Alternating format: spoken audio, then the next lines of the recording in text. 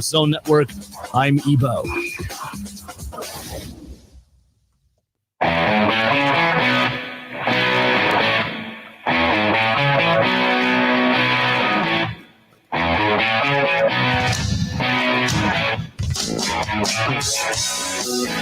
Welcome in on this beautiful Tuesday. Bill Michaels Show. Live today. Today's going to be a fun day. Today is going to be a fun day. Today we have, we're going to talk some baseball. The Brewers being the best team in baseball since towards the end of May, record-wise. And we'll talk with our buddy Chuck Freeman today from the Locked On Brewers podcast. What is the plan for the Milwaukee Bucks? We'll talk with Jim Owczarski today from the Milwaukee Journal-Sentinel, who covers the Bucks on the regular. And as they make some signings and lose Brook Lopez, the Brook Lopez thing, it was sad to see him go because Brook meant so much kind of to the community. He was just this likable figure and a very nice guy and did a lot for the PB&J thing that they do for kids and school lunches and such. But while he was a defensive rim protector, he had clearly slowed down. And the Bucks are like, I think we got to get younger. We got to get faster. We got to move on. So Bobby Portis, Kevin Porter Jr., Taurean Prince, Gary Trent Jr., all coming back. Brook Lopez on his way out. He signs with the Clippers. So we'll talk with Jim Owczarski about that. And then today, from the band Disturbed, Mike Wangren, the drummer, is going to be joining us coming up a little bit later on in the program today as well. We'll talk with him and talk a little rock, talk about his, boy, they were on a tour, man. I don't even know how many cities they were in, but we'll talk with him because they're going to be, we're going to be at Sturgis, South Dakota for the 85th anniversary of the Sturgis Motorcycle Rally. And in that same breath, that Tuesday night, we are going to be live on the air in person as Disturbed is going to be playing Tuesday night out of the Full Throttle Saloon. So, yeah, they've got Hank Williams Jr., they've got Disturbed, they've got Tesla, they've got Pam Tillis, I think, over on the weekend. They got Jackal. They got all kinds of big lineup bands, and they have made a lot of improvements getting ready for this to the grounds out there. So we're excited to be a part of that. So we're going to do that. So we'll talk a little rock and roll today as well. So I'm looking forward to having Mike on coming up in about 2.5 hours from now. So stay tuned. So there you have it. Reds got beat, so they fall a little farther back. Brewers play tonight. They are in New York taking on the Mets as everybody else gets back underway tonight. I saw Cincinnati just got the hell beat out of them yesterday in Boston. They got pounded. And their rookie, that they were already proclaiming the Cy Young Award winner after 5 innings, their rookie got shelled last night. And look, I don't talk too often about Cincinnati in the sense of being there, right? Of living there for so many years. I do have a reference point. But Chase Burns came up and threw, much like Mizorowski, he was expected, he was anticipated, he was hyped up through their minor league system. And there was something about Chase Burns throwing 102 miles an hour versus Mizorowski, if you just watch them pitch. So Chase Burns comes up, throws 5 innings, and it looks extremely good doing it. And then suddenly there was a debate about how Chase Burns was better than Mizorowski, and he was going to be the Cy Young Award winner and the Rookie of the Year. And I got into this debate with my friends in Cincinnati and said, there's something. This guy throws 102 like Aroldis Chapman did. He throws it on a string, man. He throws BBs down the middle. He went 2/3 of an inning yesterday and got his ass handed to him. Welcome to the big leagues. But and now, again, it can happen to anybody. But Chase Burns, who started yesterday, yeah, he took a beat down. I don't care who you are. That was to say that would be embarrassing might be a little bit of an understatement yesterday. But Burns, good. No, I take that back. I'm sorry. I gave him too much credit. He went 1/3 of an inning, 5 hits, 7 runs, all earned, a long ball, threw 33 pitches. 22 of them had the hell beat out of him. So his ERA has skyrocketed to a mere 13.50. So for all of you that listen to me from that Queen City, I kind of threw up that warning flag. And I hate to say, because I'm not usually an I told you so guy, but in this particular case, I kind of got to say it. So I told you to hold off on the Cy Young Award stuff. So we got all that coming up. And Brewers, like I said, Brewers back at it today. Brewers going to be taking on the Mets coming up tonight. You've got bike night for Suburban Harley-Davidson out of Wayne's Drive-In, and the adult beverages are now available, which is fantastic, over by Toast. So Wayne's Drive-In in Cedarburg, Wisconsin at Five Corners. You've got bike night tonight, and the Thin Blue Line being honored down there at our friends at LD's Barbecue in East Troy. So all of that going on. So and tonight is a beautiful night to be out riding. And today is Bobby Bonilla Day. Bobby Bonilla Day, where he gets paid yet again over $1 million, stemming from his contract from 1927 with the New York Mets. So there you have it. Bobby Bonilla Day. Grant Bills, how you doing today, man? It's also Ryan Braun Day, and it's also Grant Bills Day. I believe I get paid today as well because I turned in my time card yesterday, although nobody ever wants to talk about that. Wait. You turned in a time card. Oh, you're not salary? I think you're salary. No. Which is I'm kind of glad I'm not salaried because I work a lot of hours. But no, I mean, even if I was, because I used to be salaried too, you still have to turn in fees for this and that, this commercial or that. So it's organizing everything. You know what I mean? I don't. I was under the assumption that you were like this highly paid salaried guy that we could just beat like a dog. Well, highly salaried, yes. It's just, or I should say highly paid. But we have breaking Bucks news, which is why I was a little confused. Zach Heilprin just came in. Free agent Myles Turner has agreed to a 4-year, $107 million deal with the Bucks. Oh, what? I did. That must have happened as we went on the air. It happened 60 seconds ago. I was going to say, I didn't see it, but yeah. Well, there you have it.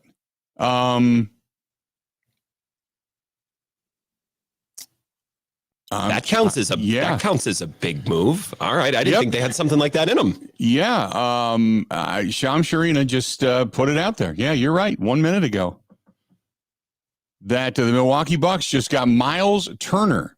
So you talk about a good day to have Jim Ozarski on. There you have it.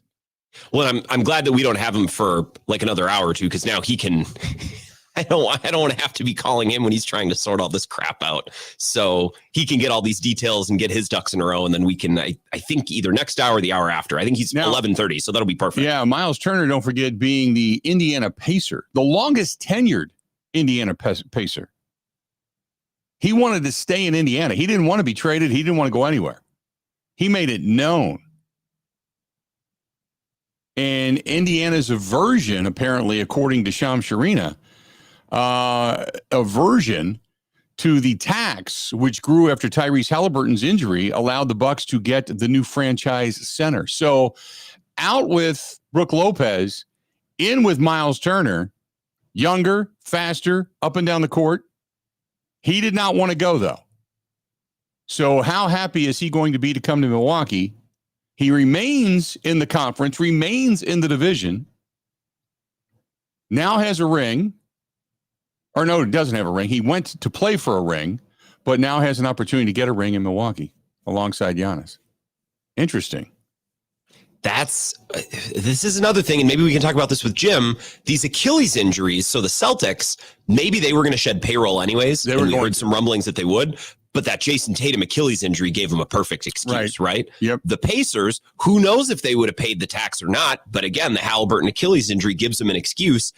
The Bucks, because of Giannis and his situation, don't really have the option to take their foot off the gas for a year. And it's interesting that the Pacers just go to the finals, and they're still like, yeah, well, we don't want to pay the tax. Our longest tenured guy, we're going to let you go. And there was rumors that they were trying to figure out a way to get Myles Turner to L.A., because they still haven't replaced the Anthony Davis deal. They wanted to get a center out there to help LeBron and company, and that there was some talks. I thought Myles Turner was going to end up in LA.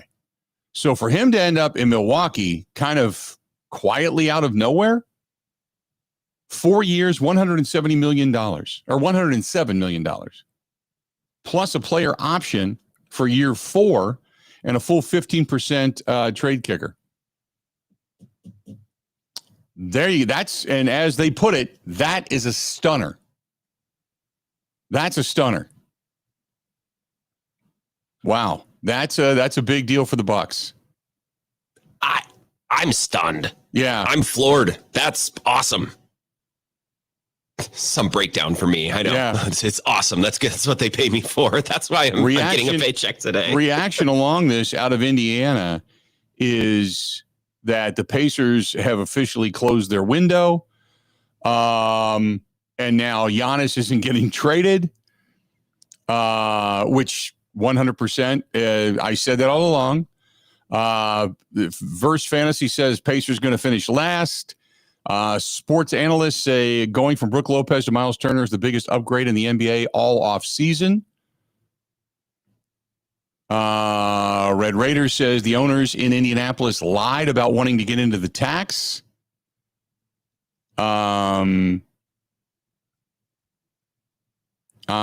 This one's from Venison, who says happy for Indiana. Always hated them. Now they're absolutely going to suck. Jay Liani says Giannis finally has a center again. The league is now in trouble. Yeah, that's a nice. Killa says, "Damn Indy, say it ain't so." That's a nice little 2-man game. Giannis. See, this is what's interesting about this to me is Giannis can bring the ball up and kind of facilitate at the top of the key, and Myles Turner can come set screens for him. Giannis can drive. Myles Turner can shoot the 3, so he can pop off of that or he can cut. Like this is. I didn't think they had anything like this in them. This fits really well. This is a Brook Lopez replacement that's an improvement, not just someone who's going to come in and fill that spot and be a warm body. Field Jade says, I think this finally shuts the door entirely on Milwaukee trading Giannis. What a dummy. Duh. It's always been that way. So right out of the chute today, we get breaking news. Myles Turner now coming to Milwaukee to be a part of the Milwaukee Bucks. So there you have it. Hey, coming up, it is now open. Pre-registration is now open, and we've got some prizes for those who pre-register. We'll fill you in on that. We've got an autographed electric guitar that we are going to be giving away for those for a lucky pre-registrant. But pre-registration today, July 1st, it's open. Pre-registration is open for the 18th annual Big Unit Poker Run, supporting our friends at Fisher House, Wisconsin for Big Unit Foundation. Go and get pre-registered. We've got additional sponsorships that are available. A couple of them still open. But for the most part, Sunday, August 31st, we ride again. Big Unit Foundation in support of Fisher House, Wisconsin. It's the 18th annual, the biggest ride in the state of Wisconsin, and we hope you can be a part of it. We're going to be again this year at the Harley-Davidson Museum. And after the party, the post-ride party is going to be at Suburban Harley-Davidson, where there's going to be food and drinks and music, and we're going to give away prizes and all kinds of good stuff and have a good time and kind of getting back to our roots. Back to our roots, baby. That is right there, the 18th annual Big Unit Poker Run. All you got to do is, we'll give you all the information. Go to Big Unit Foundation or just look for it over on Eventbrite and get pre-registered. Good stuff, though. It is all now out there and official. Stay tuned. More of the Bill Michaels Show next. Ready? This is the Bill Michaels Show on the Wisconsin Sports Zone Radio Network.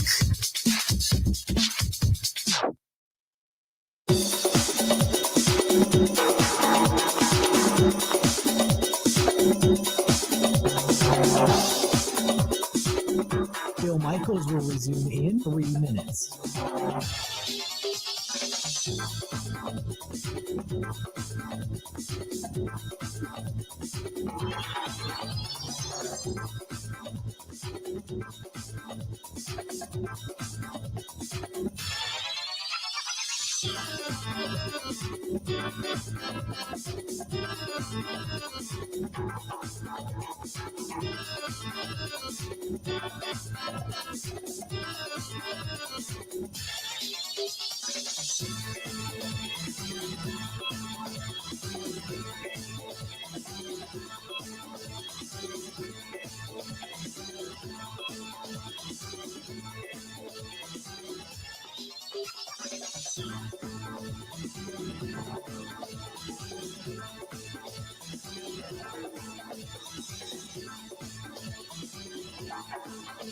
Bill Michaels will resume in 2 minutes.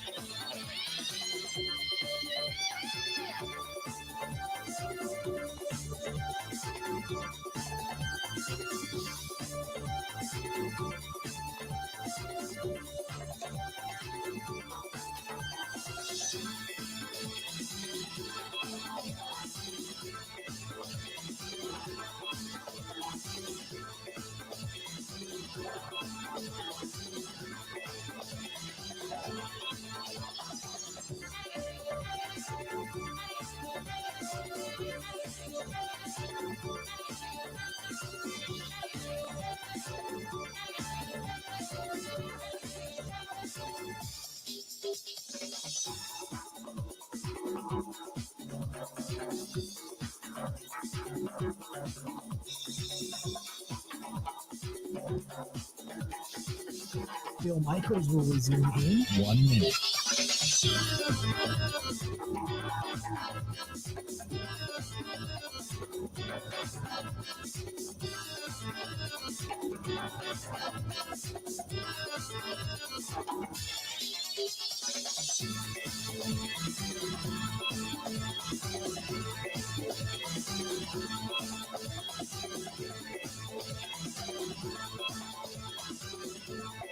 Bill Michaels will resume in 30 seconds.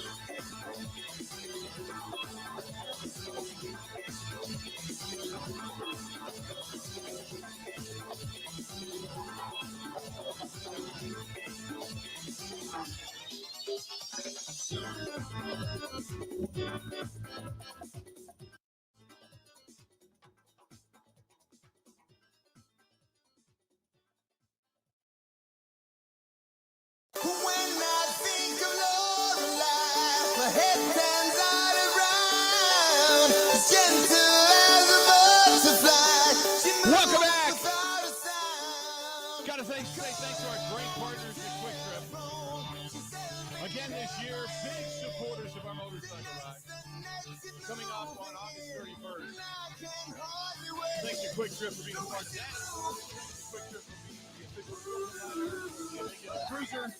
And I stopped there this morning, as a matter of fact. I filled up the car, the truck, and ended up running inside. I just kind of grabbed a couple of things. I need some go-go juice this morning, man. I don't normally go do that, but today I did. I was just dragging a little bit. I worked out this morning, and I was kind of like, I'm going to stop over there. Just pick up a couple of things. Pick up one of those energy drinks. So that's what I did.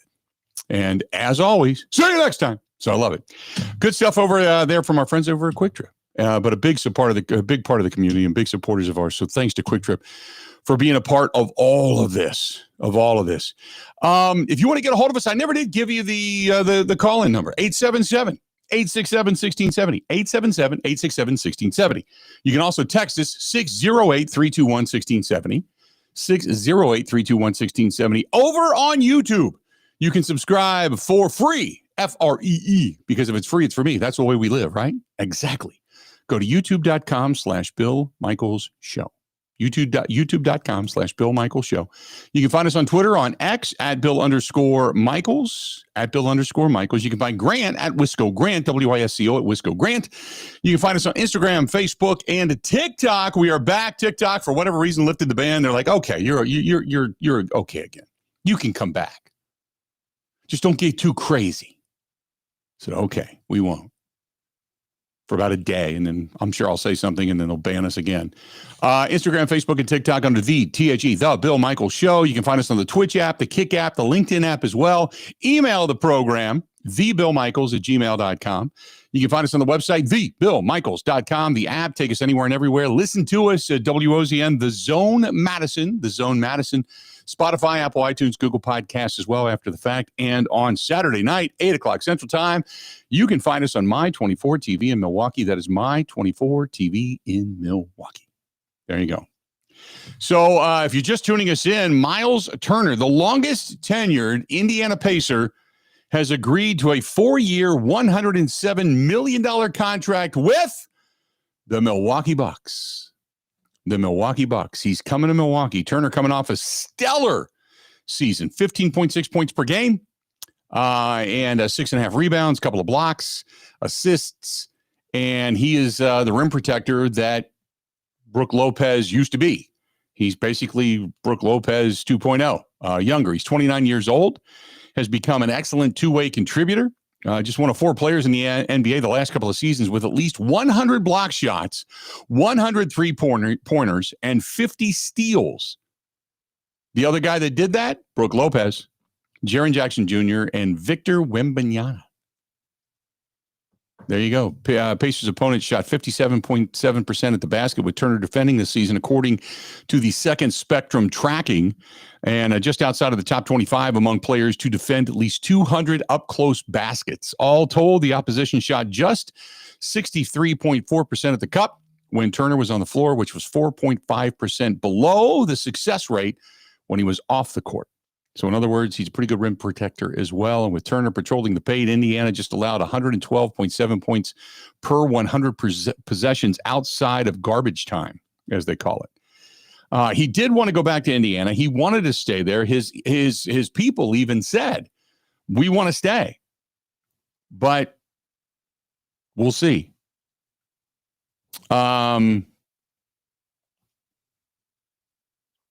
The Bucks are waiving Damian Lillard and stretching the remaining $113 million of his contract in order to bring Myles Turner. Lillard's 2 seasons now come to an end.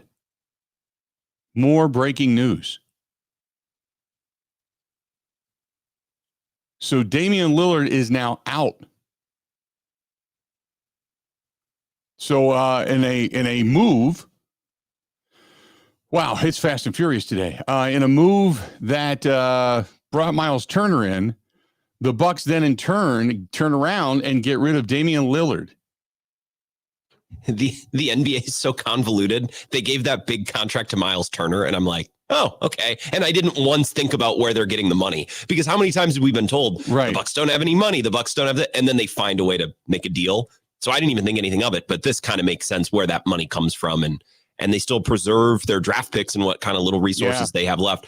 I'm fine with this. Bucks fans on the internet that I'm seeing seem really sad. He wasn't going to play next year. No. I'm fine with this. I don't care. And they must have looked at it and said, he's not coming back, or he's too old and the Achilles is not healing the way they wanted, or whatever. Yeah, you're right. And it's kind of me, and I hate to say it in this sense, doesn't this seem like they just signed Josh Jacobs just before they let Aaron Jones go? Yeah, it's the same. It happened with the Steelers yesterday too. Oh, we got Jalen Ramsey. Great. Oh, Minka Fitzpatrick is gone. Okay, well, all right, we'll make this work. The difference is here, Dame's going to be on the shelf for a year. So he wasn't going to help next year's. I wasn't in my mind thinking, well, when Dame and Myles Turner play together next year, oh my God. Right. Because he's got a busted Achilles and he's almost 40. Yep. I completely agree. So Damian Lillard is now done. He's out, and they take that contract and then move that in to Myles Turner's contract. And so they've actually are going to fill a roster with guys that can play. I was being a little dramatic. He's going to turn 35 in the next 2 weeks. Right. But by the time he's back, he might come back next year, but he won't be right. And then the next year will be like his actual first year back. Like by the time if he ever gets back to the high level player that he was, not that it fit really well with the Bucks anyways, he'd be, 37, 36, something like that. So news flying around about the Milwaukee Bucks. And I love this. I just love it. And I just tweeted at Field Yates, who's like, I can't believe this is going to shut the door on blah, blah, blah. I'm like, you haven't been listening. We've been saying for months, Giannis isn't going anywhere. I made some predictions at some of our cigar dinners that I can't even say here in public that I would do to goats if Giannis left. He wasn't going anywhere. We were told this. And so Sham says, just in, the Bucks are waiving Damian Lillard, going to stretch out that contract. This basically means that his time in Milwaukee has come to an end. The Bucks are going younger, faster, quicker, and also putting rim protectors and other defenders around Giannis. So there you go. There you go. By the way, the Dolphins finalizing a trade with the Giants. They're bringing in Pro Bowl tight end Darren Waller, who's coming out of retirement to play in Miami. How do you think Tom Pelissero feels right now? He's like, I got a scoop, man. This is Right? going to go nuts. And it's in between these two massive NBA moves. There you go. So, yeah, it's just like, it's all breaking. Everything's breaking at once here right now. So there you go. So that's the news that affects us right here in our own backyard. And in addition to that, you've also got more NFL news going on as well. So the Dolphins trying to get the Giants for the tight end, Darren Waller, who's coming out of retirement. Coming out of retirement to go to another team. So, hey, for those that were thinking the Bucs may stand pat and this wasn't going to be a good season, does this change things for you now? Tara says, I hate to see Dame leave, but he never really did fit in Milwaukee. Giannis needs to be the show. And Damian Lillard also wanted to be the show. These two egos could not coexist. It was time for him to go, and being injured, this made it easy. Acme says the Bucs signing Turner, but then waiving Dame, the same emotional roller coaster right now as last year. I would agree with that. M says that the Bucs signing Myles Turner is a big move. You just got a whole lot younger with a much better version of Brook Lopez, and with a much better version of Brook Lopez, you ended up winning a championship. Yeah, but you had Drew Holiday. You also had a healthy at the time Cash Middleton. You don't necessarily have the third piece of that. You don't have that shooter right now. You need to figure out who that shooter is going to be. Derek says, all is right with my Bucks world right now. Giannis is going to be your dominant scorer.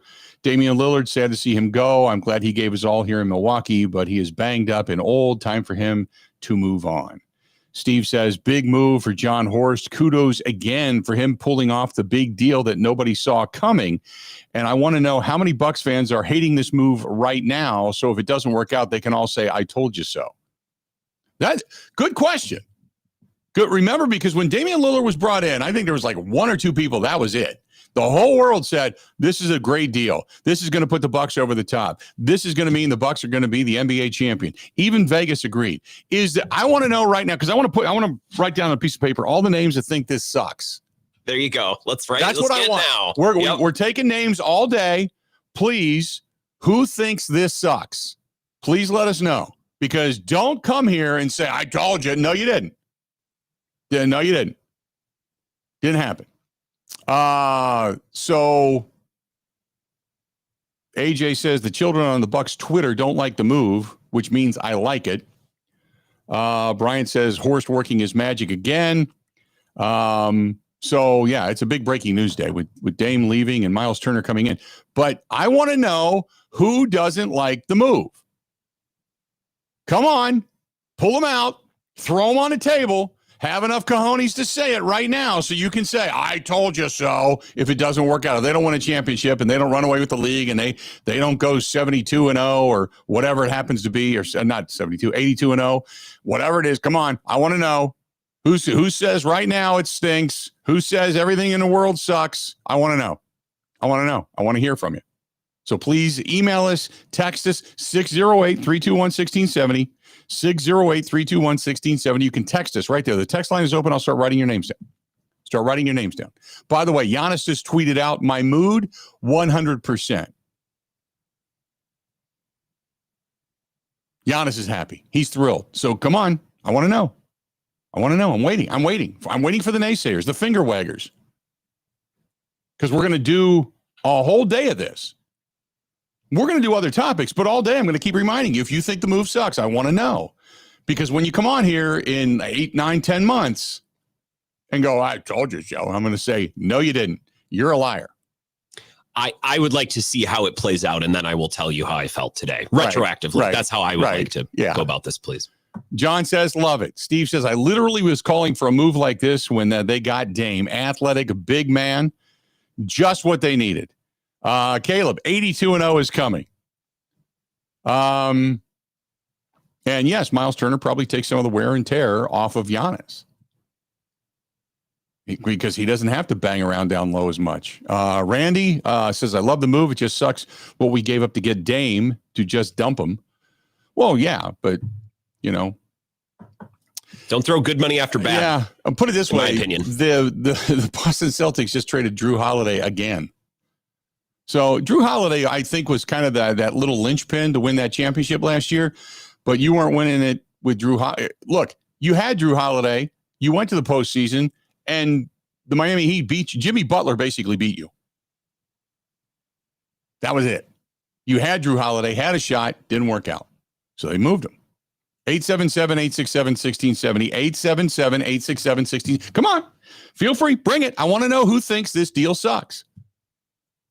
Where are all the... No, everybody's quiet. There's crickets.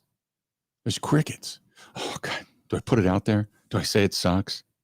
Oh, God. Oh, do I say that? Do I put my stones out there on the table? Because then if it pans out, I might look like an idiot. Oh, but I'll just wait. I'll wait till everything just falls apart. And then I'll say, I told you so. Oh, God, you know. I know we got to get to Freeman's, which is funny. Maybe we'll pick his brain on this, but you got to remember with this move too, the alternative was like Bobby Portis is your starting center. You know, with Dame, like folks could say, well, I would have rather kept Holiday. And while I don't agree with that, okay, Holiday won a title here. I understand that. What's the alternative to this? You know what I mean? Like the alternative was playing Giannis at the 5 and starting Bobby Portis a lot of the games. Right. That's not like, I don't know how you could, I don't know how you could look at another alternative to what they just did and say, I would have preferred that. I don't think that's fair. I'm waiting. I'm waiting. That's it. It's just nothing. It's just, I'm waiting. I'm sitting here. There's probably people getting mad going, just move on already. But it's so hard because there's the finger pointers. And I just, there is nobody right now. Grant, you're watching the stream and I am too. Nobody that disagrees with this move. Some people will say, well, it sucks that, Damian Lillard didn't pan out. I agree with that. But the past is the past. I want to know for those who think this deal sucks. It's terrible. Nobody's saying anything. So I just wanted to kind of check. I'm putting it out there all day. This is your opportunity to be the naysayer, the finger pointer, and to say, aha, I'm telling you this is bad. Here's the reason why. And when it all comes to fruition and it doesn't work out, I will be the one to come back and take the praise for saying this is not going to be a good deal. So there you go. JJ, I get it. Does this deal work out better? That's what I want to know. Is this deal a good deal? Yes or no? Yes or no? Come on, I want to know. That's what I want to know. 877-867-1670. Okay.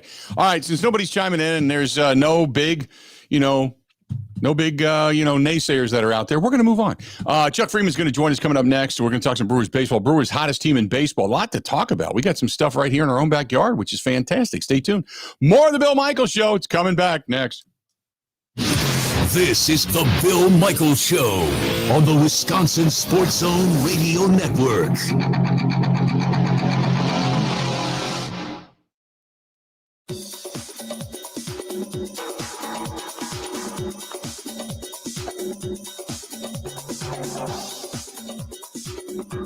Bill Michaels will resume in 5 minutes.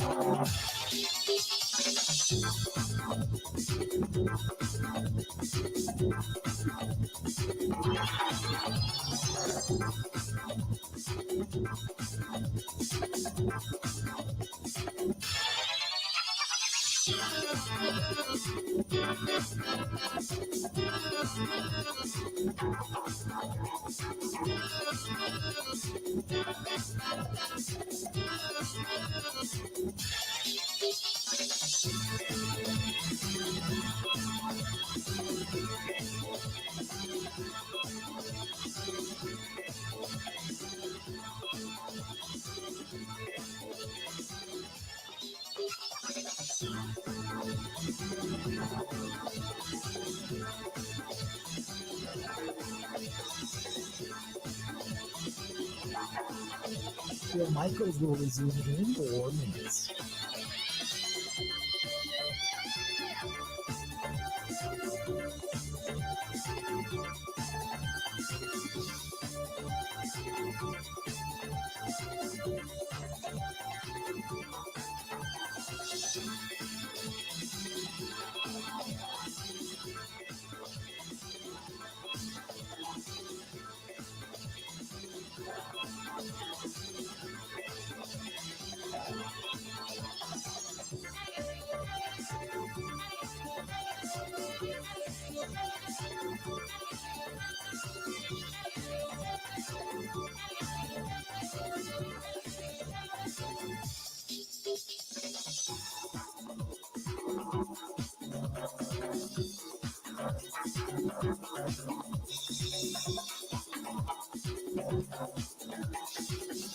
Bill Michaels will resume in 3 minutes.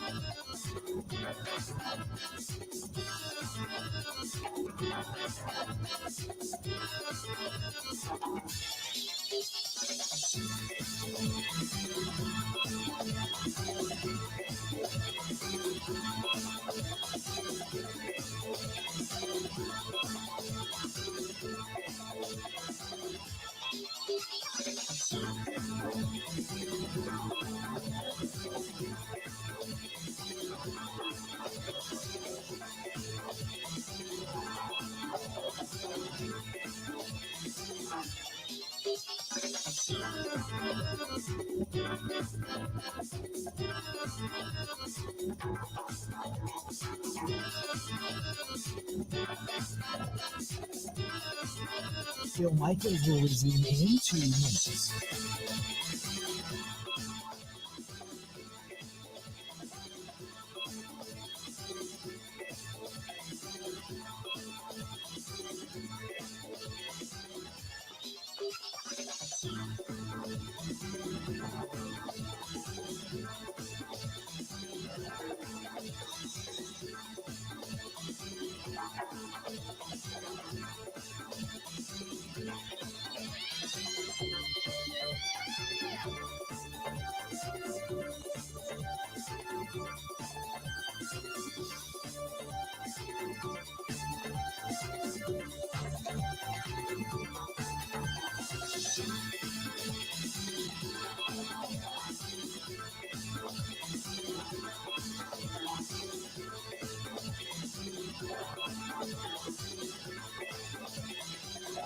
Bill Michaels will resume in 1 minute.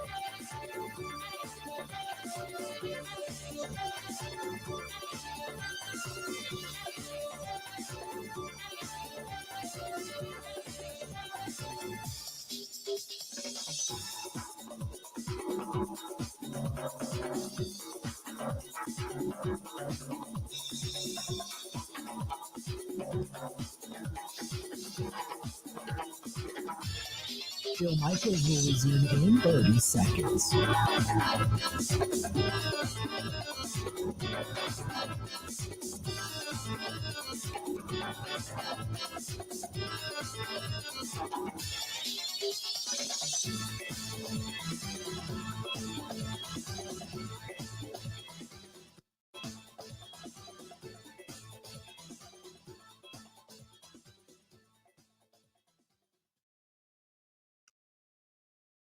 You know, I think we kind of came together almost about a month and a half ago now. And, you know, I think we kind of identified we maybe weren't playing our culture, our brand of baseball. And we fixed that pretty quickly. And, you know, good things started to happen. So as long as we can control that, I think we'll be in a good spot.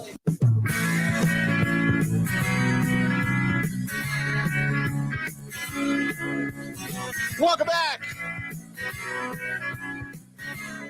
Brewers doing everything they can to continue their winning ways. They have been nothing short of fantastic for about the last little over a month, almost last 6 weeks. They've been the best team in baseball, to say the very least. And let's do this. We're joined by our buddy Chuck Freeman from the Locked On Brewers podcast to talk more about the Brewers, who are not only in New York, but they're coming into the last 4 series, last 12 games before the All-Star break. Chucker, how you doing, pal?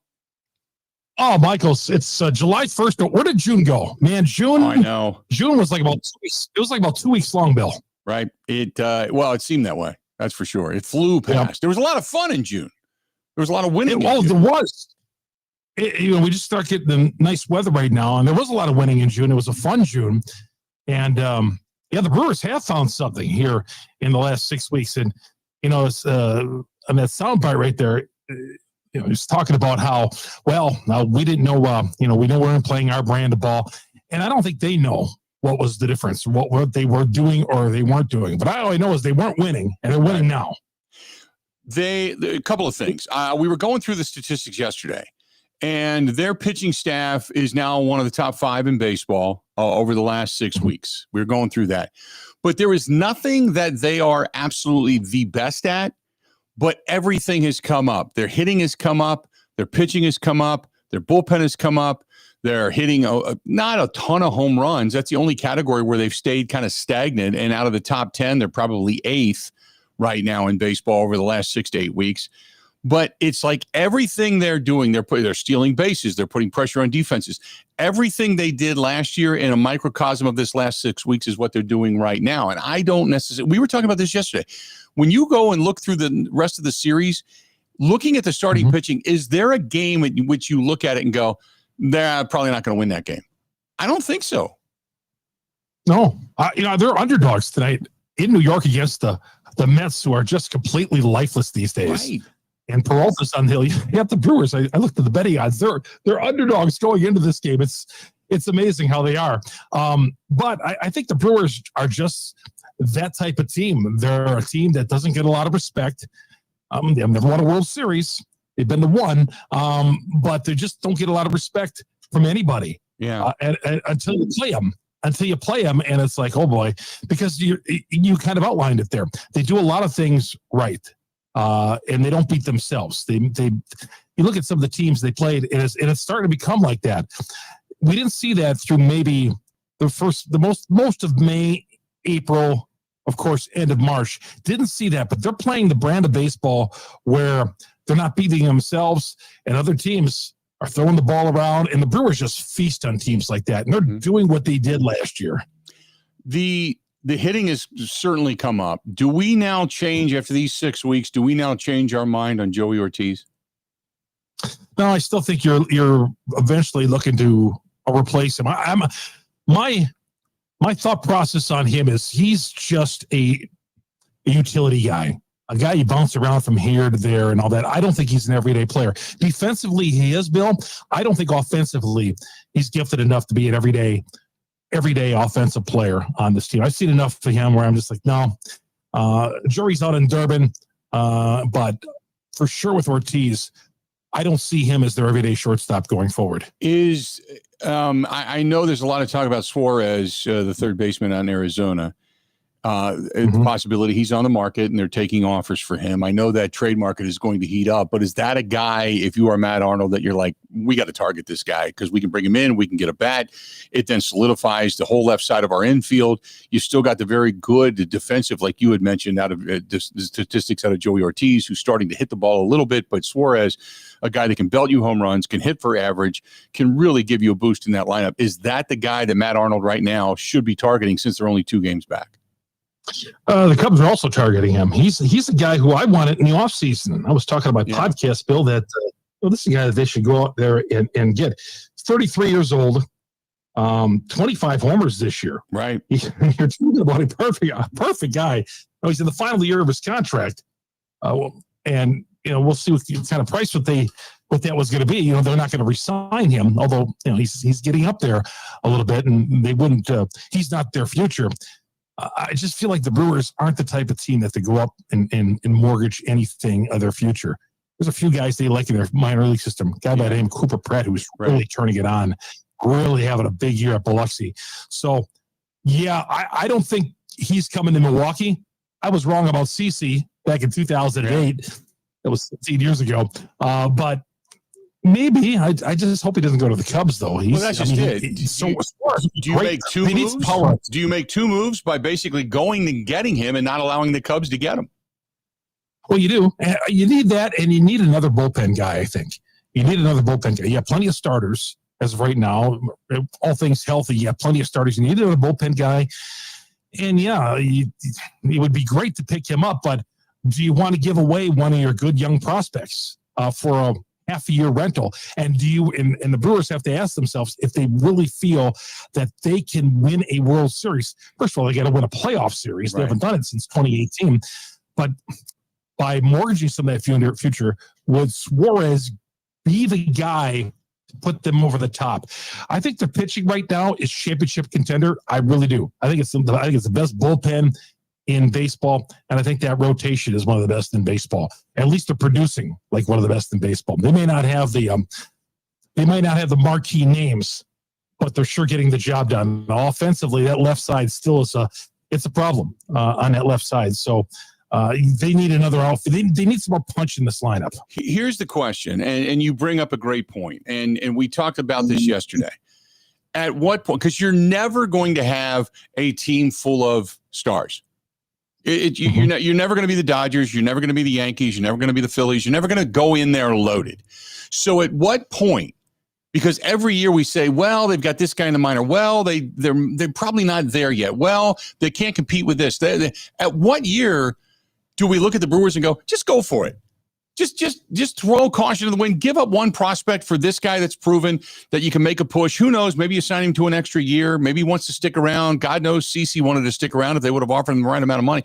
What year do you say, finally, we know we don't have the same talent as the Dodgers. We know we don't have the Yankees. But damn it, we're going to go for it. At what point do the Brewers have to say that? I felt back to CeCe. I felt in 2008, Doug Melvin, and he has said this, that they felt that they had to break the playoff drought. They had not gone to the playoffs since 82, and they got to the playoffs in 2008. CeCe obviously pushed, pulled, and dragged them into the playoffs in 2008, and then he ran out of gas against the Phillies in the postseason. But I think they've done it, and then they did it in 2018 a little bit by going out there and getting Sturgis. They didn't do it so much, I don't think, in 2011. I don't know if this is the year for that just yet. Of course, anything can happen in the postseason, but I think maybe we're a couple of years away from really pushing chips in. Now, there might be a prospect. Now, here's the other end. There might be a prospect who the Brewers don't look at as part of their future, but another team might covet that guy. Yeah. You might have a guy in your farm system that you say, well, I don't see this guy. But, hey, the Arizona calls you up and say, man, we love that guy. That's the guy we want. Okay, you could have him. That's how that Priester trade was made. So this is how a move can be made. Somebody that you may not think highly of that somebody else might want. Yeah, I just go back to everybody was dreading the fact that we were glad we got CeCe, but oh my God, I can't believe you gave up Matt Laporta, who didn't do anything. And I remember that. Yeah, it's a risk. Yeah. It's a risk. And of course, you might give up that guy who could turn out to be a 5-tool player and a 10-time All-Star. Right. You never know. That's the game you play, and it's happened in baseball before, where teams have given up guys like that. But the Brewers have gone for it. Long time ago they had gone for it, and in the '80s, '82 they went for it by getting Don Sutton. It's way back. But I think this team, they just need some more offense. But the key for this team right now is Yelich has got to keep on hitting, Bill. Right. Yelich has been on an unbelievable tear in the last month or so. Mm-hmm. Got to keep that going because you need the heart of the order producing if you're going to be a championship level team. Yeah. Contreras isn't doing it. Hoskins really isn't. But Yelich is showing some of that form. I hesitate to say that we saw a few years ago. I know. Well, what always happens is he shows the form, the month heats up, July gets here, and the next thing you know, boom, down with an injury, and then that season it comes to an end for Christian Yelich. So that's why you're kind of like knock on wood that the back doesn't bother him and nothing else happens, and he doesn't take one off the kneecap or anything like that. Oh yeah, it's the Christian Yelich wheel, right? It's the flow chart. Christian Yelich, becomes Rod Carew, then, he gets an injury and we start to believe, and then it's back to, being on the injury list again and trying to nurse the back. He hasn't any back issues. He's played a lot this year. He's playing a lot and they haven't rested him, and they've done a great job with that. A guy who needs a rest on this team is Contreras. Bill, he's caught 70 games so far this year. That's the most in Major League Baseball. Mm-hmm. Plus he's got the hand injury. He might be a guy who needs a breather or two here in the second part of the season. Yeah, he's a guy that desperately needs the All-Star break, to say without a doubt. Yeah. Hey, real quick, before I let you go, 12 games left until they get to the All-Star break. Eight wins. Gotta get 8 wins out of this if you're going to remain within, say, 2 back.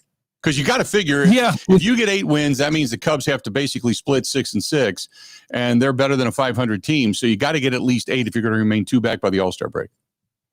Yeah, I was doing some looking at the other night for the podcast, some research on the Cubs. And the Cubs, really, their record against winning baseball teams is not very good. They feast on bad baseball teams. That's what they do. But you got 3 here at the Mets who are struggling. They've lost 13 of 16, and they're having team meetings and stuff like that. Nothing. They just got destroyed this past weekend for the Pirates. Mm-hmm. So that could be a good thing or a bad thing going into New York and facing a slumping team that's got a lot of talent.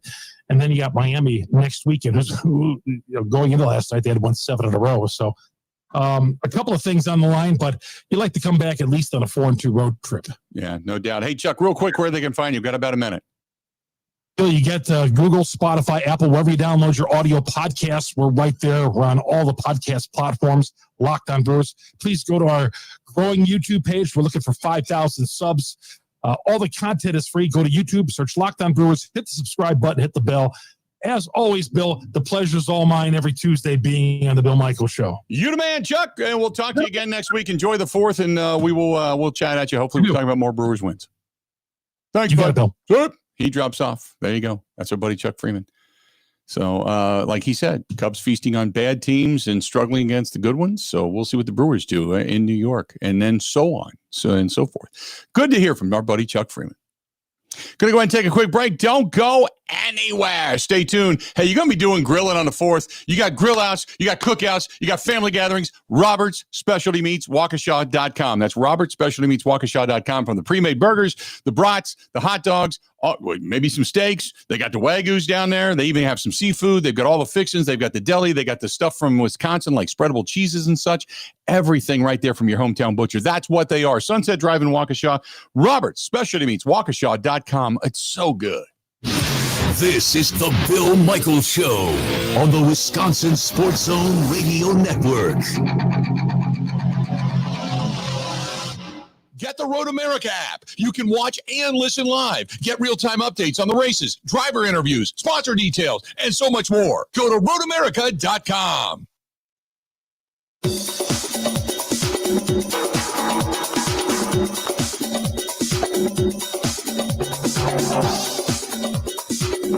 Bill Michaels will resume in 3 minutes.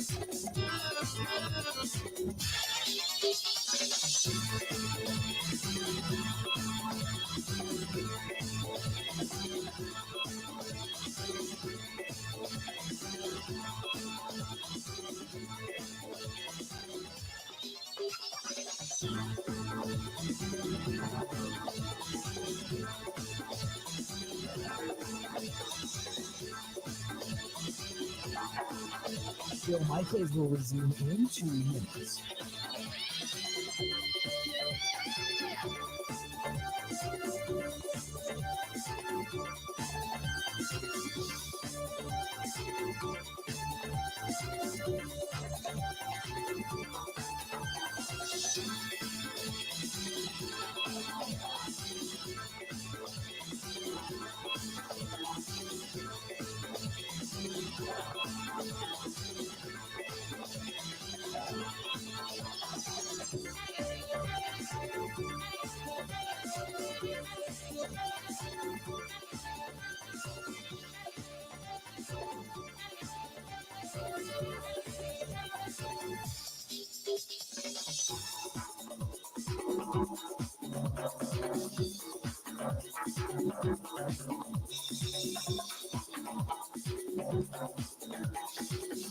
Bill Michaels will resume in 1 minute.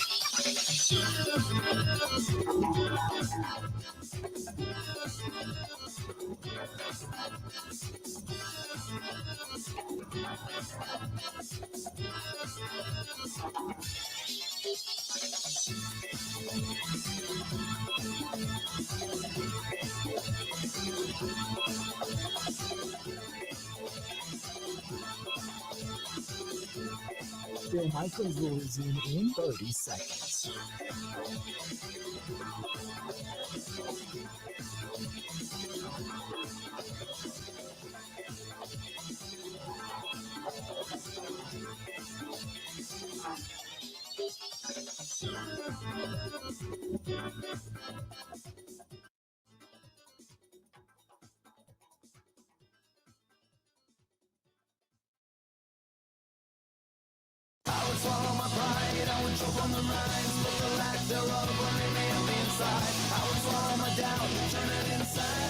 Nothing but faith in nothing. I want to put my tender heart in a blender. Watch it spin around to a beautiful oblivion. Welcome in.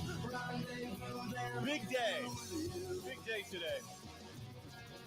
Bucks making moves. Myles Turner from the Pacers, now a Buck.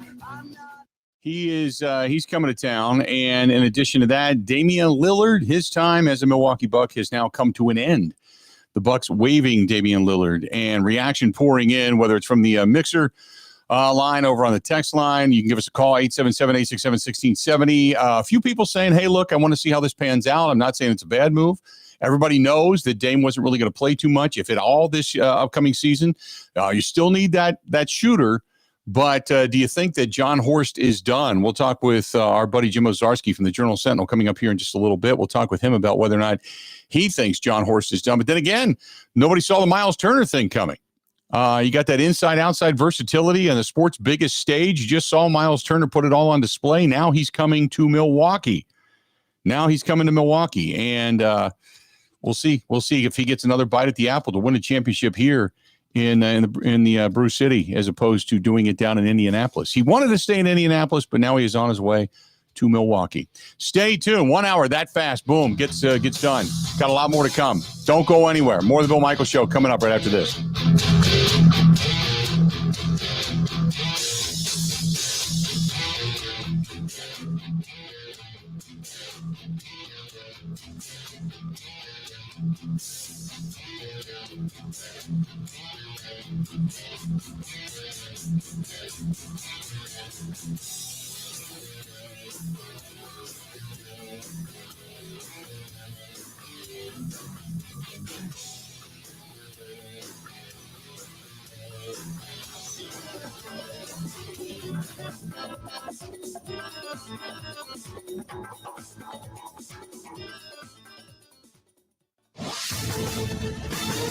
This is a Wisconsin Sports Zone update. Well, Dame time is done in Milwaukee as the Bucks are waiving Damian Lillard and stretching the remaining $113 million on his contract in order to acquire Myles Turner.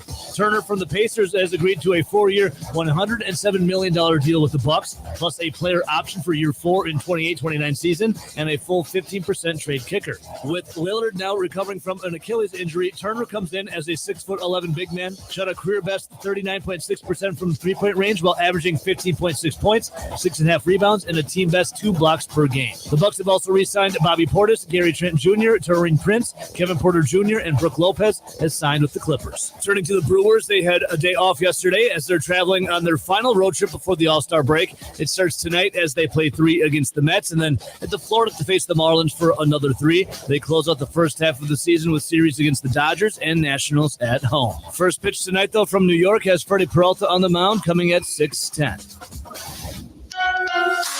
Rural Mutual Insurance, keeping Wisconsin strong. When a company only does business in Wisconsin, that's Wisconsin Strong. Rural Mutual provides all lines of insurance, including commercial, farm, home, and auto. And your premiums stay right here to keep Wisconsin strong. Local agents, local underwriters, local claims adjusters. Rural Mutual Insurance, keeping Wisconsin strong. The Badgers had a couple of big recruiting wins, getting commitments from 4-star wide receiver Jaden Pettit last Thursday and 4-star running back Amari Latimer on Saturday. The two become the highest-rated players in Wisconsin's 2026 recruiting class. And finally, we're just a little over 3 weeks away from the Packers returning to the practice field and starting up training camp in Green Bay. For the Wisconsin Sports Zone Network, I'm Ebo.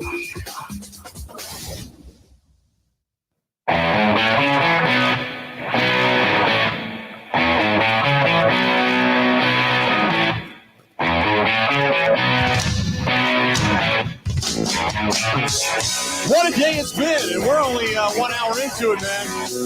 What a day. Yeah, boy. Myles Turner coming to Milwaukee. I'm not kidding. Myles Turner coming to Milwaukee.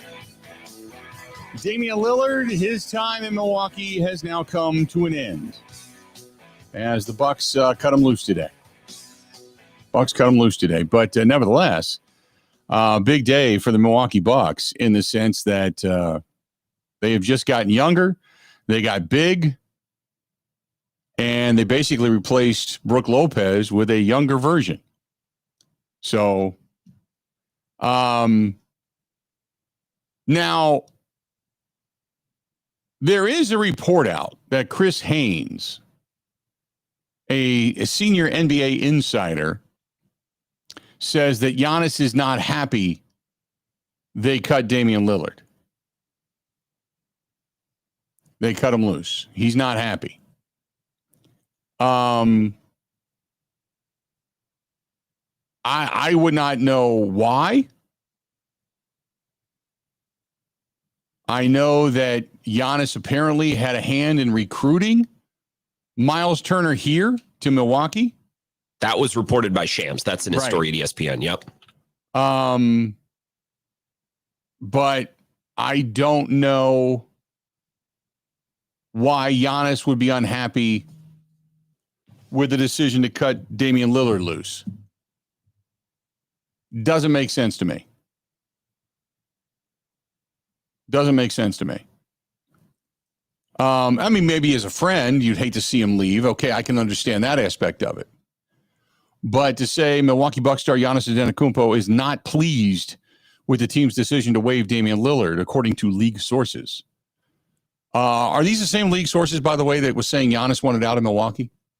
That Giannis was open to being traded, which we knew all along was a steaming pant load from everything that I heard inside the Bucks, including to someone close to Giannis. I can say, friend to friend, you're not happy that he's leaving this way. But he wasn't going to play, at least for a majority of the season. He kind of helped you, but it never seemed to really, chemistry-wise, pan out. You got the guy here that you were recruiting. Now, Giannis could be saying something to the effect of, we got Myles Turner. This would have given us a big three when Dame comes back. We could hold the fort down with wins until Dame came back. And it's your unwillingness to go into that other tier, we'll say, money-wise, that is going to hinder this basketball team from getting to a championship, yada, yada, whatever. Maybe, and again, this is completely speculatory. I can understand that.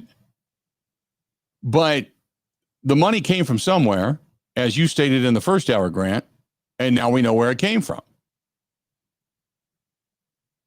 And now we know where it came from because they waived Damian Lillard to be able to kind of get all of this. So,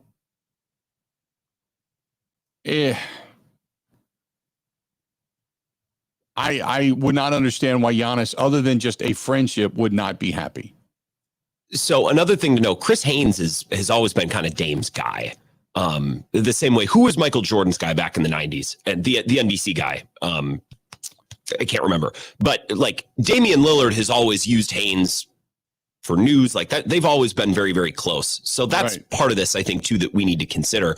Giannis could say, hey, man, like, yeah, it's a bummer they had to stretch him, while also understanding why they did it. And for everyone who's, crying tears on Twitter, Dame's going to get all his money. And now he gets to go pick where he wants to rehab and play. It's not like they took him out back and, put him down like a racehorse. Like, he's going to get all his money. This is the type of thing that happens in the NFL all the time. This would be another week in the NFL, but in the NBA, you just don't see things like this a whole lot. Yeah, I would not put too much stock into this pissed Giannis off. I would not be going there. I think that this leaves a hole. You still need to fill the outside shooter's role. But this is a big deal for the Bucks to get younger and as big and better offensively down low it's, to me, this doesn't make a whole lot of sense. And they just signed Gary Harris, another outside guy who's been Right. on the Magic. He's been on they're filling this out in a way that makes plenty of sense. I know it's tough. They're going to have to pay Dame $20 million a year for the next few to not play for him, but he wasn't going to play for him next year anyways. And when you're with Giannis, you can't be thinking about 3 years down the road. By the way, they kept their picks, by the way, like all the first round picks that they have at the end of the decade, they maintain those picks. They're going to have to pay money, but I don't care. It's not my money. So the Bucks right now are 66-1 odds to win the championship next year. That's down the list. And so I wrote to real quick our buddy Jimmy over there at betonline.ag. I said, when the Myles Turner trade came down, what did that do? He said it didn't move the needle. Still 66-1 odds. Saying basically the same thing. They it's a good move. They got younger. Who knows how much better they're going to be, but they still need that shooter. So I don't necessarily agree with that because I look at the teams that are above the Bucks. Obviously, OKC, Houston's made some moves. Atlanta's getting in a lot of play right now as a team that's on the come. There's still Golden State, which I think Golden State's on the downside of things. Dallas is 28-1, but they just, they got Cooper Flagg, but how good is he going to be in his first year in the NBA? There's Boston, who started to, kind of dismantle their team. There's Philadelphia. They got Philadelphia ahead of the Bucks, and I find that almost laughable. Detroit, San Antonio, Indiana, then Milwaukee. If anything, it devalued the Pacers, that and the fact that Tyrese Halliburton's going to be down for quite some time to win a championship. But the Bucks are staying at 66-1. After that, you got the Grizzlies, the Raptors, the Heat. The Bucks are in the lower half of the league when it comes to the real competitiveness to win a championship. I don't see them being less, because they were 50-1 and then went to 66-1. I don't get that logic, so to speak. So for as much as they thought that Dame was the linchpin and that Dame was going to come in and automatically propel this team to a championship, it's just the opposite for this deal. Cutting Dame loose, they feel devalued this team. Bringing in Myles Turner didn't really move the needle, even though they just got younger, for a same and or better player than Brook Lopez. So interesting. And Aaron, I do feel the sentiment. You can feel horrible for Dame as a person. He fought back from that life-threatening injury, toward the Achilles as a reward. Will retiring ringless. We'll wait and see. Get Turner in the right move, and that becomes somewhat of a steal. And I agree with all of that. Chuck says the talking heads are going to say anything to stir the pot regarding Giannis, wanting Giannis out of here. And I find it funny. 877-867-1670, 877-867-1670. If you want to hit us up, do it. Again, 877-867-1670. So the big move of the day that the NBA title odds didn't really move for the Bucks, but everybody seems to feel that this is a big deal. Myles Turner agreeing to a 4-year, $107 million contract with the Bucks, and he was the top available center on the market. You let Brook Lopez go, and there was this sentimentality to, that's tough. And, Brook will get you during the regular season and help you out, get you some wins. But come the postseason, when you needed to move the ball up and down the floor, you needed to be faster and quicker. He wasn't going to be that guy anymore. And now you got that guy, and it still really doesn't move the needle a whole lot. So we'll see. 877-867-1670. Find us, 877-867-1670. Would love to hear from you.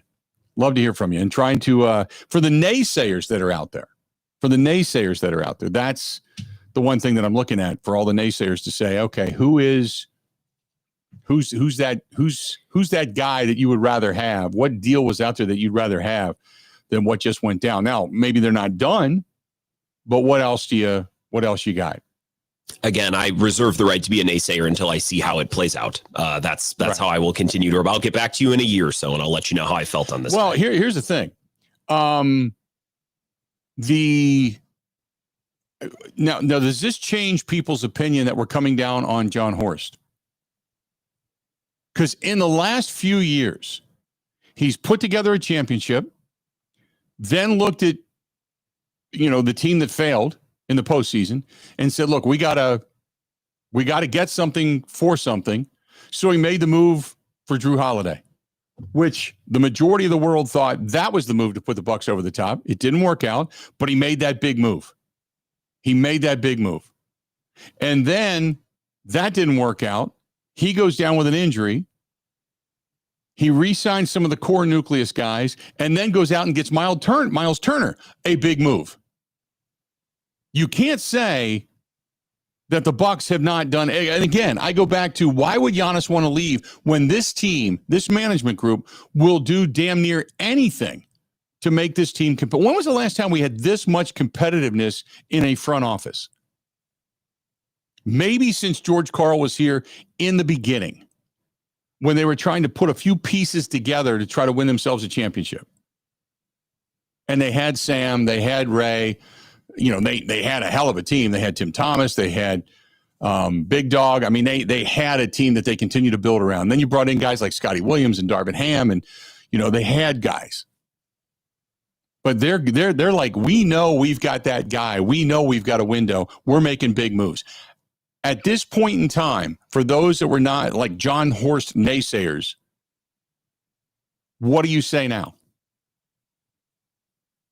What do you say now? Because I had 2 or 3 people that said they should have never gotten rid of Drew Holiday. Well, they didn't win with Drew Holiday.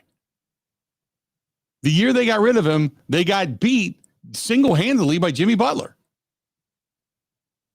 Drew Holiday, they put Drew Holiday on Jimmy Butler. He couldn't defend him. So, that's why they say, well, they would have won. No, they didn't. They didn't win the year after they won the championship. They got bounced by the Miami Heat, if you remember. So what do you say now about John Horst? 877-867-1670, 877-867-1670. Hit us up. Because, I mean, that's a legit go-to as well. Real quick, over on the text lines, if the Bucks don't go undefeated all the way to a championship, undefeated, it's a bust.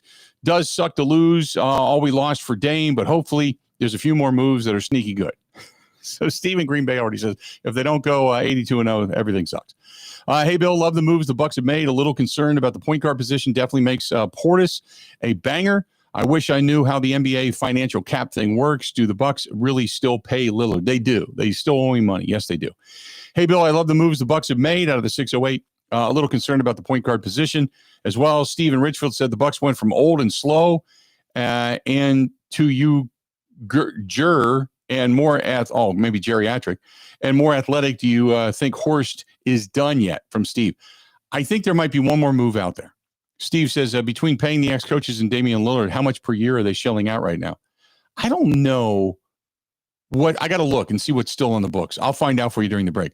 That's what Jimmy Haslam's for, by the way. Exactly. Don't concern yourself with that. That's why the billionaires are running the team. Make a couple of checks. Bobby Menominee, what a disappointing run with Dame. Can pick like 3 moments where he actually played like he did in Portland, which was the first game, a random game against the Kings in the first playoff game last year. Otherwise, it was pretty disappointing.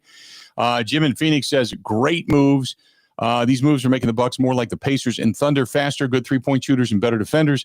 Duggan on Alaska says, first I heard Lopez was gone. I was sad to hear that, but I understood why. Then I heard about Turner, and I'm ecstatic.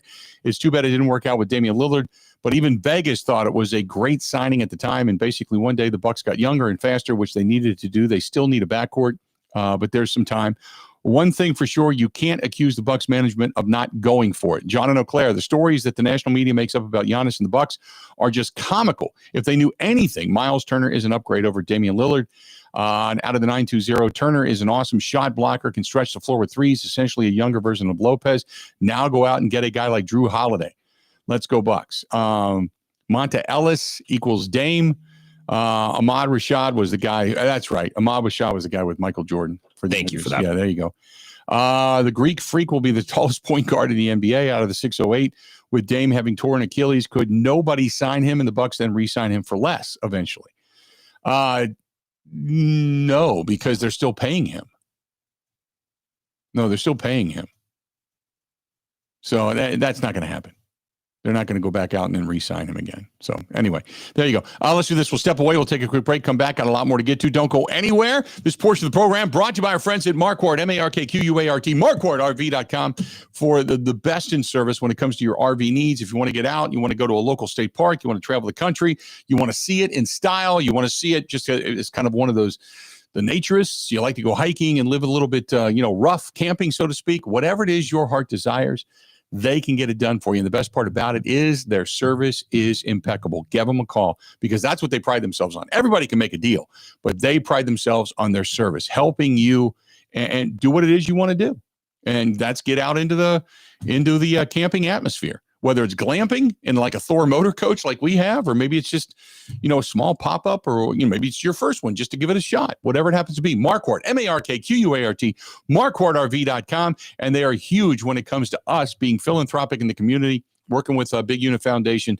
They have been absolutely positively fantastic. Again, Marquardt, MARKQUART, MarquardtRV.com. Covering Wisconsin sports like a blanket. This is the Bill Michaels Show on the Wisconsin Sports Zone Radio Network.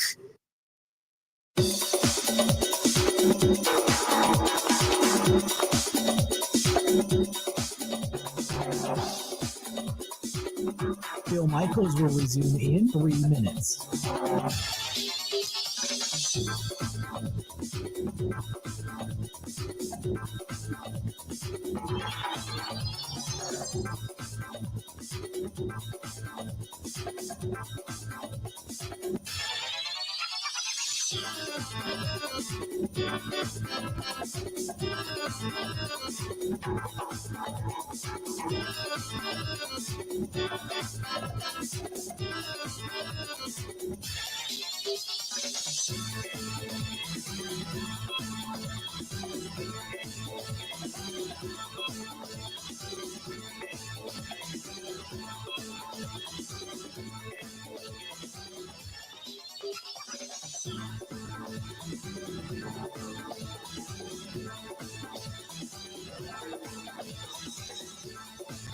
World-famous Michael Ballard's Full Throttle Saloon presents the 85th Sturgis Motorcycle Rally, beginning August 3rd. The legend, Hank Williams Jr. On August 4th, Tesla. Non-stop entertainment. On August 5th, it gets louder and harder with Disturbed. Full Throttle, where the legends play and the rally never sleeps. And on August 7th, the 25th annual Bikers Ball with Jackal. Hold on. Someone's gonna win a brand new Harley Davidson motorcycle. See it all live at the Full Throttle Saloon. Book your stay or get tickets for the shows at fullthrottlesaloon.com. Hurry, tickets are on sale right now.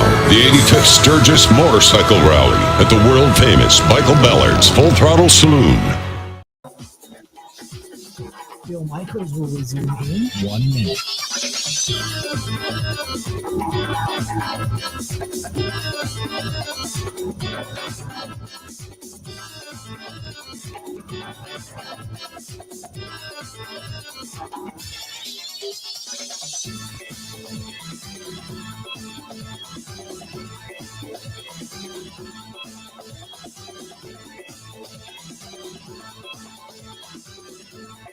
Bill Michaels will resume in 30 seconds.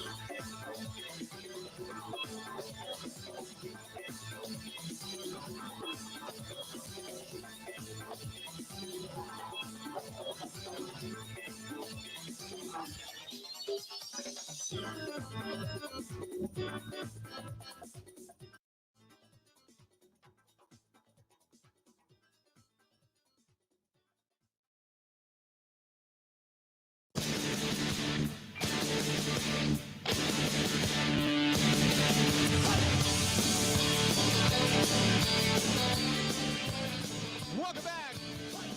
Big news of the day. The Bucks. Big deal of the day. Myles Turner coming to the Milwaukee Bucks organization. Damen Lillard, his time here is done. We're about an hour and 10 minutes away. We're going to talk with Mike Wangren, the drummer from the band Disturbed. Also, we got Jim Owczarski coming up here in a bit, and Jim's going to join us. We'll be talking with him as he covers the Bucks on the regular, and we'll chat with him about all of this as well. So, got a lot going on today. We already talked to our buddy Chuck Freeman from the Locked On Brewers podcast. We'll talk with Chucker, we talked with Chucker about the Brewers who are in New York tonight, taking on the Mets. So, there's a lot going on. A lot of stuff happening right now.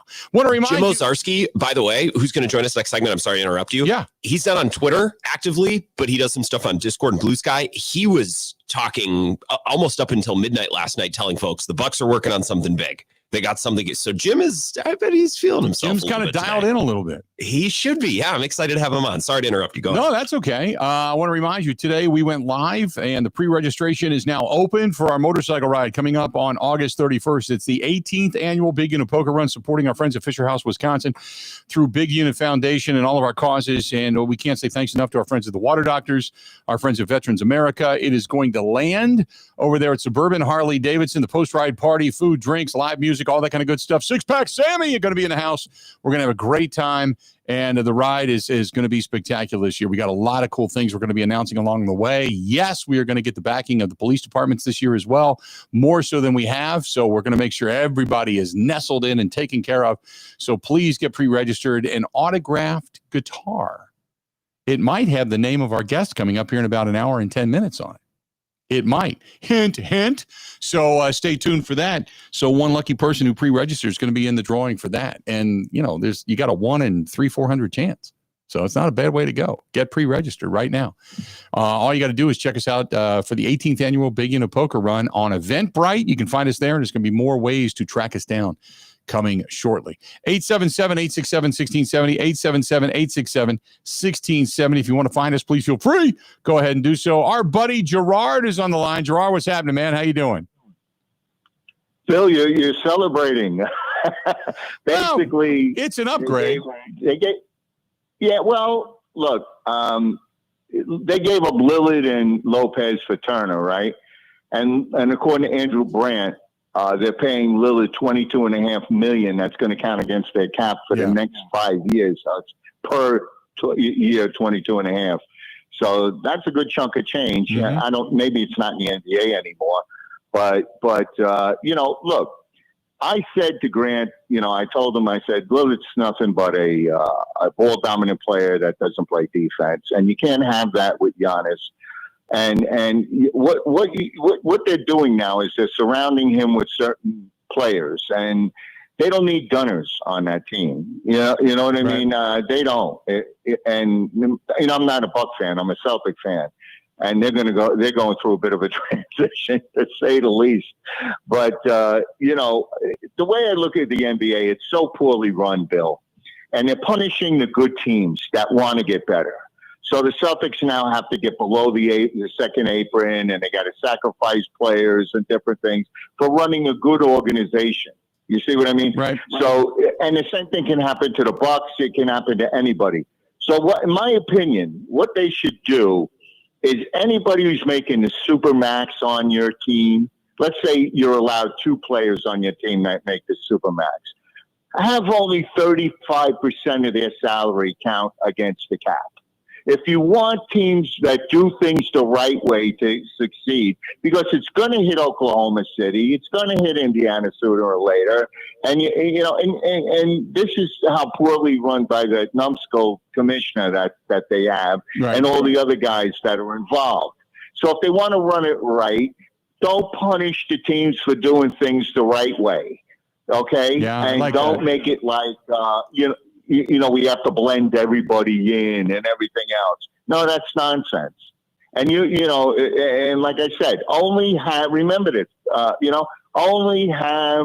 35% of the salary of your supermax, like Giannis. If you're going to pay him $70 million, why $70 million have to count against it? Why are you punishing for having a great player on the team? Why are you punishing the team? Only have 35% of his salary count against the cap, or whatever percentage. Right. Bill, it's really dumb. It really is, because the NBA is such a disaster, and it's so poorly run. It is. It's a shame. Yeah. And look, and it's going to happen to every team that wants to succeed. Right. Sooner or later.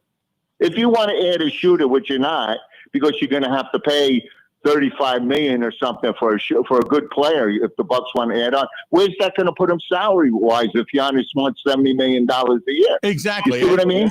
No, I completely agree with you, and that's one of the other things that I've discussed is like, I get it, Giannis, he can be paid that, but you look at a guy like Brunson who wants to take less to put more talent around him. It's as much as it does penalize the team, it's also up to the player to be able to say, hey, I've got more than generational wealth. I've got multi-generational wealth. At some point, if you're really serious about winning another championship, you don't need $70 million. Take $50 million.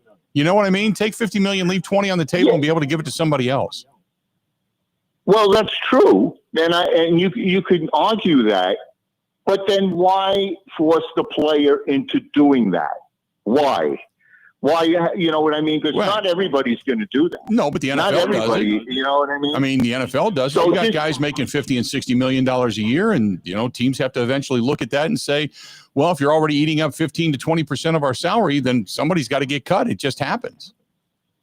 That happened with Rodgers. I understand that, and the thing is, Bill, why not?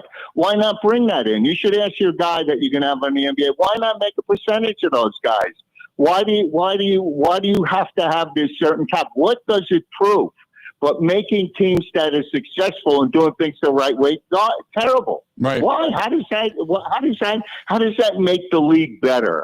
That's what I said. No, I agree with you, and appreciate the phone call because I got to run here. I got a bottom of the hour. But here's my thing, and I said this a while ago, years ago, during that first big contract negotiation, or second big contract negotiation with Aaron Rodgers. I said I'd put in the checkbook. I'd say, here's the team payroll. Here you go. Write yourself a check. Write yourself a check for what it is you're going to want, because whatever's left is what we have to pay everybody else. Go ahead and do it. When you start seeing that number as a teammate, then you have to ask yourself, even though you may be worth it, and you got to be paid $1 more than the next guy because you feel you're the best, and your ego and your junk has to be out on the table. There's nobody putting a gun to your head that says you have to take it. So if Giannis wants to be serious about winning a championship and says, well, we need more money, we need to be able to do this, this, and this, and everybody wants to blame the owners for not going out and just completely going, spending willy-nilly to do it. I also look at the players, a guy like Giannis who has more than generational wealth, saying, how much more do you need to take to prove that I'd say prove you're the best player by doing it on the court, getting yourself another ring, and taking less money and putting guys around you that can also help you get there. Because in today's day and age, teams can't do it with one guy anymore. You need at least 2 or 3 guys, and they all have to be healthy. They all have to be firing on all cylinders at the same time. I get it. But why not hedge your bets? There is nobody putting a gun to your head saying you have to take $70 million a year. Take 50. Take 40. You've already made more than generational wealth. You're never, ever, ever going to be poor. Ever. Unless you're an absolute cranius rectus invertus when it comes to how you manage your money. Other than that, your kids are going to be set for the rest of their lives. So why do you have to have it all right now? So as much as we want to look at the owners and say, now baseball's different, okay, because you've got the lower end and the higher end, and there's not the same level of equity throughout the rest of the league, where there is in the NBA and there is in the NFL. But that's always been my argument. Though I'm not always going to blame ownership for not diving in head first into whatever luxury tax there is. When you've got players going, yeah, we got to do everything we can to win. Boy, they got to put the personnel around me. We got to get better players. Oh, by the way, I want all the money. Doesn't work that way. Doesn't work that way. 877-867-1670, 877-867-1670. Hit us up. Let's do this. We'll come back. We're going to talk to Jim Owczarski about all of this when we return. Don't go anywhere. We're going to get his perspective, as he was the guy hinting last night that something big was about to happen. Stay tuned. This portion of the program brought to you by our friends at Stenny's, Second and National down on Walker's Point, also on Watertown Road in Pewaukee, running shuttles to the Brewers games. You're going to be a Brewers fan. You're going to be heading down. You're going to let them do the driving. Heck yeah, that's our friends over there at Stenny's, both in Lake Country and Second and National, Walker's Point. As they say, you should be here. Covering Wisconsin sports like a blanket. This is the Bill Michaels Show on the Wisconsin Sports Zone Radio Network. Gear up for Quick Trip's Mountain Dew Quick Climb. Now through August 17th. Play free daily in the Quick Rewards app and earn bonus plays with every eligible purchase. Grab one with hot food. That's 2 bonus plays. Each week, the cash prize climbs by $5,000, all the way to a $250,000 grand prize. So open the app and get climbing. Your summer, your climb, your win. No purchase necessary. Open U.S. residents residing in Illinois, Iowa, Minnesota, Michigan, South Dakota, North Dakota, or Wisconsin. Ends August 17th. Bonus plays require qualifying purchase. See full rules at quicktrip.com/sweepstakes.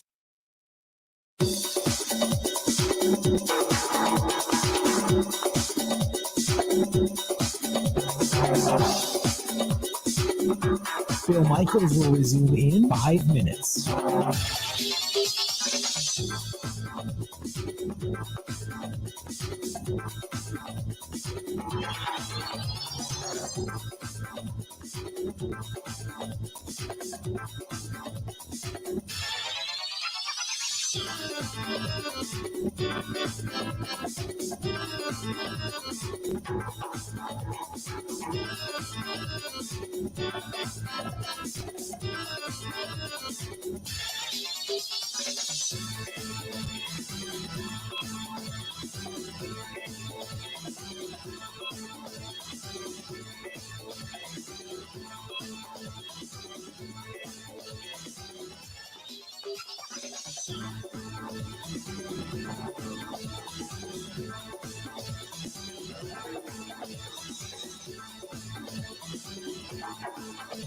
Bill Michaels will resume in 4 minutes.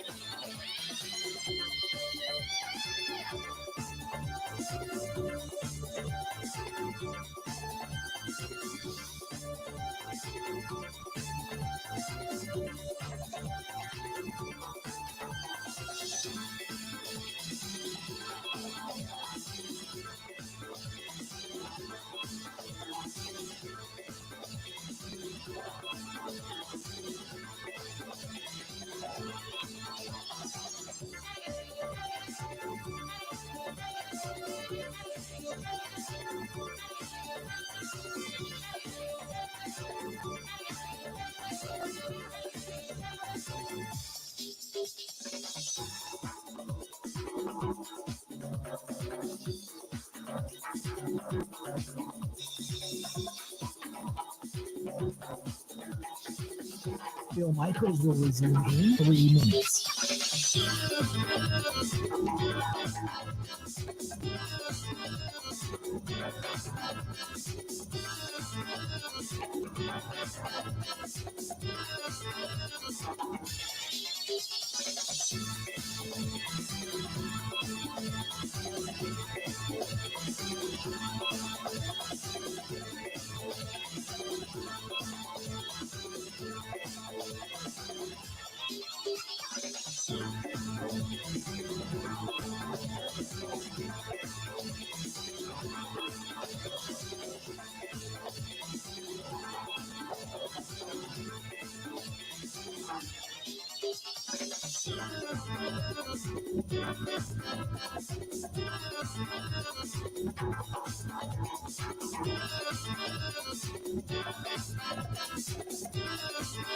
Bill Michaels will resume in 2 minutes.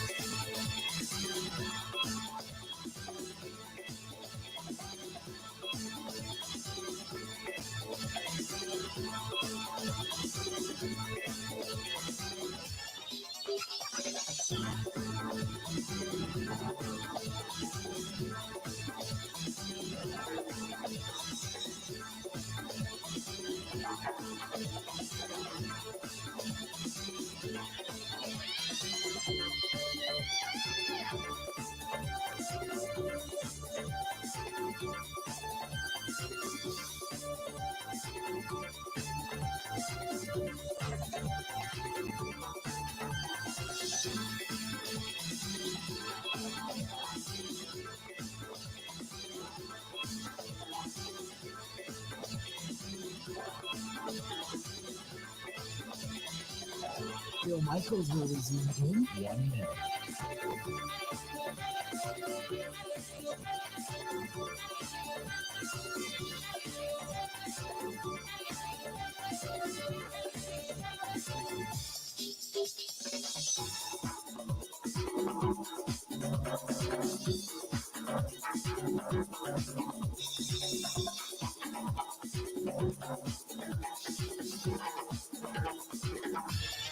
Bill Michaels will resume in 30 seconds.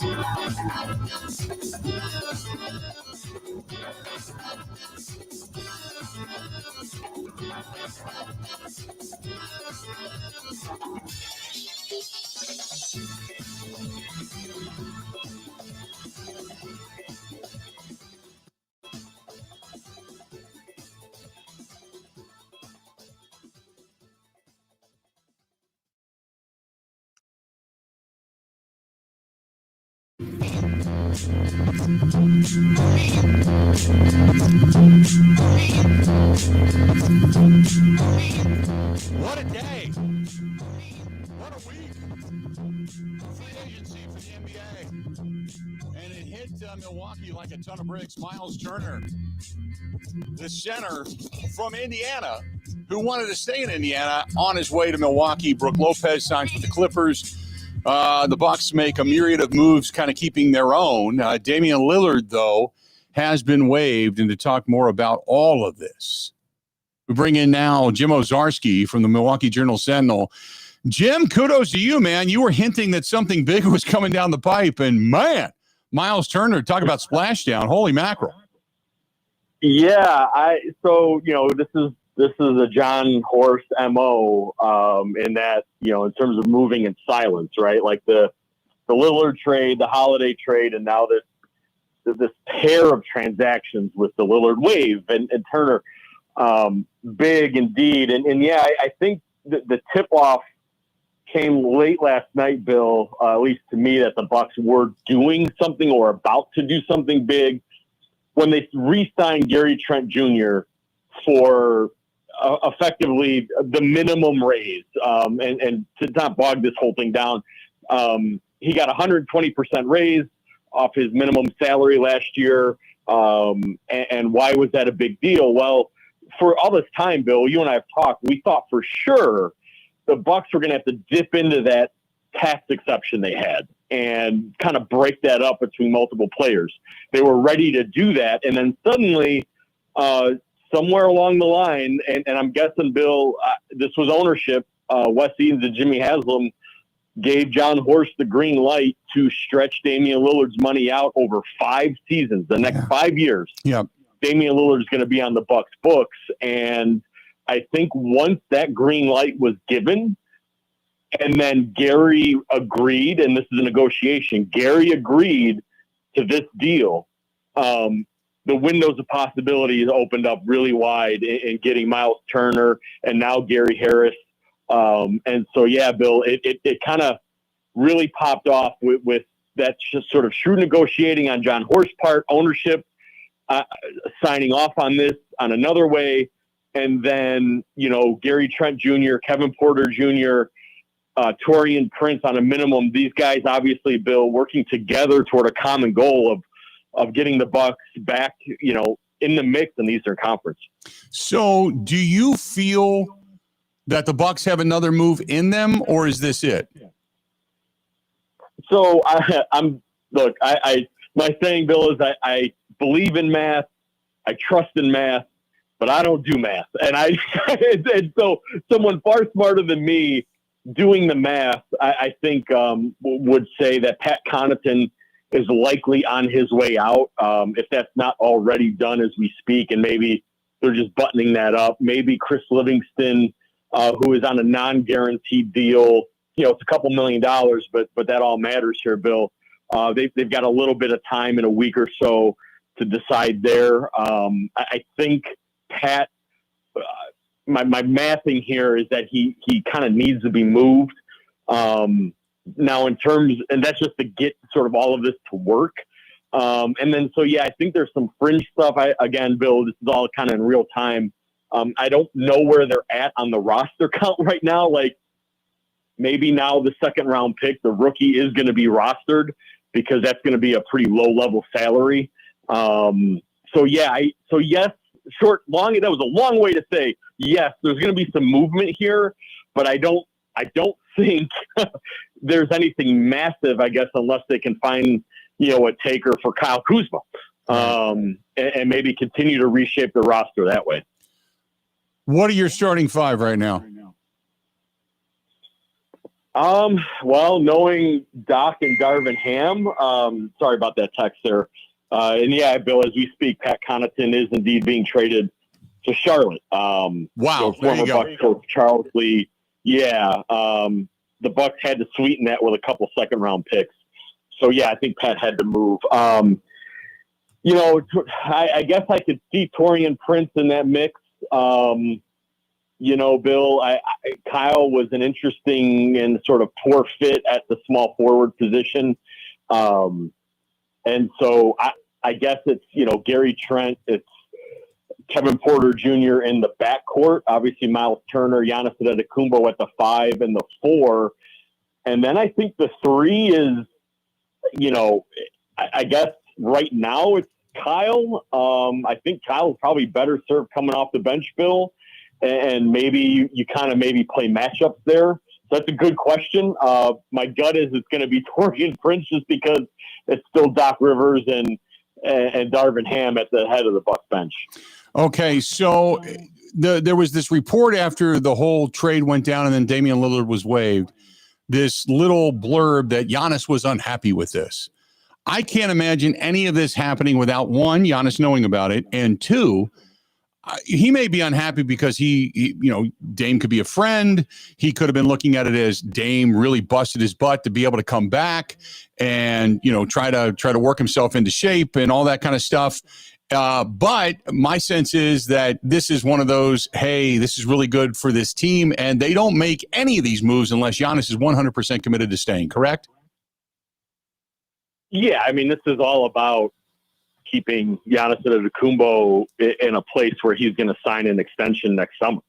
And look, every time he is, Bill, we've talked about this for months, like every time he postures this way, and he has postured this way in some form or fashion since 2017, right, Bill? The year before any contract extension comes, he lets it be known in some way, hey guys, maybe, if you're not committed to winning, if whatever it may be, and the Bucks have always answered the bell there. And this is another example. Now, I think multiple things can be true. I think as someone who respects Dame as a teammate, knowing, what Dame tried to do to get this team to win a playoff game, right? The blood clot and to I guess now put his career on the line, right? Giannis could say, maybe, I don't know. He's in Greece right now, Bill. He's having a charity event. So I don't know his line of thought. I think he could be like, oh man, wow, the Bucks just like waived a guy who's hurt. Sure. He's upset about like his guy. You know what I mean? Like, I think all of that can be true as a human. I don't, in terms of like a broader, let's paint broad strokes and just say, the Bucks are doing all these things to make themselves a legitimate conference contender, and suddenly Giannis is not happy. That doesn't jive with me. Yeah, that's exactly what I've been saying. And yet the national media wants to make it seem like every move the Bucks makes, they make Giannis unhappy. Therefore, in some way, shape, or form, he's going to want out of Milwaukee. I've said all along, and you've talked about it, he's not going anywhere. They're committed to him. What does this say about John Horst? And let me, because I want to back up for people that weren't listening earlier. They obviously make enough moves. They win a championship. They bring in Drew Holiday. They bring him in, and he's the guy that kind of is the straw that stirs the drink with Giannis.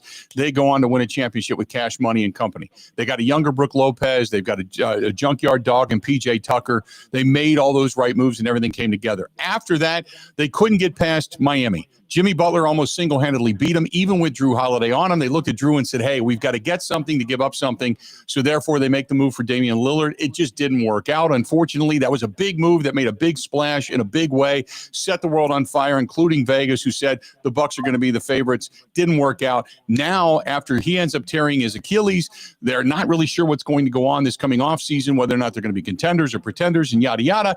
Everybody's going down with an Achilles, including Jason Tatum and Tyrese Halliburton. Now, on top of that, you bring in Myles Turner. You got yourself a couple of guys that can play guard. You kind of put the band back together. You got a little bit younger. You got a little bit faster. And all of a sudden, the Bucks go from maybe one of the 5th or 6th or 7th teams in the East to maybe the top 3 in the East, depending on how you look at things. This has got to be – John Horst has to be looked at and said, at least he's going for it. At least he's doing things that are going to make it seem as if the Bucks are trying to win every season. You know what I mean? Yeah, Bill. I mean, there's no way around that. It's what they have done on a consistent level since the Drew Holiday trade. And look, Bill, it's been a long time since the hand-wringing over whether or not to pay Malcolm Brogdon and start the luxury tax clock, right? Right. That was a conversation at that time. And the team decided, Brogdon wasn't the type of player to do that with. Drew Holiday was. And so, yeah, I think we've spoken about this. Ownership has empowered John Horst to do these things. This Pat Connaughton deal is not small in that the Bucks used assets. They used 32 second round pick. Like, they're dipping into that stuff. And so, yeah, that is, look, John Horst signed an extension quietly in April, Bill. We wondered what that meant or could mean, and we are seeing that happen as he has once again been given the green light to continue to put a high-priced, talented team on the court at Fiserv Forum. What do we look at now in the landscape, in your eyes, of the landscape of the East? Do we look at New York? Do we look at a rising team like Atlanta? Boston's clearly been kind of dismantled, and Jason Tatum's not going to be back anytime soon. Obviously, they've lost key pieces now, and Tyrese Halliburton's down with the Achilles in Indianapolis. So where do we go in the landscape of the East right now, and where do the Bucks fit in?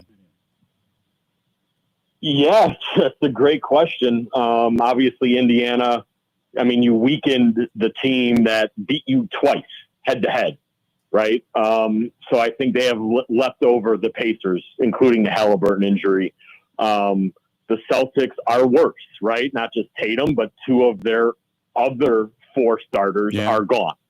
And one of their top reserves in Luke Cornett, and it appears Al Horford is gone. So now you're talking about 2 of their top 3-4 reserves. So to me, they have overtaken Boston. Orlando's better. The Hawks are better, but we don't know what the Hawks are going to look like. I feel confident in knowing what the Bucks look like. So I think the Knicks are in this mix. I think it's the Bucks. I think it's Orlando. We'll give Detroit their credit for being a scrappy playoff team. But yeah, the Bucks are right back in this thing, Bill, as a top 3 team in this East. If they're now look, they weren't ready to play to start the year last year under Doc Rivers, Bill. I mean, the 2-8 start put this team in a hole.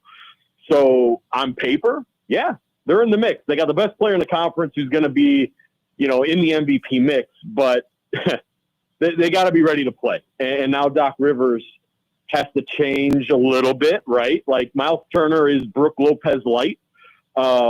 Similar type of guy, but you've got, Gary Harris, Gary Trent, AJ Green in a bigger role. Kevin Porter Jr.'s back ostensibly in a bigger role now with no Dame. Let's see what that looks like, and can they be that team we saw in Indy that pushed, the Pacers' pace? We need to see that from the beginning, and a commitment to that. But yeah, on paper, Bill, they are right now, to me, top 3 team in the Eastern Conference, which is what Giannis Antetokounmpo and ownership wants. Do we dismiss Cleveland? Because Cleveland had a hell of a season, but yet their run in the postseason was very inauspicious. Yeah, great point, Bill. I realized as I was speaking, I knew I was missing somebody. Yeah, the Cavs, I think are better.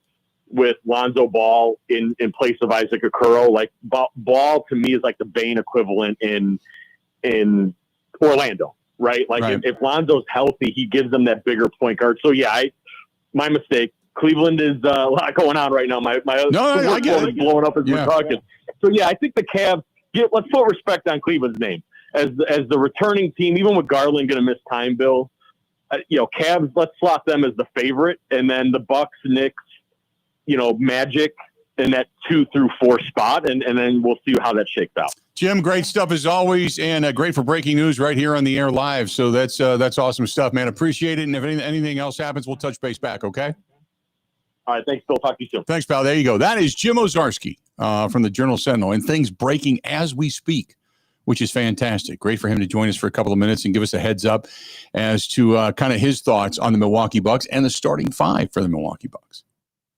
Let's take a quick break. We're going to go ahead and step out, and then we've got a lot more to get to. Don't forget, next hour, Mike Wangren from the band Disturbed is going to be here as well. No, he has not been traded to the Bucks, so he's not going to be playing there. But not yet.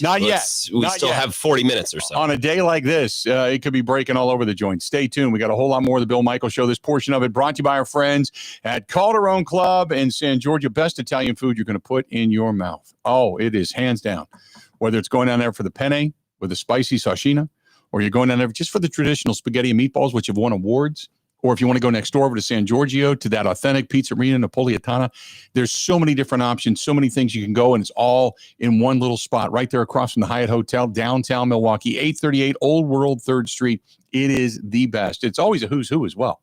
You walk in, you see some of the Bucks. You walk in, you see some of the umpires. You see some of the baseball players. I mean, whatever it happens to be, there's usually somebody in there. Somebody's always hanging out. Calderone Club, 838 Old World 3rd Street, downtown Milwaukee, or San Giorgio, Pizzeria Napolitana. It is right next door. Both places fantastic. More of the Bill Michaels Show next. Ready? This is the Bill Michaels Show on the Wisconsin Sports Zone Radio Network.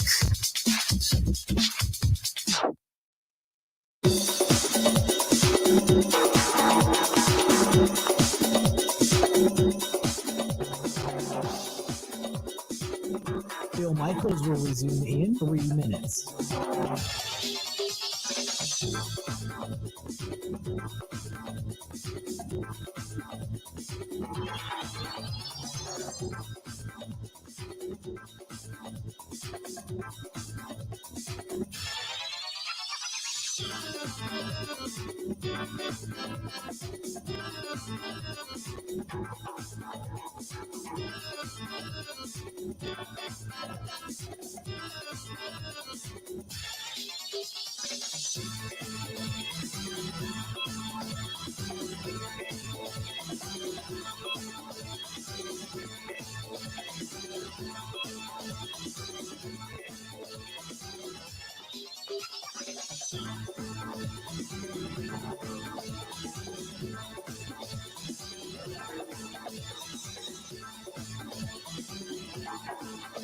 Bill Michaels will resume in 2 minutes.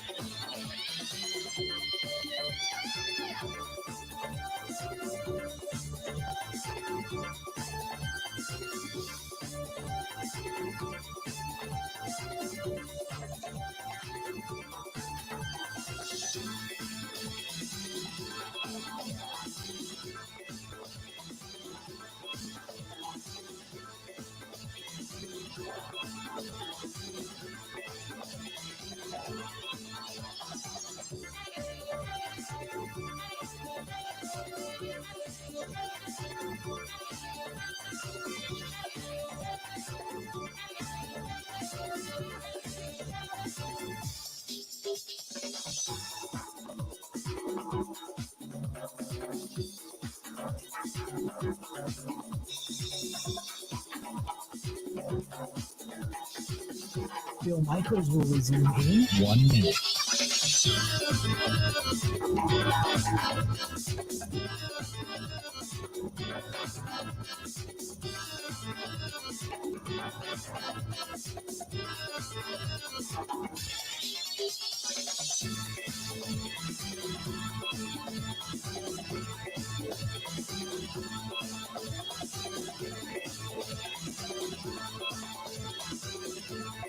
Bill Michaels will resume in 30 seconds.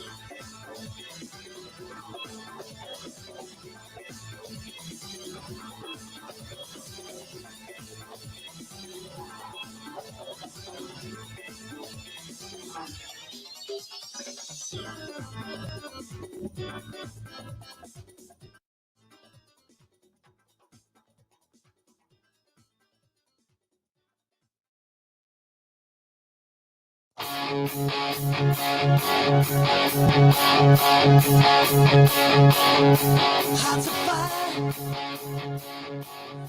streets of stone, modern warriors, satellite horses across. What a big day. We got a lot more to come. We're 2 hours down. This portion of it brought to you by our friends at Stevens Point. Point Brewing. Brewing excellence since 1857. It's summertime. Lakeside Pale Ale is the way to go. And maybe the lighter side of things with the Drop Dead Blonde. Or maybe you like the traditional, the amber lagers. How about the kids? The root beer, the cream sodas, the grape Concord, whatever it happens to be. They've got something for everybody. That is our friends at Point Brewing. Brewing excellence since 1857. But the best part about it is right here in our own backyard. They're right here. Stevens Point, Wisconsin. That's why they're called Point. Point Brewing. Point Brewing. Thanks to them for being a part of the program and hanging out with us. So we certainly appreciate them for being a big part of all of this. Man, what a day. What a day. The Bucks obviously making the move. Billy Simmons says, do you think Myles Turner stays or is he going to be a sign and trade type? No, he's going to be staying. He's going to be staying. They needed to replace Brook Lopez as a rim protector. They needed a defender. They needed also a guy that can stretch the floor a little bit and also shoot from the outside, be basically as you know, Jim Ozarski put it, kind of Brook Lopez light, so to speak, and younger, up and down the floor defender. So no, he's here to stay. He's here to stay. 877-867-1670, 877-867-1670. You want to hit us up, feel free to go ahead and do so. Chris and Chippewa, very casual fan of the NBA. I used to be a huge fan, but after the debacle in Seattle losing the Sonics, it's just kind of hard for me to care a whole lot. I enjoy the Bucks, and I'm excited to see them getting younger. What I really wanted to say was, as a veteran, greatly appreciate everything you guys do in the Foundation for Veterans, and you and Grant are usually the best part of my workday. Keep up the great work. That's Chris and Chippewa. There you go. Chris, you the man. By the way, John in Eau Claire says Damian Lillard is no more, and Myles Turner is certainly a defensive upgrade for this team as well.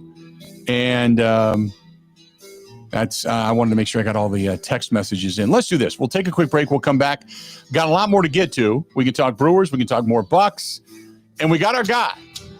If you are a fan of the band Disturbed, coming up in this hour, the drummer, Mike Wangren, is going to be joining us. Looking forward to that, too. Don't go anywhere. We're bringing you everything today. It's a banner freaking day, man. Stay tuned. More of the Bill Michaels Show coming up after this.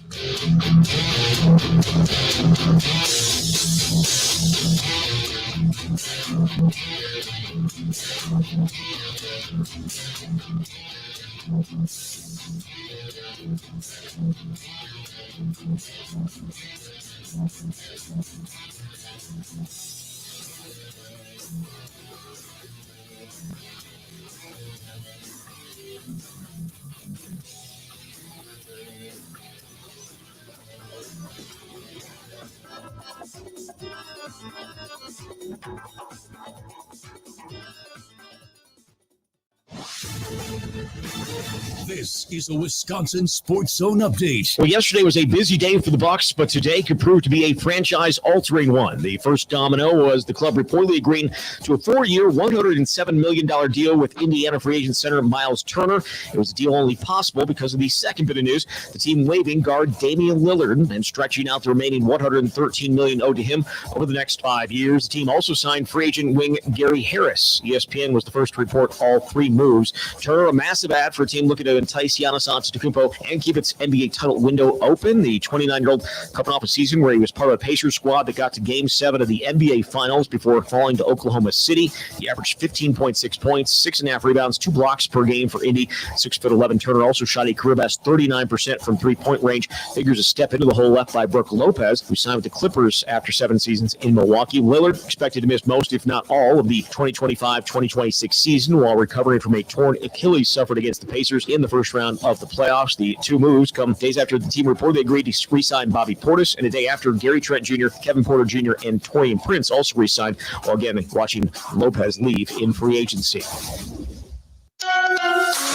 Rural Mutual Insurance, keeping Wisconsin strong. All business owners want the same thing, to make their business succeed. At Rural Mutual, they help that happen. As the third largest writer of commercial business in Wisconsin, they take the time to learn your business so they can properly protect you. Call your local agent today or visit ruralmutual.com.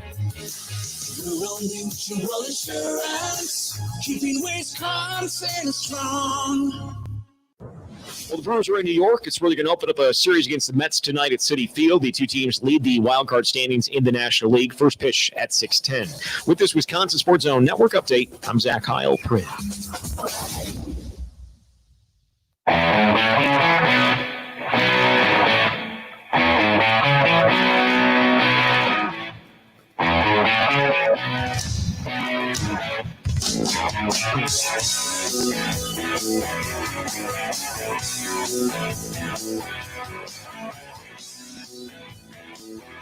Welcome in. Oh, what a good day.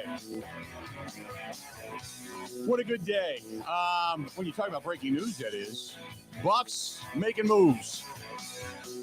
Bucks making moves. And they continue.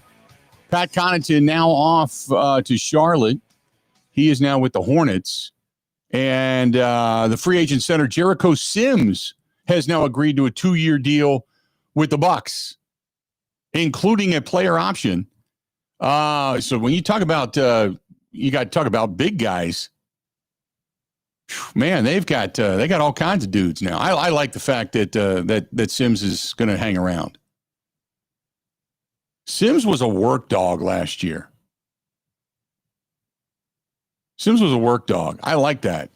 I watched him play, obviously quite a few times, but in person, and that guy was a work dog, man. He just was. He may not have been the most talented guy on the floor, but he was a work dog. I like that. He runs the floor, yep, plays above the rim, defense, lobs, that sort of thing, which they need because that's not really Bobby Portis's bag. Right. He's a little slower. He's more plodding. Right. I like it. I like it a lot. 877-867-1670, 877-867-1670. You want to find us? Let's go to Dwayne listening to us on Oshkosh. Dwayne, how you doing today, man? What's going on? Well, I was just telling Glenn, you guys are having a slow day. Nothing much going on, you know. Right? That's okay. That's okay. We can handle that. Okay, so a couple of things. You just said it. I talked to Grant about it. Great signing to get Jericho Sims back. Yeah, I like that. He's a runner, I guess is the best way I call him. He's got a super limited offensive game, but his defense, his running ability in the lanes, fantastic. Question one, and I don't know if you can answer this or not. Is there any chance, because this is kind of what I was hoping for weeks ago, but I didn't know was possible to happen. Can Dame, after next year, after rehabbing, can he come back to the Bucks after that? Because they're still paying him already? Well, can he legally come back to the roster? Well, he could legally come back, yeah. They would then have to pay him whatever the new contract would then be. Yeah. Unless they work that all back in. And maybe that's what's part of what's going on here.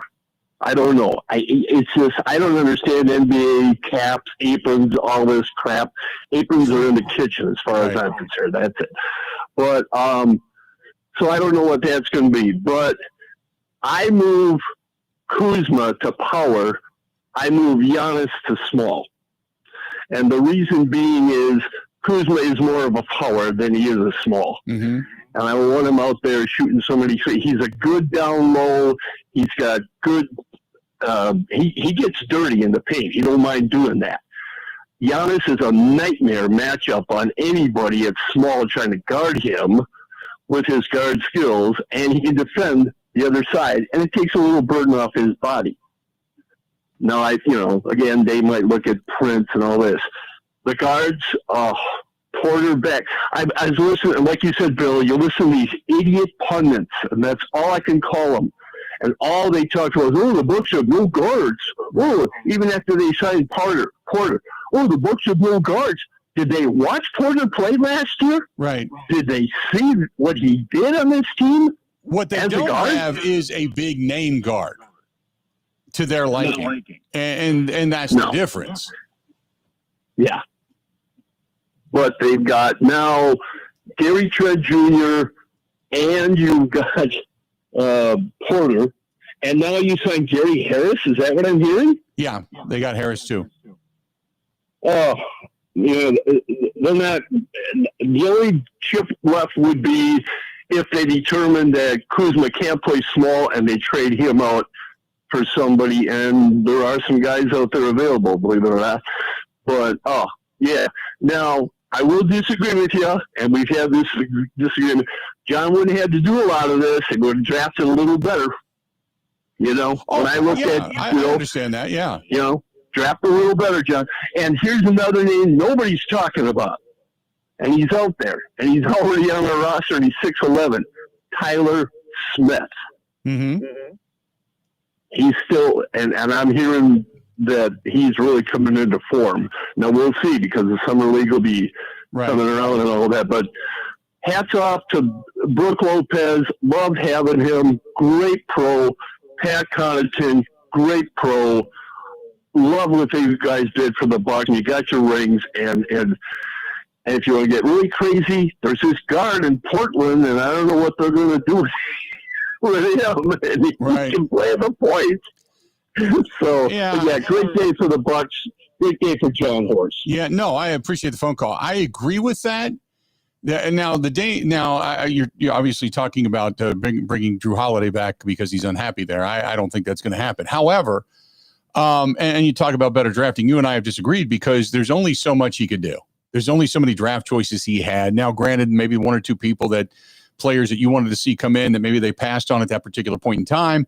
Okay, that is what it is. But you cannot in any way question the ability to go out and make big moves. You can't do it. Can't do it because they have been committed to whatever it takes year in and year out to make a move to make this team better. They have done it. And that's the biggest thing. That's the biggest thing, that they have been committed ever since Giannis walked through the doors that day at dinner. When I saw him sit there, John Steinmiller was there, where there's a whole contingent of people from the Bucks, and said, "You do this, I'll win you a championship. I want to stay and be competitive." And I've never forgotten that. Never forgotten that. And they've done it every year since. They did win. They won the one championship. They went for it a couple of times. Didn't win it. But then they've done something almost every year to make sure that this team in some way, shape, or form is competitive. When they've made mistakes, they've immediately said, okay, let's go in a different direction. We'll correct them. You get 2 years of the Dame experience. Obviously, he's banged up. Got to correct him. Got to make a move. So I give him all the credit in the world for all of that. 877-867-1670, 877-867-1670. If you want to find us, please feel free. Go ahead and do so. Again, 877-867-1670. Kim says, good day for the Milwaukee Bucks and their fans. This is going to reinvigorate the fan base because now there's legitimate youth. I didn't think the team played that bad around Giannis when Damian Lillard was not there. It was a blow when Dame went down, but now you put a full season of youth around Giannis with bigger, stronger guys and faster guys. This team might just be better in transition with defensive deflections and getting offense off of those points. And Kim, I would agree with that. I don't necessarily, and again, going back to the whole guard question, you'd still like to see that third. I think we'd all like to see something else, but just to say that they don't have a guard at all is erroneous. Completely agree with you. It's completely erroneous because the way the Bucks are shaped right now. Plus, Giannis is probably going to handle the ball a good amount too. And on a certain level, he's good at it. You know what I mean? You just don't want that to be the only.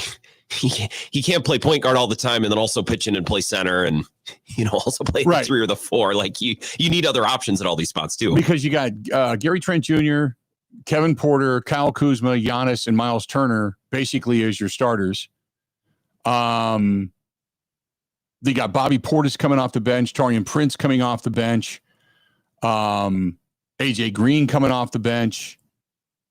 You may not have the same level or amount of good depth as you had, but you still have what is seemingly a pretty decent lineup around Giannis. And if Kuzma comes back and plays the way that you believe he can, that could change things a little bit now that he's going to have that level of look at him. But again, I don't know if they're completely done, but that's a big day right there for John Horst and the Milwaukee Bucks. And remember, Bucks fans, it's not perfect, but this isn't taking place in a vacuum. This team is up against it. So if they had all their picks and all of the money available, okay, well then, we'd probably view some of these things a little differently, but that's that's not the case. I have 40 seconds of Chris Haynes on NBA TV talking about his report of Giannis not being happy. Yeah, let's do that. Let's take a listen to what he had to say and see what kind of stuff is being spewed. Chris, we're going to start with you and the tweet you just put out about Giannis. Yeah, sources have relayed to me that Giannis Antetokounmpo is not pleased with the Bucks' decision to buy out Damian Lillard for the remainder of his contract, and he just didn't like how it was handled. And so, Giannis, this whole offseason, since the season ended, he's been weighing his options and trying to figure out what he is going to do, trying to navigate his future. And, this is just one more thing added to the equation in which he's seeing that there are some, suspect things happening or the way that they are happening. And so I was told that he is not pleased with what transpired with Damian Lillard. Can I just say, he said 2 different things in one report. He said he's not pleased with the decision and then turned around and say he just didn't like how it was handled. Those are not even close to the same thing, man. Like, it's one or the other. Those are different. This is the thing about Giannis. And then to say he's been navigating and weighing his options. No, he hasn't. No, he hasn't. He hasn't done any of that. That's a lie. He may not be pleased at his buddy, the way it was handled, whatever. Hey, you didn't want it to happen that way, but you get it. Okay, it's business. But the whole thing about navigation, I've been saying from the very beginning, he's not going anywhere. He wants to win in Milwaukee. He stated that. They tried to twist his words by one word in their hope to win a championship in Milwaukee, as if that meant that he was going to give it one shot. I mean, maybe down the road, he might end up leaving. But right now, this year, it wasn't going to happen. Period. End of story. So for all of those that continually say he's weighing his options and he's thinking about what he wants to do and whether or not he wants to be here, it's no. They have done everything they possibly can to make him happy. If Giannis would leave, he would be the biggest piece of lying crap on the face of the earth, especially at this point, because all he said was, we want to be competitive. And he never wanted to be one of those guys that has to go to another team to be a big 3 to win a championship. He would be a complete hypocrite. He wants to win in Milwaukee. He wants to stay in Milwaukee. They take care of him. They take care of his family. They brought in his brothers. They've done everything he ever wanted, including paying him a buttload of money to be here in Milwaukee, to build this franchise, this team around him. And if he would turn around and leave, he would be a coward. He would be a hypocrite. He would be a liar. And I knew it was never going to happen. I've been saying it the whole time. And the national narrative continually tries to pry Giannis out of the hands of Milwaukee because it's some kind of market that they don't believe he belongs in. When they can't understand, they can't fathom for the life of them, why in the hell would you want to be in Milwaukee? Remember Stephen A. Smith? Milwaukee? He's an idiot too. It just bothers them like a burr on their saddle or a bad skin rash. They can't stand Milwaukee. They hate it. They don't want to be here. They don't want to cover it here. They don't want to see wins here. They don't want to respect the team of the franchise for what they've done. But Giannis wants to stay here, and it bothers them. They can't stand the fact that he doesn't want to be in New York, doesn't want to play with LeBron in L.A., doesn't want to go down and be part of that fresh start in Dallas, doesn't want to go to some team with big 3 already. It just pisses them off to no end that he stays in Milwaukee. And that's the reason the narrative keeps going in that direction. 877-867-1670. 877-867-1670. Stick around. We got a lot more of the Bill Michaels Show coming up. Next, He just texted me and said we're ready to go. So next, we're going to talk with the drummer from the band Disturbed. If you know their music, it's fantastic stuff. And Mike Wangren is going to join us because, as we had talked last week with Jesse James Dupree from Jackal, we're going to spend some time with these guys, and I'm looking forward to it. And they've got a big deal coming up for an anniversary show. So I can't wait. Can't wait. Looking forward to it. That is coming up next on The Bill Michaels Show. Stay tuned. This is The Bill Michaels Show on the Wisconsin Sports Zone Radio Network.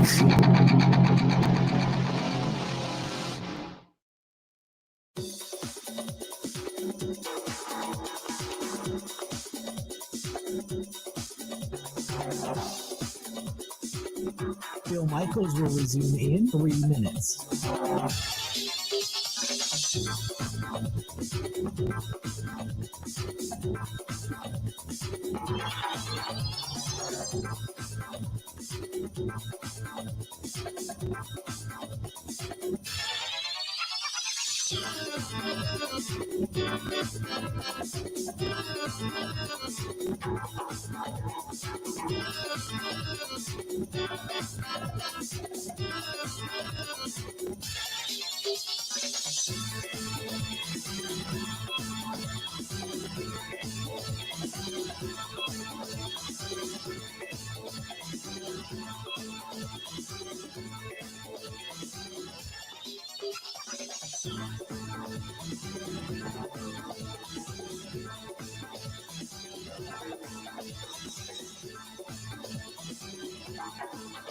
Bill Michaels will resume in 2 minutes.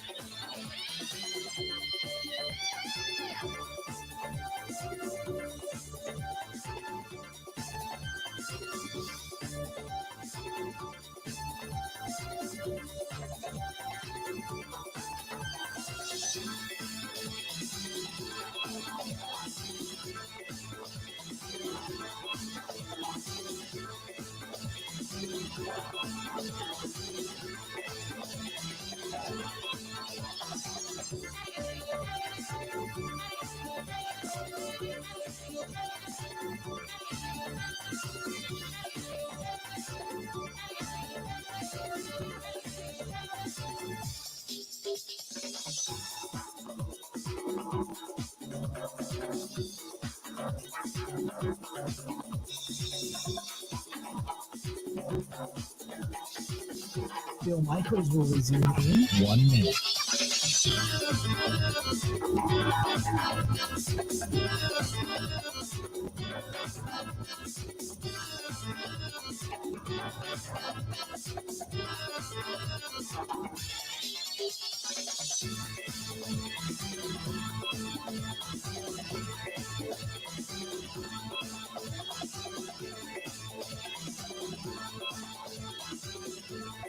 Bill Michaels will resume in 30 seconds.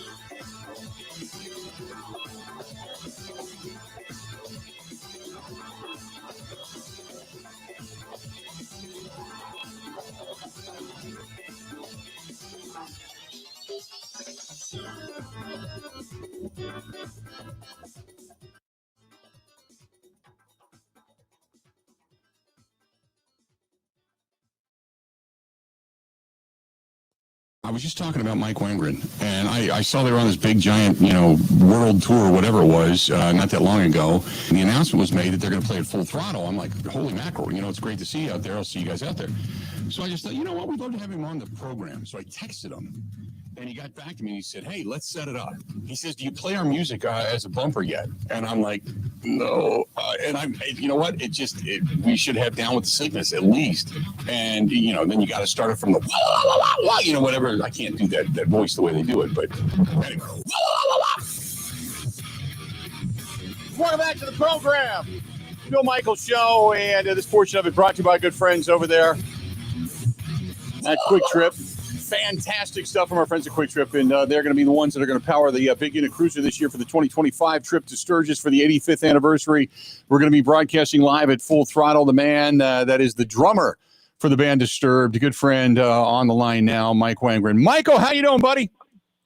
All right, Bill. How's it going, bud? How you doing, bro? I'm doing great. I'll tell you this. Now, let me ask you this first and foremost, because every time I see you in a picture or something, you guys are in a different city. How long has your tour been? Because you guys have been all over the world. Yeah, well, it was an incredible run, but it was definitely a long one. We went out February, and we just got home basically a few weeks ago. We're home for the summer. I get to be home and be a baseball dad with my son, and my daughter with gymnastics. And then in the fall, we're back over in Europe. Wow. So do you guys kick things off at Sturgis then, or do you guys playing a little bit prior to that? Sturgis is actually going to be a little bit of a one-off for us. We're just kind of flying in and flying out. Okay. Which, you know what, I'm thrilled with. I mean, it seemed like the minute it was announced, the place went crazy. All of a sudden, tickets started selling like nuts. But to be a part of the 85th, now I know you're a rider too. So are you going to get a chance to ride at all? Yeah, that's the one thing that stinks is with flying in and out, we're not able to bring the bike, so we won't have a chance to do riding. Now, we've done it before. Like we've played out there at Buffalo Chip a couple times. Brought our bikes out there, did the whole Spearfish Canyon ride, all that stuff. But this time around, we'll be doing Full Throttle. And like I said, it's just a quick fly date. Have you ever played Full Throttle before? Because they're putting on all kinds of stuff when it comes to additions for that place, and the bridges are going to be VIP'd. And I mean, you're the big deal out there between you guys and then Jackal playing their historic on Thursday night. Yeah, I've been out there. I've been out to the old location before the fire, and I've been out to the new location, but we haven't played Full Throttle, so I'm super excited. It'll be our first time popping our Full Throttle cherry. Now, here's my thing. I know you guys are going to be there on that Tuesday. We're on the air Tuesday during the day. Now, I don't know if you guys are going to be doing sound checks at that point in time, but can you swing by the broadcast site and bring a few of the guys up, and we'll all kind of reminisce and chat? Yeah, absolutely. I'd love to do that. That'd be fantastic, man. Yeah, I would love to see you guys be able to ride a little bit. So now this is the anniversary party. I mean, it's one thing to go out, like you said, play Buffalo Chip and all that kind of stuff. This is the 85th. This is a big deal. They've added more venue seats and they've added more area and stuff, and they can fit 10, 15,000 people in there. Now, I know you're selling out arenas, but this has got to be somewhat special because you're a biker, you're part of the culture, and, oh, by the way, this is your people, man, when you head out there on that stage on that Tuesday night. Yeah, no, I mean, you really couldn't have said it any better yourself. I always loved, like you said, living in Milwaukee, home of Harley Davidson. I'm a big rider myself. Just being a part of any type of riding event locally, I like to go out, like especially when it's the anniversary. Every year I like to go out to all the dealerships and check out bands and get some good rides in and hang out with my buddies. And so whenever I get a chance to go out and do Sturgis, it's the best of both worlds for me. I get to go work and play and see buddies and just have a great time. It's the best. So I got to ask you, I mean, you said you're going to be the dad over the summer. So Brewers games, or because you're originally from Illinois, right? I am. Yeah, I'm originally from Chicago. Okay. I know, big rivalry up here. So do I ask you if you're a Cubs fan or a Brewers fan, or are you just kind of tweedling the fence right now? So I wasn't necessarily the biggest baseball fan. I have become one now because my kid plays. But I mean, if I had to pick any allegiance to any team, it'd have to be the Brewers. And I'm not just saying that because I'm on your show right now. One of my old neighbors and a good friend of mine is actually the equipment manager. We used to live across the street from each other. We became really close friends, and I started cheering for the team because I was cheering for him. And then my son was born, and he loves baseball, plays for the Waukesha Blazers. And, yeah, man, so Brewers all the way. There you go. The Blazers right down the street from where I live, man. That's awesome. Fantastic stuff. And the daughter, does she like the baseball games with you too? Yeah, no, not so much. I mean, she's into gymnastics. And she's a teenager now, learning to drive. So it's a little more challenging for her to want to have to sit through her little brother's baseball games. I understand that wholeheartedly. Hey, before I let you go, obviously going to be a lot of people from this area that are going to be heading out to Sturgis for the 85th anniversary this year, specifically wanting to come and see you. I know, like you said, you're a part of the culture, but anything you want to say to those people that are going to be making the trek out, whether they're trailering or riding all the way out to Sturgis to come and see you guys on Tuesday night? I guess number one would be definitely be safe. have a great trip out there. Have fun riding, and I can't wait to see everybody when they come out, man. I hope I get a chance to run into some people as we're walking around and enjoying the day. Mike, man, thank you for coming on, man. Always love to get a chance to talk to you. Don't forget, I sent you the note. Should be December 13th in your phone and in your calendar. And this year, bring your lovely new girl with you. So for the Christmas party, hopefully you guys are back from the European tour by then. I'll have to check the dates, but if I'm home then, I'll definitely have to swing by. It's always a good time. You the man. Mike, pleasure. Never miss always. it. I can't wait to see you out at Sturgis. If I don't see you before that riding around here somewhere, I know I'll see you out at Sturgis, and we can't wait, man. Thanks so much, brother. All right, sounds good, Bill. Thanks for having me, bro. Talk to you soon, man. There you go. Mike Wangren, drummer from the band Disturbed, and he is absolutely fantastic. Good guy. And he does, too. I every now and then, it's funny because you see the pictures of these sold-out arenas and these places going crazy for the band Disturbed, and rightfully so. They have really kind of niched their mark in the rock world, and they have been fantastic. And then we're out riding, and there's people that, having a beer, they're like, who's the guy with the mohawk? Who's the guy with the shaved head? And, they don't really know. And it's just cool that Mike is just a down-to-earth guy, and all he wants to do for the summer is to kind of hang with his son, watch a few Waukesha Blazer baseball games, hang with the daughter, go to a few Brewers games, hang out before he goes back out on a European tour. It's amazing. Great stuff. Always find that fascinating, to be perfectly honest with you. Mike Wangren from the band Disturbed joining us for a couple of minutes. And like he said, we hope to see everybody out there at the Full Throttle Saloon. We'll be broadcasting live from Pappy Hoyle Campground coming up on that first week of August. And they play on Tuesday night. You've got Hank Williams Jr. that's going to be on Monday night. You have got then Disturbed on Tuesday night. And then you're going to have Jackal, as they always do, on Thursday night. And it's just going to be a lot of rock and roll, a lot of great music going on out at Full Throttle Saloon for the 85th anniversary of the Sturgis Motorcycle Rally. Let's do this. We'll go ahead and take a quick break. We'll come back. We got a lot more to get to. Don't go anywhere. Stay tuned. More of the Bill Michaels Show coming up right after this. This is the Bill Michaels Show on the Wisconsin Sports Zone Radio Network.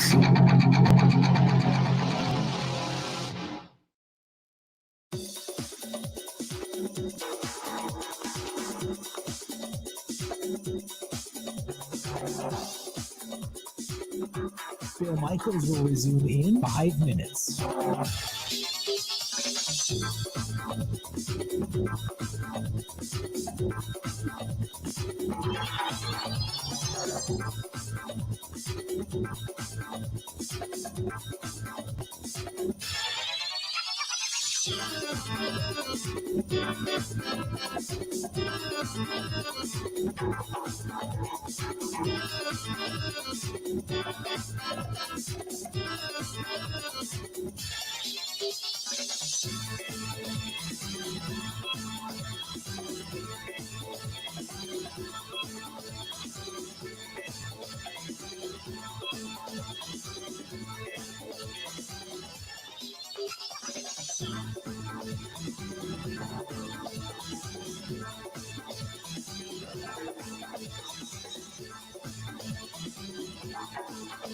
Bill Michaels will resume in 4 minutes.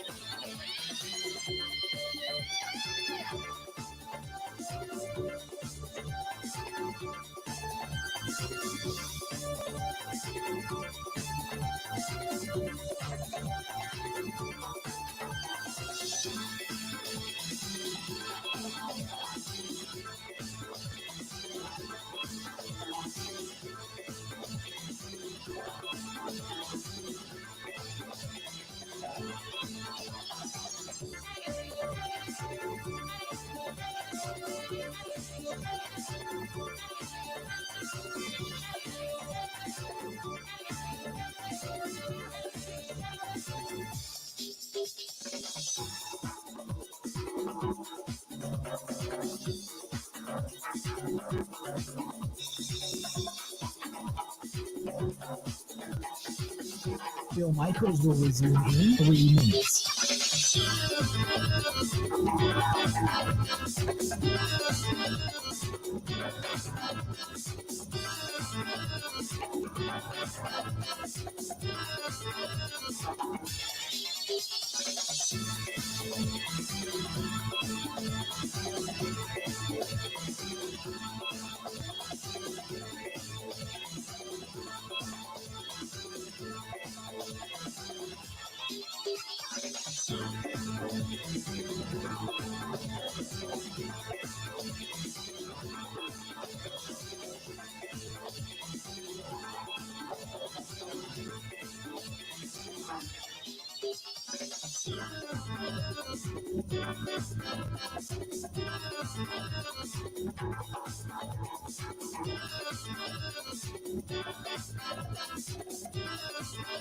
Bill Michaels will resume in 2 minutes.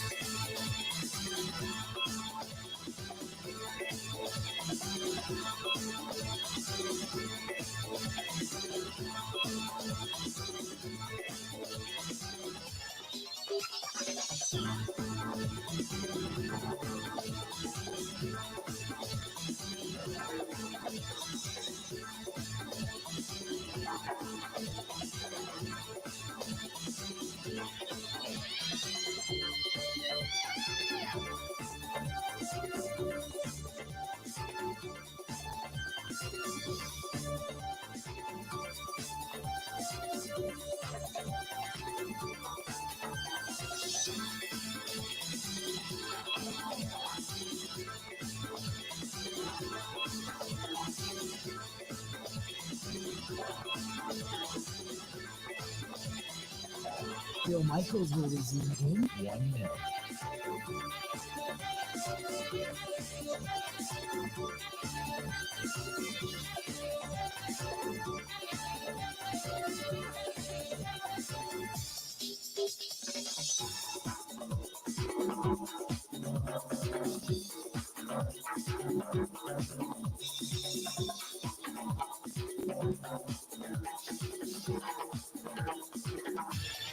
Bill Michaels will resume in 30 seconds.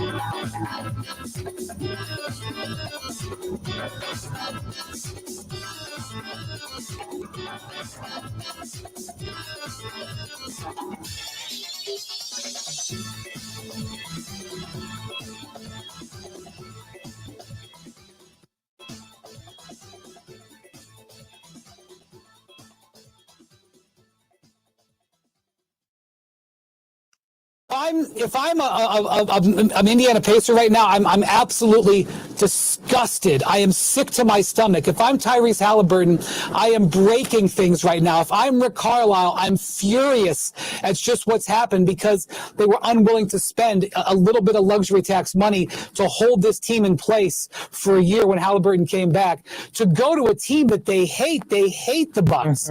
So, it's going to take a while to digest this. And if Giannis tweets later today a big smiling emoji and indicates that he is happy as a clam, the Bucks can declare a win. But I'm not sure the balance of power was changed in the Eastern Conference, even though this has been a stunning turn of events. Welcome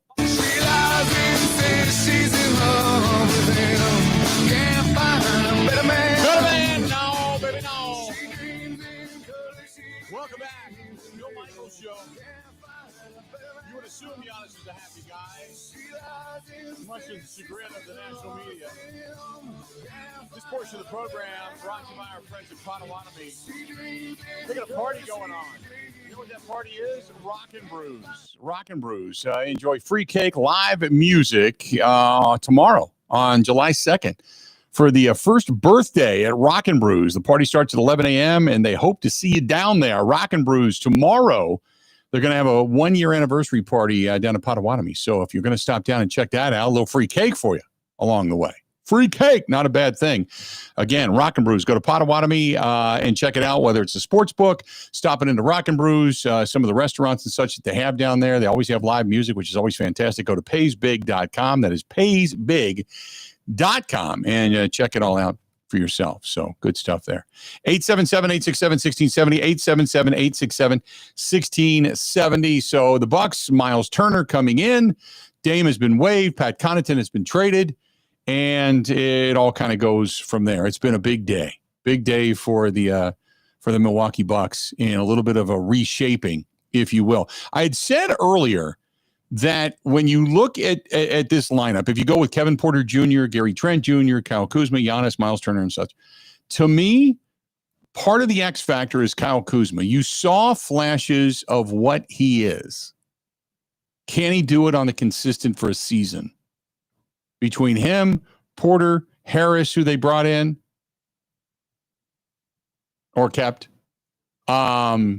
you've got those signings. Bobby Portis is staying. He's now a guy that can legitimately come back off the bench and be that sixth man that everybody loves and anticipates. I don't want to talk myself into something that's bigger than what it is. But I think the Bucks are in pretty good shape.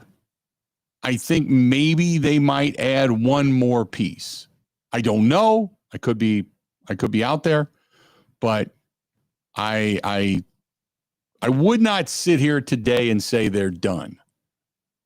I wouldn't be surprised if they are. I wouldn't be surprised if they still have another move left in them. It's just what's available and what they can work. What kind of magic John Horst can pull off, if at all. Can I give you we listened to Chris Haynes at the beginning of this hour about how Giannis, he didn't like how this was handled, blah, blah, blah, and Right. Damian Lillard. Can I read you a statement from Story at The Athletic that just went on? It's John Hollinger and Eric Name. League sources say Lillard is elated with this decision as it puts him in the kind of basketball-first position that few all-star level players, if any, have experienced in league history. In short, he'll be able to join the contending team of his choosing, either sometime soon or even next summer, without the financial aspect of the decision playing a significant part. Right. He's happy. That report by Haynes seems like a miss. I don't know what that's getting at or where that came from, because I think Dame's probably thrilled with this. Well, it's reported that he is. Right. And if Damian Lillard's thrilled about it, I mean, why would then Giannis be upset about it? Other than the fact that, he maybe lost a friend or lost. And again, the whole thing about Giannis being upset came from Chris Haynes. Chris Haynes, good reporter. I'm not saying completely false. The whole thing about Giannis weighing his future, maybe 5 years down the road, 3 years down the road, whatever. But this whole thing about this narrative of, well, he's not sure and he's upset about this. And now this is another notch again. No. Stop. That's not at all what I'm hearing inside the Bucks. That's not at all. Not at all. Two people have been saying for a long time now, really three. Three people have been saying for a long time now, Giannis is not going anywhere. One of them was Jim Ozarski, and then there's you and me. You and me, Grant. We've been saying he's not going anywhere. It's not going to happen. And I don't know why, but the outside world just can't handle that for some reason. For whatever reason, they can't stand that. I saw a Heat beat reporter last night. Ira Winderman, I think he is. Yeah, he's covered the Heat for a long time. And last night he tweeted like, okay, so the Bucks have done really nothing. Like, Giannis, are you sure? Are you good? Like, the rest of the league is so weirded out that Giannis isn't being that guy. And Windhorst said on TV yesterday, it's like, well, Giannis really hasn't put the pressure on Milwaukee. He's kind of just gone to be with his family. Right. It's like, do you hear the words that are coming out of you? Don't know how insane you sound right now. You're complaining that the guy just went away with his family and let his team do their job. It's just kind of insane. Yeah, it is absolutely insane. Today, the Myles Turner shocker, the biggest names in free agency had mostly agreed to deals to basically stay put. And those big names being James Harden, Kyrie Irving, Julius Randle, LeBron James, who opted in, Fred VanVleet, all remain with their current teams before the June 30th deadline. And the 2025 free agent market, a little bit light on star power, as we all know. So the biggest of them Monday night came by the way of trade. The Nuggets sent Michael Porter Jr. and a 2032 first-round draft choice to the Nets for Cam Johnson. Denver got a player who's a strong fit and some cap relief and all that kind of stuff. And then all of a sudden, the Bucks swooped in today with Myles Turner coming off to Milwaukee and making that deal a done deal. The Bucks are also trading away Pat Connaughton and two of their own second-round draft choices to the Charlotte Hornets. So they ended up making a move and creating a little more cap space in that sense. But, the big one, Damian Lillard being waived as well, one of the biggest shockers of the offseason, happened today when the Bucks waived him basically, and Lillard expected to miss most, if not all, of next season after tearing the Achilles. And he's going to get some interest in the open market, no doubt about it. One of the teams that is expected to be, holding interest in him is the Miami Heat. They made a run at him back in 2023 when there were trade rumors, and they started to pick up. And remember, that was Jimmy Butler who was driving that train, trying to bring him there. Well, Jimmy Butler's not there anymore in Miami. He wanted out. Remember, he threw his hissy fit and got out. So we'll wait and see if Pat Riley wants him bad enough to bring him back on a lesser deal with a bad Achilles and coming back. I'm not saying it's going to be good or bad, just that he's coming back from the bad Achilles. So we'll see. But the Bucks became the story of the NBA free agent market today when they made these shocking moves. Myles Turner to a 4-year, $107 million deal, and which everybody wondered how Milwaukee was going to get it done, and they did not have $27 million in cap space and how they were going to make it work. And then we all found out after the fact that that's how they're going to make it work, and that was waiving Damian Lillard. So there you go. And what a day. What a busy day, and we're not done yet. That's the most amazing thing about it. That's the most amazing thing. 877-867-1670, 877-867-1670. If you want to hit us up, please feel free. Give us a shout, 877-867-1670. If you want to give us a shout, I'm all for it. All for it. What else do we have here for you? I got some text messages I want to get to. This one, this was from Miles. Miles says, as a casual NBA fan, I think this is exciting. All my Bucks friends seem to think this is a big deal, so I am too excited. Looking forward to the Bucks season already. Who's going to be playing point guard? Point guard right now for the Bucks is probably going to be a mix. Point guard can be Kevin Porter Jr. Obviously, Giannis is going to bring the ball up the court as well. But those two guys probably going to be the most at handling the basketball. Giannis probably more so than anything.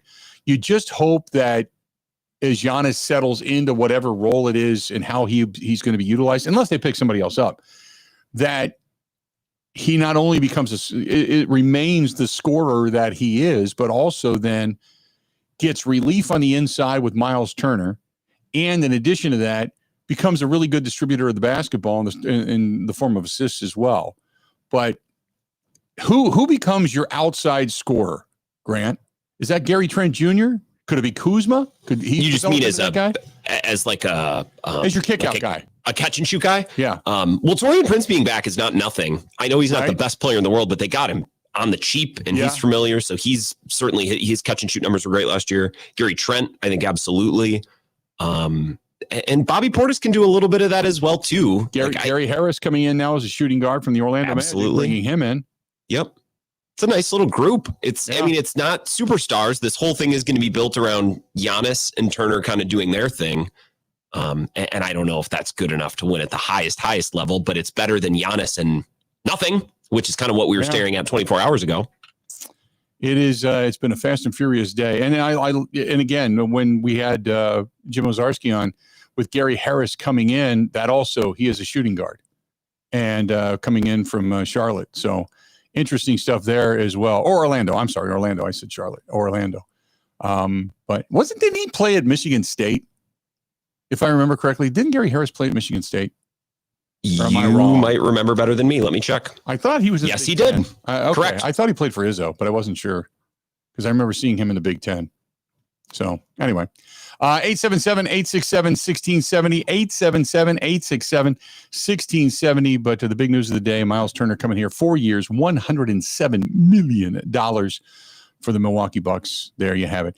Aaron says, I don't think the move is going to hurt the Bucks. I'm just wondering where they stand from either a net positive or a net gain right now. You let Lopez go, but you have Turner, so that seems to be good. You lose Dame. You would have been missing him either way next season, so no big deal. You bring Prince, Trent, and Bobby back. So are they now overall better or worse? I feel like they really needed to replace Dame. Turner doesn't do that, but he is a good addition. Maybe you and Grant can weigh in on this. Are they better, worse, or the same compared to 2 months ago with a healthy Dame to even be playing? I feel like Turner replaces Lopez, and that's definitely an upgrade. I guess my question is, you needed a healthy Lillard next season. Obviously, that wasn't going to happen. But what is being done to replace him in particular? That is from Aaron. It's a great question. I think, one, they're better. I think they're better for a couple of reasons. One, they are younger. Pat's gone, Brooks gone, Dame's gone. They're a lot younger. They're faster up and down the court. They're better defensively, seemingly better defensively, which then can create transition buckets. As far as handling the basketball, and I said before when we were just discussing this, that to me, one of the guys, you know, obviously bringing in Gary Harris as a shooter, you bring in you have Kyle Kuzma, Kevin Porter, Gary Trent Jr., all those guys are back. Bobby Portis is back. So I think you bring some of the same band back together. Remember, when Dame was down, it took the wind out of their sails. But when Dame was down with the blood clot, the team didn't lose. Now, granted, they weren't at the back end of that schedule. They weren't playing the best of competition. Okay, they were playing some of the lower end ranked teams, but they were winning games, and they seemed to find a rhythm and a flow. And they were scoring, and they were winning by good margins. Maybe you get addition by subtraction. And again, I'm not saying that Dame was a problem. What I was saying is it never seemed like a good fit. Like the first year, we understand he was going through the divorce. He was missing his kids. He was going through the custody thing, trying to figure out how he place to live. He wasn't going to work out in the off season because he wasn't quite sure where he was going to be. And so that you kind of give a pass. And then we expected more, you know, with Doc wrapping his arms around the organization. Last year was supposed to be the year they were going to get off to this fast start, and they didn't. They went 2-8. And it was like, what the hell's going on here? And then they started to win. And then, you know, they had a few injuries, a few things that went on. They were trying to put everybody together. It seemed like they were trying to force things. There was some talk about Giannis, about, you know, handling the basketball. And that once Dame went down, remember, Giannis said, okay, now almost to the sense of, and again, I'm completely paraphrasing here, but it was almost like Giannis said, okay, I don't have to worry about the distribution of the basketball at this point. I can just kind of play my game, though others around me can fill in. And we don't have to worry about who's going to handle it, who's going to take the shot, who's going to bring the ball up the court. Who, you know, now there's just a flow to it. And they started to play like it. And then Dame came back and then obviously goes down with the Achilles. And that pretty much ended things in the way that a very much a deflation of optimism just kind of left the room when he went down with that Achilles injury. And I think that was pretty much the death knell. And that was it for this team. But I think you could probably get addition by subtraction of comfortability for Giannis because he doesn't have to go to Myles Turner. Myles Turner is now the additive, the extra piece. Dame was a guy that was looked at for Dame time. Dame was a guy that was being looked at to take that last shot.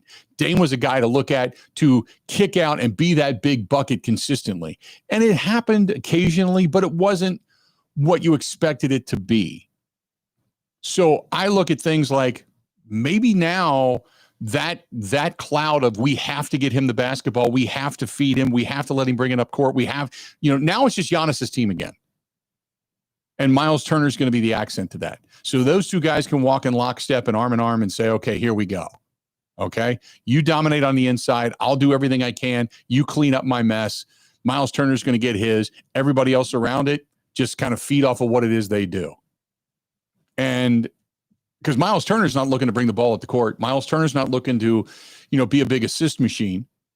Myles Turner is, you know, he's a guy like Brook. He's there. He plays well. Kick it out. He can get a three. Bring it inside. He can get you a dunk. He can also clean the glass for you. So and play better defense. I think there's things there that are addition by subtraction. Just my take in it. But thanks for the email, Aaron, because that's legit. 877-867-1670. And Dwayne says, look, the other aspect of this is Dame was a defensive liability. He wasn't terrible. That's the one thing. He wasn't terrible. People made him out like he just stood there. All he was waiting at the other end of the court for the basketball. He wasn't terrible. But he's not. He's what I would say about Dame when it comes to his defense, he wasn't an instinctual guy. He wasn't an anticipatory guy. And by that, I mean, he didn't have backhanded palm deflections from a pass incoming or moving out, you know? So, and Dwayne says, I hope these moves are not more Horst blank. How can you say that, Dwayne? How can you say that? They have done everything they can to go. So let me ask you this, Dwayne, as being a guy that's now outspoken, is this a good move or a bad move? Because I don't want to hear you come back and go, I told you so, because you didn't tell us anything. I don't want to hear that. So you either say this is a good move or a bad move. Because you know less than John Horst does at this point, but you looking at this on its surface, is this a good move or a bad move? That's what I want to know. I've been asking that all day of people because I don't want people coming back in 6 months, 8 months going, oh, I told you, because nobody has said this is a bad move. Everybody knew that Dame was not going to be here this season for the majority of the season. Everybody knew that Brook Lopez had moved on. Everybody said you need to get younger, you need to get faster. Well, they did. They brought back some of the nucleus. Everybody knew that Pat Connaughton probably was not going to be here. They needed to clear some space. So everything that everybody said along the way is pretty much came to fruition. The only difference being nobody saw Myles Turner coming, which is a big move. So that's what I want to know. And when it came to John Horst, he has made big moves and he's been willing to cut bait on a move that didn't work. That's all you can ask of a general manager. That's it. And oh, by the way, the whole thing, if one more person says, well, if they kept Drew Holiday, they won. They didn't win with Drew Holiday. They won the year prior. After that, Jimmy Butler beat them. So don't tell me that they were going to win some championship keeping that nucleus all together. Cash money had already run its course. They weren't going to trade Chris Middleton for Dame because nobody was going to take Chris all banged up at that point. Right?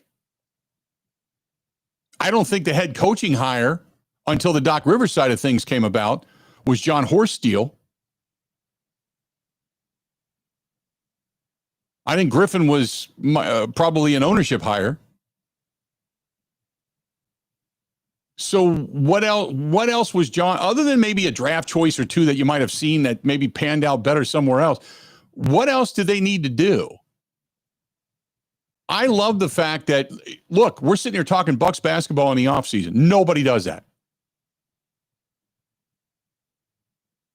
Normally, that's never been the course. For 12, 15 years, it wasn't the course. Now they're going for it. They're doing everything they possibly can. And don't tell me about, again, another person says, well, if they'd had Drew Holiday, they didn't. They put Drew Holiday on Jimmy Butler. Coach Bud did that in games 3 and 4. Put him on Butler. Couldn't stop him. Didn't score a whole lot. Wasn't, the Drew Holiday from the year they won the championship. They missed more so than anything PJ Tucker. They missed a dog. They didn't have that. Yes, Drew Holiday going to the Celtics, but he didn't trade him to the Celtics. He traded him to Portland. Portland traded him to the Celtics. So all of your arguments that you're bringing to me at this point via email and text, it's all crap.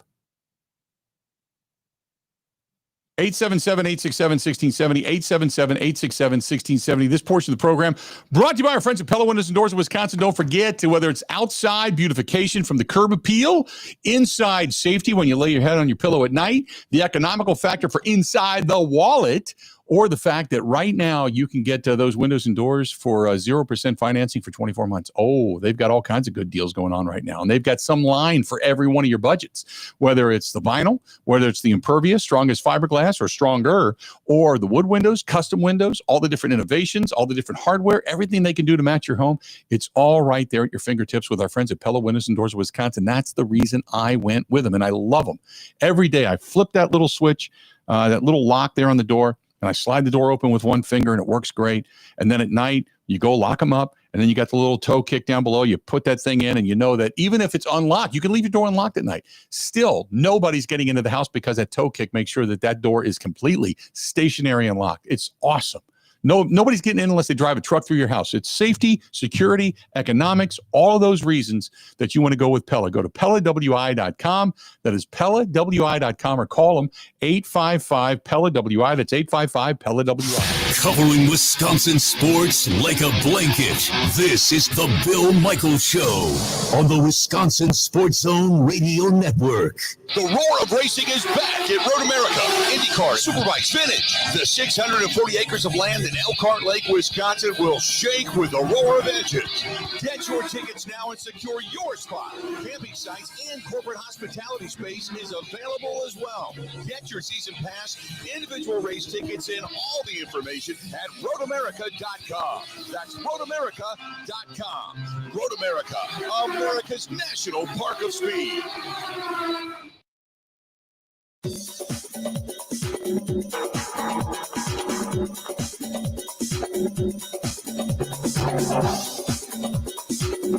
Bill Michaels will resume in 3 minutes.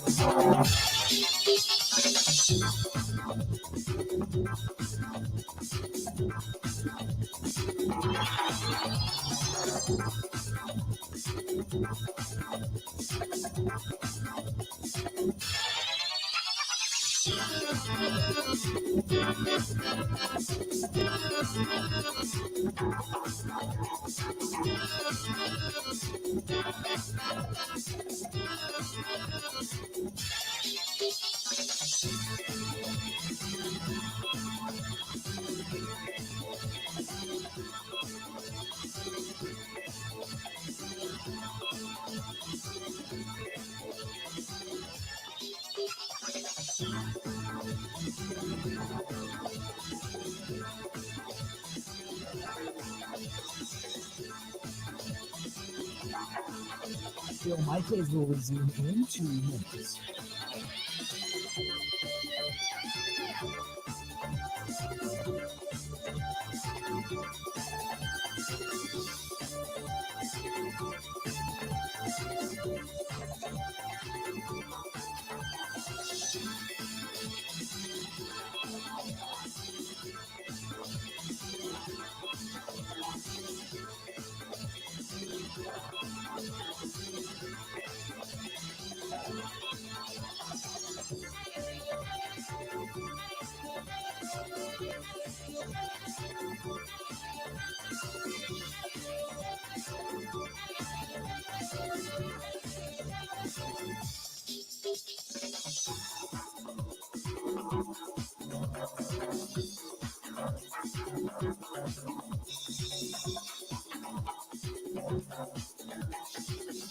Bill Michaels will resume in 1 minute.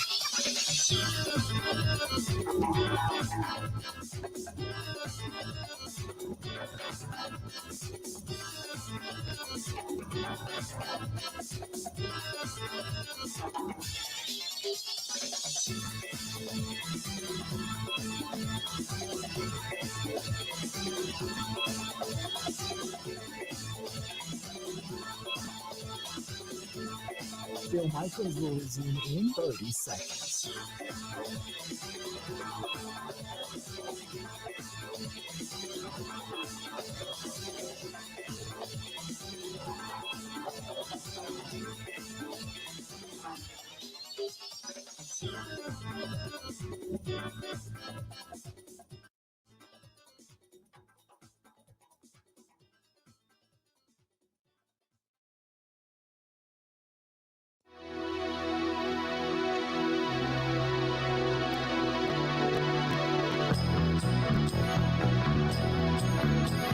Welcome back to the program. Another hour yet to go. Man, what a day it has been. Woo. Fast and furious, to say the very least. To say the very least. Bucks making moves. Brewers back at it tonight. You've got Freddie Peralta going to the Hill against the Mets coming up this evening, so don't go anywhere. Still got another hour yet to go. Hang out. You never, something else may break. Who knows? Plus, we even talked rock and roll. We talked with the drummer from the band Disturbed, Mike Wangren. I mean, what more do you want? Whew, man, good stuff today. Good stuff. More of the Bill Michaels Show coming up next.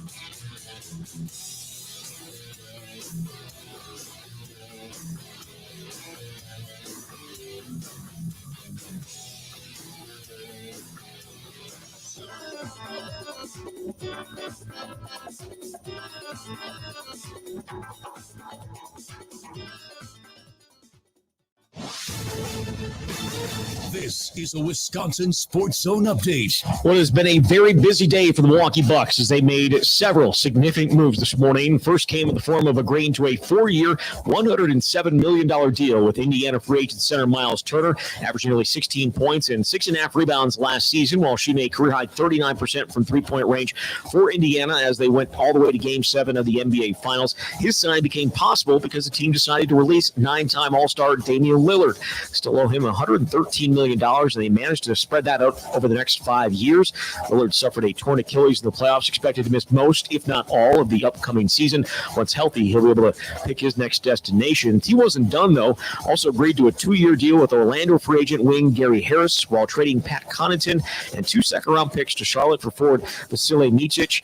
Center Jericho Sims also re-signed with the team. Those moves came a day after it was reported Milwaukee had agreed to new deals to keep Kevin Porter Jr., Gary Trent Jr., and Torian Prince, along with Sunday's re-signing of Bobby Portis. The team did lose Brooke Lopez, who agreed to a deal with the Clippers. For nearly 40 years, ABC Wisconsin Apprenticeship has been helping men and women transform themselves into highly skilled trade professionals. These skills are in demand and provide strong wages and benefits for a bright future. If you're a hands-on person who likes the feeling when you get projects done, apprenticeship could be for you. Go to buildyourcareerwi.org or just search online for ABC of Wisconsin. Well, the Brewers are opening up a series tonight out in New York against the Mets. The two teams come into the night as the leaders in the wild card race in the National League. The series, the start of the final road trip for the crew before the All-Star break coming up here in a few weeks. With this Wisconsin Sports Zone Network update, I'm Zach Heil.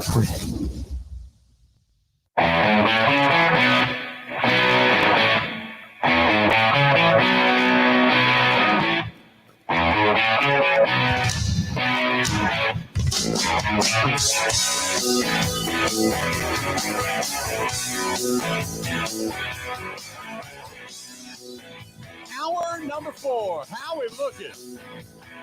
Bill Michaels Show. What a day. Bucks are making moves.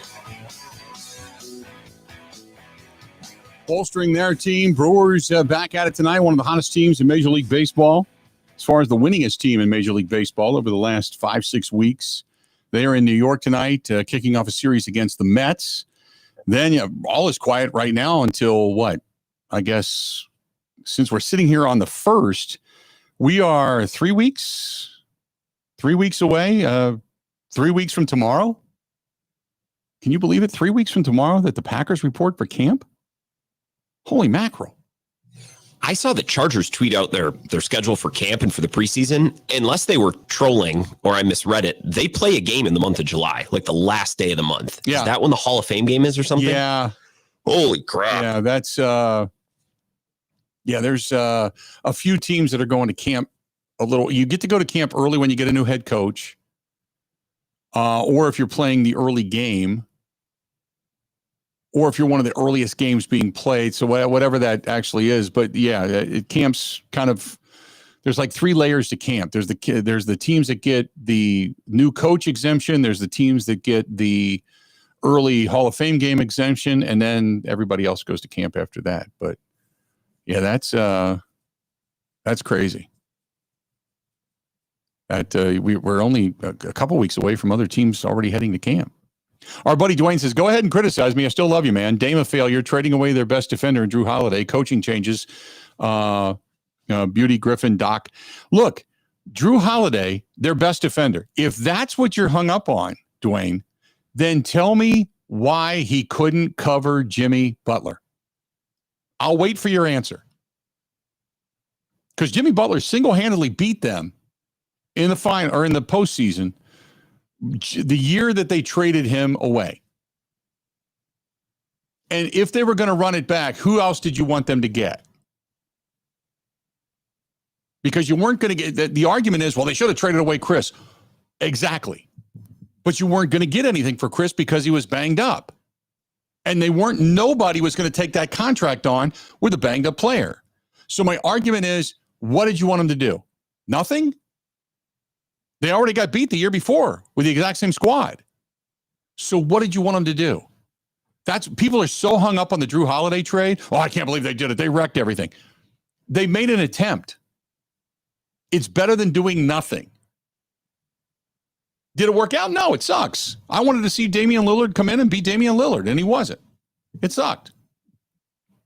But I'm not going to criticize them for making that move when everybody in the world, including Vegas, who thought that the Bucks were then the team to beat. That's it. So I don't know what else you wanted them to do. Because remember, you had to match salaries. You had to get another partner to dance with that wanted whatever it is you wanted to trade. And you had to get that extra piece back in return, that other star in return. And they keep getting hung up on Drew being the best defender. He was good with the Celtics. He was good when he was here, but they could not get past Miami. That was it. I don't know what else there is to talk about. They couldn't get past Miami. Bud put Drew Holiday on Jimmy Butler, and Jimmy Butler ate his shorts, man. Beat him. They did everything. So I don't know what else you wanted them to do. Between Tyler Hero and Jimmy Butler, couldn't stop him. Couldn't stop him. Couldn't stop him. That's my argument. You can say they should have kept him. Okay, but what else are you going to do? I always say, and I've told you this before, I always say on my show when people bring up, oh, they should have kept Drew. I think the result would have been the same. It might have looked a little bit different. You know, they may have looked a little bit more formidable, maybe a little bit more physical in these series against the Pacers that they've lost the last 2 years with Dame. I still don't think they're getting out of the first or second round. I don't think they left titles on the table because they traded away Drew. The Dame thing didn't work like we hoped, right? But I don't think they were getting anywhere with Drew either. I don't either. And that's what like people are stuck in this. They won a championship like that. They won a championship because PJ Tucker was the key piece. Everything flowed. Cash Money was healthy. They were hitting shots. Drew didn't hit shots. He wasn't like lighting up the scoreboard in the game in that series against Miami. He wasn't being this defensive machine. They got worse defensively and supposedly better offensively. The offense just never appeared on a consistent basis with Dame. But they took a shot. They did what everybody at the time was talking about doing. And that's what I don't understand. Again, there's other things you can get into. You can get into, other draft choices or people that could have gotten it, but whatever. But I give him credit for making the move. And I also give him credit for 2 years into this going, he's not going to be playing for us next year. The chemistry just isn't there. Offensively, it's just not working. Plus, you're going to have a guy over the age of 35 coming back from an Achilles injury. Giannis wants to win. The window's beginning to close. We got to make a move. That's everything right there. All of those pieces are right there for you to say, got to do something. So they dive back into the pond and make a splash. Do I think it's going to work? I don't know. But to me, would you rather see this or like the Brewers, where they're like, well, we'll wait and see. I don't know. Is this the year we're going to go for it? I don't know. We'll wait and see. Every year, everybody's pissed off and frustrated. The Packers don't make a move, that the Brewers don't make a move. Bucks are making moves, and people are mad about it. I think this is a great move. And I'm not criticizing John Horst. John Horst was basically put in the position of, to keep this guy happy, we have to go for it. And every year they make a move to go for it. Every year. And unless it works out, people are pissed. Wow, dumb move. Tell me how. But again, I'm giving everybody right here, right now, the opportunity to tell me what else you would have done. That's what I want to know. Or what else you want to do right now. Is this a good move? Is this a bad move? And the funny thing is, Grant, you're sitting here reading a lot of the same stuff I am. Nobody's saying it's a bad move. Some are saying, well, let's wait and see what happens. But you can't point the finger retroactively and go, well, I told you it would suck. What I'm looking forward for is all the people that said the Drew Holiday thing sucked after the fact, when there was only like one or two people that were out there going, I don't know if this is going to work because you're going to lose a lot of defense. Which, again, I go back to, he couldn't cover Jimmy Butler. in the biggest moment. Also, I don't know that defense was their downfall with Damian Lillard. It's that Dame and Giannis didn't combine to be this unstoppable force that everybody thought they would be. Right. Everybody thought, the smartest basketball people thought they would be. So it's not like, Correct. it's not like they scored 125 a game and still lost. That's not exactly how it happened. This move might not win them a title. In fact, I would bet against it because that's just how the odds would work. That doesn't mean you don't do it. Right. You know what I mean? Because again, it's not like you have bajillions of dollars to go buy whoever you want and unlimited picks to go trade for whoever you want. This is a good fit. It puts them in a significantly better spot for this upcoming year, which is really what matters with Giannis year to year. And it might not win them a title. But if they don't win a title, you can't come back and say, well, that was a stupid move. Right. Because they have very limited options here. You can't judge these moves in a vacuum. I don't even know if it makes them, and we just talked about this with Jim Ozarski earlier, I don't even know if it makes them the best team in the East. But they're doing something. It gives the best player in the East a chance to go be great in a playoff series, which with the Pacers hurt and the Celtics hurt and everyone else unproven, you'll take that. Like, all right, that could play. That could work. Let's go for that. Let's try that this year. And that's, again, a better spot than they were in 2 weeks ago. I just, the closed-mindedness of this will work out better, and I told you so, it's like, no, it wouldn't have. And if that was the case, then why didn't it? And that's where everybody goes, and they gargle on it because they had that chance. They had Drew Holiday in their stable. They played Miami. They got beat by Miami. They got humiliated by Miami because they defensively couldn't stop Miami. First, it was Bud. He was at fault. Got rid of him. Oh, now things will be better, which we knew that wasn't going to be a great move. And then they got rid of Drew because you had to give up something to get something in return. So they got worse defensively, but supposedly better offensively for a guy that actually could take a shot on the outside that could be a consistent player against Giannis to play in conjunction with him. The chemistry just never worked out. And after 2 years and the Achilles injury, they're like, now's the time, man. We got an opportunity to make the move. And ownership said, go for it. And you can't even fault ownership at this point. They're going for it. 877-867-1670, 877-867-1670. Daniel says, I don't know what people are complaining about, if at all. I think the Bucks are better today than they were yesterday. I just want to see them get even better. Maybe you are right. Maybe it's going to be addition by subtraction. I hope. Just for the fact of what I saw at the end of the year. Now, again, I go back to, they were winning games, but they were also doing it against lesser competition they should be beating. So I'm not going to get that high, but I do know one thing that, and again, I'm not blaming Dame, but when Dame went down, he had the blood clot and nobody knew when he was going to come back. And I give him all the credit in the world for coming back, but that team had a different flow to it. It had a different chemistry. It had a different energy. It just did. And now Pat's gone, Brooks gone, Dame's gone. You got a lot younger, a lot more energetic, and maybe that rubs off on everybody. I don't know. But I do know one thing. They're back near the top 4 of the East as opposed to earlier. I thought, if they'd have stood pat, I'm thinking Atlanta passed them by, Orlando passed them by.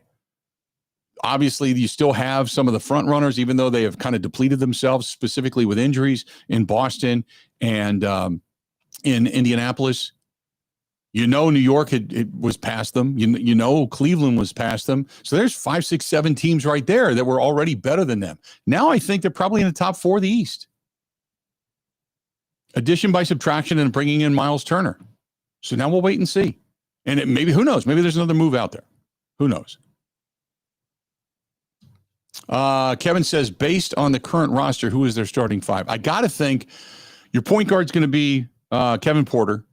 Gary Trent Jr.'s probably going to be your off guard. Kuzma, Myles Turner, Giannis. Those are probably going to be your starting 5. Bobby Portis is going to go back to being your 6 coming off the bench. You got Gary Harris, who they picked up, and he's going to be one of your shooting guards coming in. You still have guys like Taurean Prince, AJ Green. So I think they signed Jericho Sims, kind of your work dog in the middle as well. I like that because he brings that almost that Darvin Ham-esque energy to the court when he comes back on the court. Those guys played pretty well together.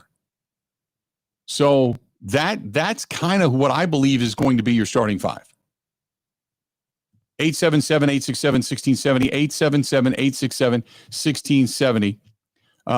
Winning Gambler says Cleveland and the Knicks, Pacers, even without Birdie, Orlando, maybe Boston, depending on what they do, and maybe Miami too. All better than the Bucks. I would disagree with that. The Pacers not going to have Tyrese Halliburton, and now you Myles Turner. You've lost your center. They're done. They've taken a big step back. Orlando, maybe. Boston, they got rid of Porzingis. They got rid of Drew Holiday. Jason Tatum's down for the next upcoming season, so they're not going to be in the mix. So I would disagree with that. Miami, I don't think so. So Cleveland, the Knicks, maybe Orlando, maybe Atlanta, Orlando and Atlanta, but I would put Orlando, Atlanta, and the Bucks all right there. All right there. 877-867-1670, 877-867-1670. Hit us up. Would love to hear from you. Hey, big bike night tonight down there at LD's Barbecue. They've got bike night. They've got music tonight, giving away a motorcycle, all that kind of good stuff. Go down and say hi to Leon and the whole gang down at LD's Barbecue. LD's Barbecue, Main Street in East Troy. It's going to be a beautiful night tonight. Today is like the best day of the week by far. And Main Street in East Troy, you go down and get some of the good barbecue, some of the good food, enjoy some of the music. Just go down and relax and enjoy yourself. Say hi to Leon. Obviously, he's health-wise not doing great. He'll be there for as long as he can. But, man, just what a great guy, what a great member of the community down there. East Troy, Wisconsin. They're lucky to have him, and we're lucky to hang on to him for as long as we can. LD's Barbecue. Go to ldsbbq.com. That is ldsbbq.com. Covering Wisconsin sports like a blanket. This is the Bill Michaels Show on the Wisconsin Sports Zone Radio Network. The open road is calling, and the ride begins at Potawatomi Casino Hotel, Milwaukee. This July, you could burn rubber on a custom Harley-Davidson in the Fire Up Your Fantasy motorcycle giveaway. Play with your rewards card all July for entry. Thursday drawings for extra cash and reward play. Fire Up Your Fantasy, only at Potawatomi. More info online. Must be 21 and a rewards member to play.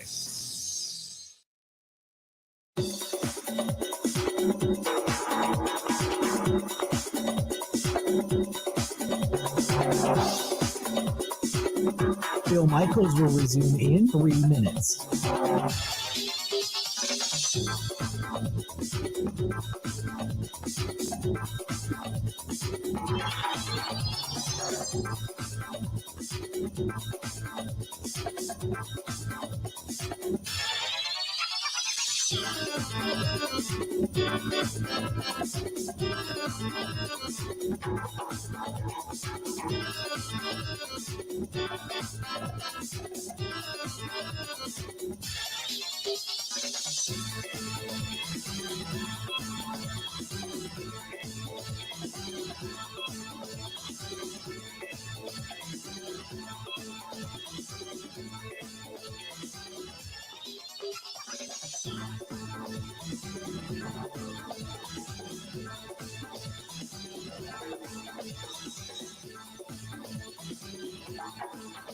Bill Michaels will resume in 2 minutes.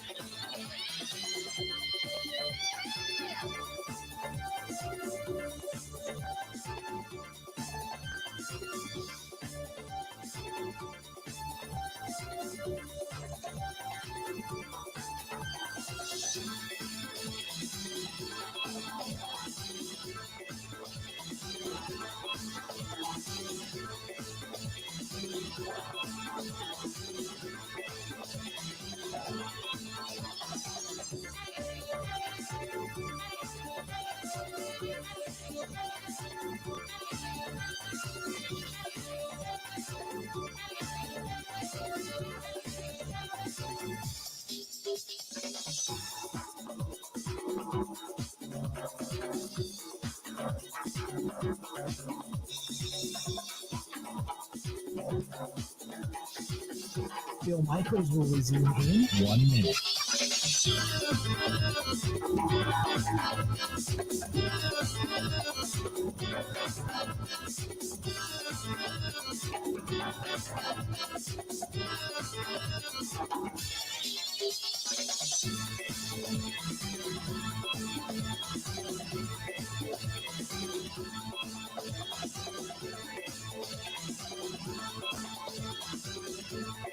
Bill Michaels will resume in 30 seconds.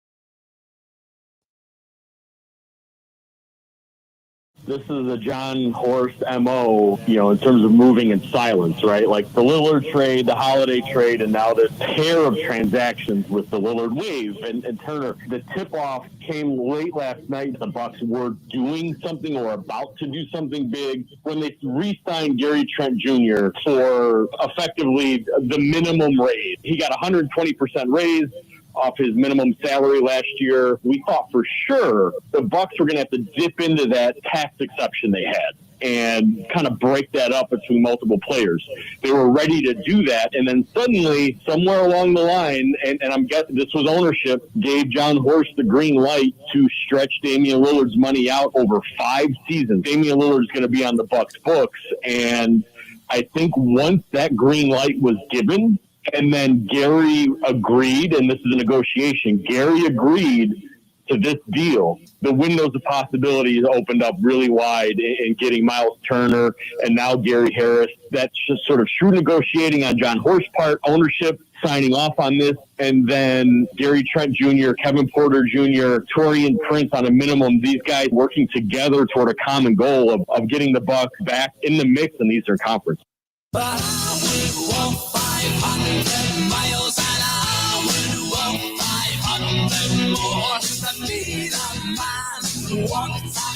Those are the words of Jim Owczarski. Good to have you back. The Bill Michaels Show. 877-867-1670. 877-867-1670. If you want to hit us up, please feel free to go ahead and do so. Bucks making moves. Things are flying all over the place. I hope you never need an attorney, but if you ever do, maybe you're signing a contract. Who knows? They do civil litigation or contracts. They do that as well. Levine Iceburner. Brent Iceburner, a long time I've worked with over for the Fisher House Foundation. He's a board of director. He was in the military for a long time. He's an attorney. He's a guy that actually answers his phone. He's a guy that actually goes to court for you. Again, Levine Iceburner, personal injuries, estate planning, living will, trust, all that kind of good stuff, or civil litigation. They can get you done, and they answer the phones. They're the people that you want to give them a buzz. 608-621-2888, 608-621-2888, 608-621-2888, Levine Iceburner. And they're, like I said, they're the people that actually build the relationship with you when they are representing you. So there you go. Winning Gambler says, if Giannis is pissed, you could actually make a trade now and field a team that you may not have to worry about being stuck in the lottery and possibly giving up a top of the lottery pick. But what would he be mad about? What would Giannis be mad about at this point? That's what I want to know.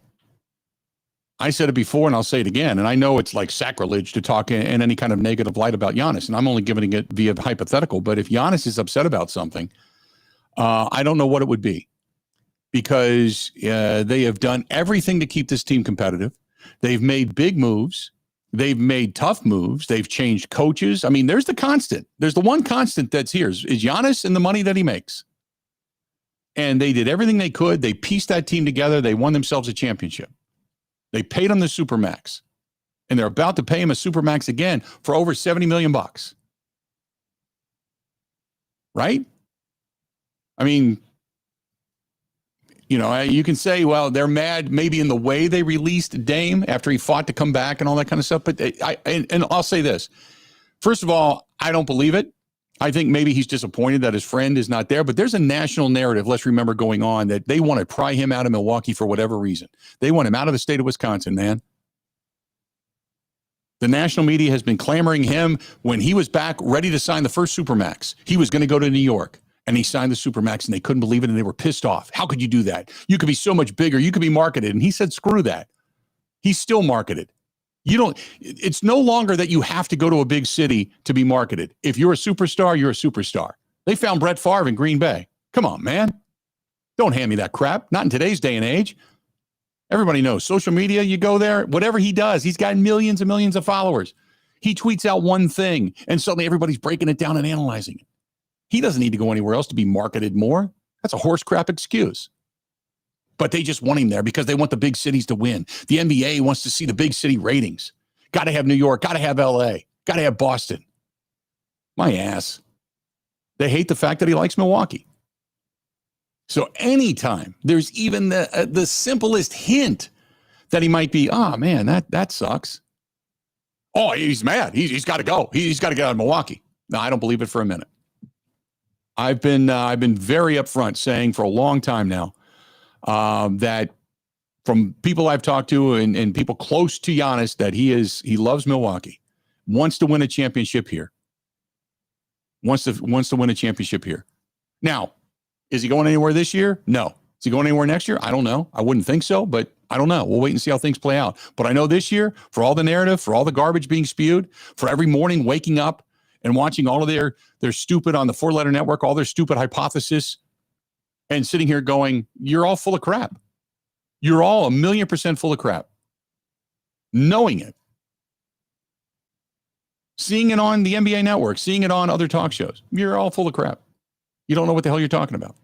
Because you don't know the fact that the Bucks make sure that his family's taken care of. The Bucks were the ones that brought his family over here because he was homesick. John Hammond sat with him at the time inside the Pfister Hotel so he wouldn't quit basketball. He considered that. No, he's here. So they're making the team better, and they're doing everything they can to hang on to him, and they're doing everything that he asked. And I like the fact that they said, hey, wait a minute. This experiment isn't working. So we're going to go ahead and make a move. And they did. They waived Dame. May not be the way you wanted to go about it, but Damian Lillard's happy because for the first time in his career, he's a completely unrestricted free agent. He can sell himself anywhere for whatever kind of terms he wants to go work on. So I'm good with it. 877-867-1670, 877-867-1670. Give us a shout. What else do we have here for you? This is from Mark. Mark says, all this talk about the Milwaukee Bucks and the way this town is a good sports town. Do you think they're ever going to get an NHL team? This comes up all the time. I would love to see the NHL come here. I would be with you. If there's a way to get it here, that's great. I've just talked to too many people that are in the know that says it's never going to happen. That's part of the problem. I think there's enough hockey fans. I don't know that there is the corporate sponsor market in Milwaukee to support both an NBA and NHL team. Right. You know what I mean? Filling out the arena, selling the ad space, the suites, all that stuff. I don't know if there's enough for both in Milwaukee. I think that for two things. One is the rights that they would have to go through, plus the team, the franchise, and you got to take care of the city to the south, which is Chicago. All of that, there's a lot of that comes into play. From what I understand is you'd be talking over $1 billion, and you wouldn't even have a team yet. So that's first and foremost. That's before you even bring a player or a coach in. It's like $1.5 billion. And the Fiserv Forum would have to then be retrofitted because it's not set up for a continual when it comes to hockey. And it was made that way. And I don't think that's a simple retrofit. No, it's not. It's not like you go and hang up some separate lights. Right. It's not made that way. They've played like the Frozen Four there and everything, brought in temporary stuff, but it's not made that way. So you'd have to retrofit that. And the Bucks have a lease that gives them, I think, if I'm not mistaken, say over the Fiserv Forum and a lot of rights to that. And they don't want a hockey team here. So there's so much that would go into it just to be before you even have a player.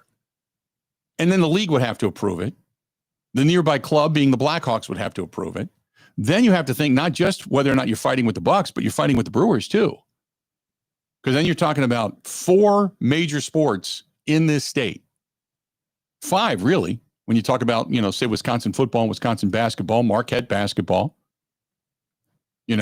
and I don't think it gets supported that way. It's tough enough for the Brewers to make money.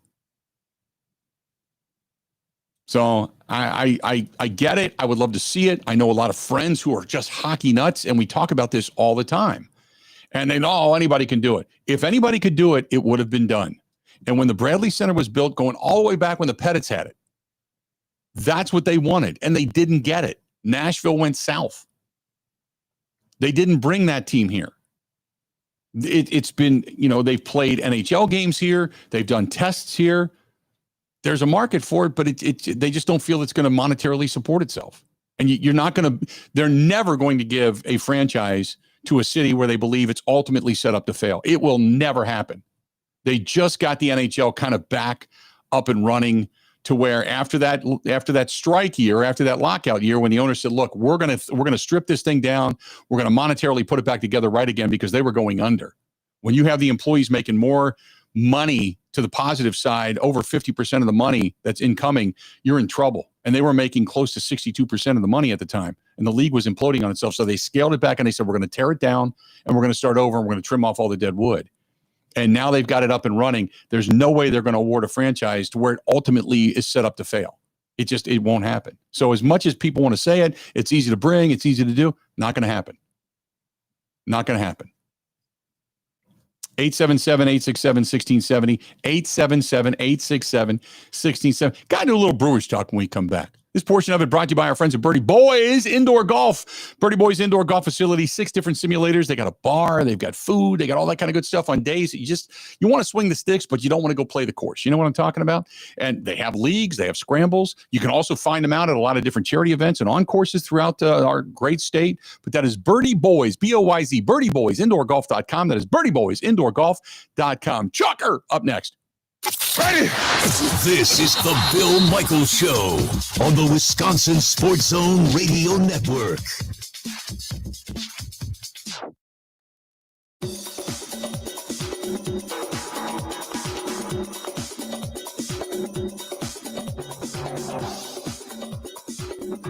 Bill Michaels will resume in 5 minutes.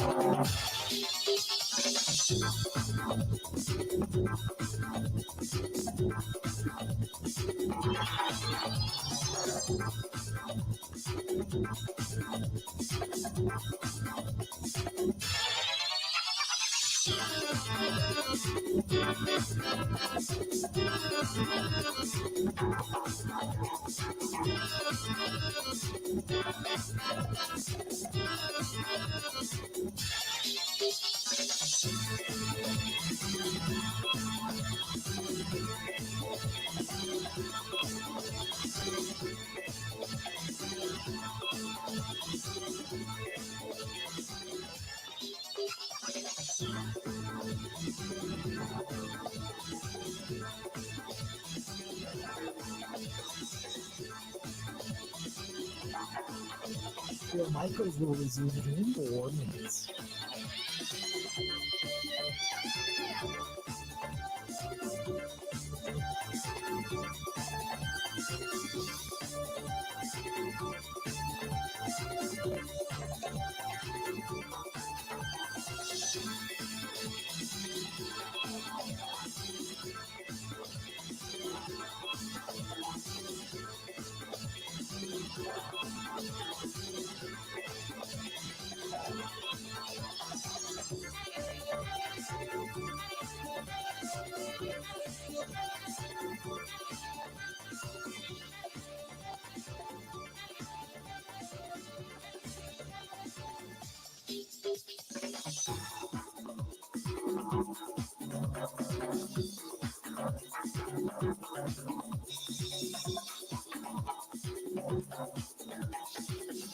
Bill Bill Michaels will resume in 3 minutes.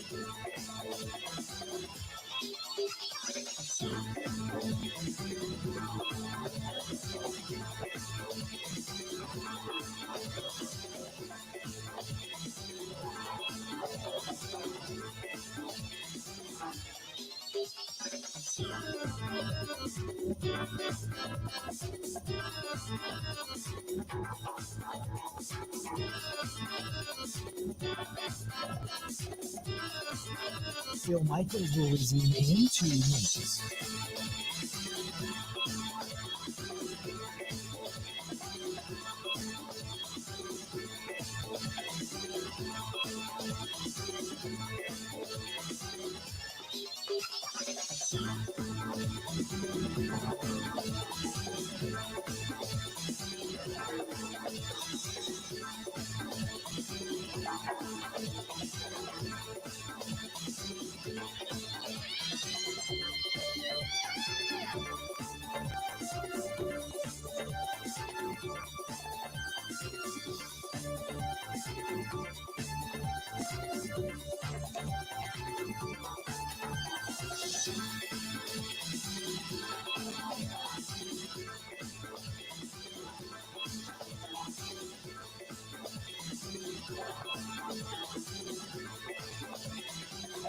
Bill Michaels will resume in 1 minute.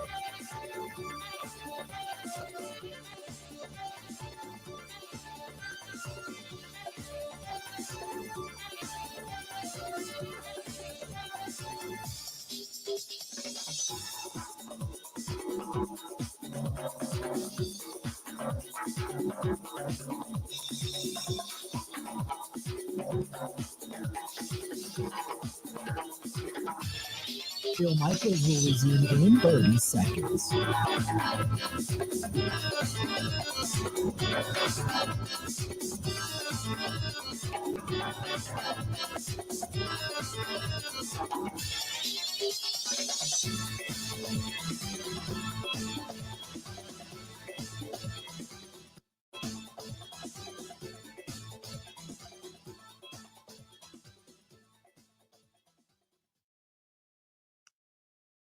You know, I think we kind of came together almost about a month and a half ago now, and I think we kind of identified we maybe weren't playing our culture, our brand of baseball, and we fixed that pretty quickly, and good things started to happen. So as long as we can control that, I think we'll be in a good spot.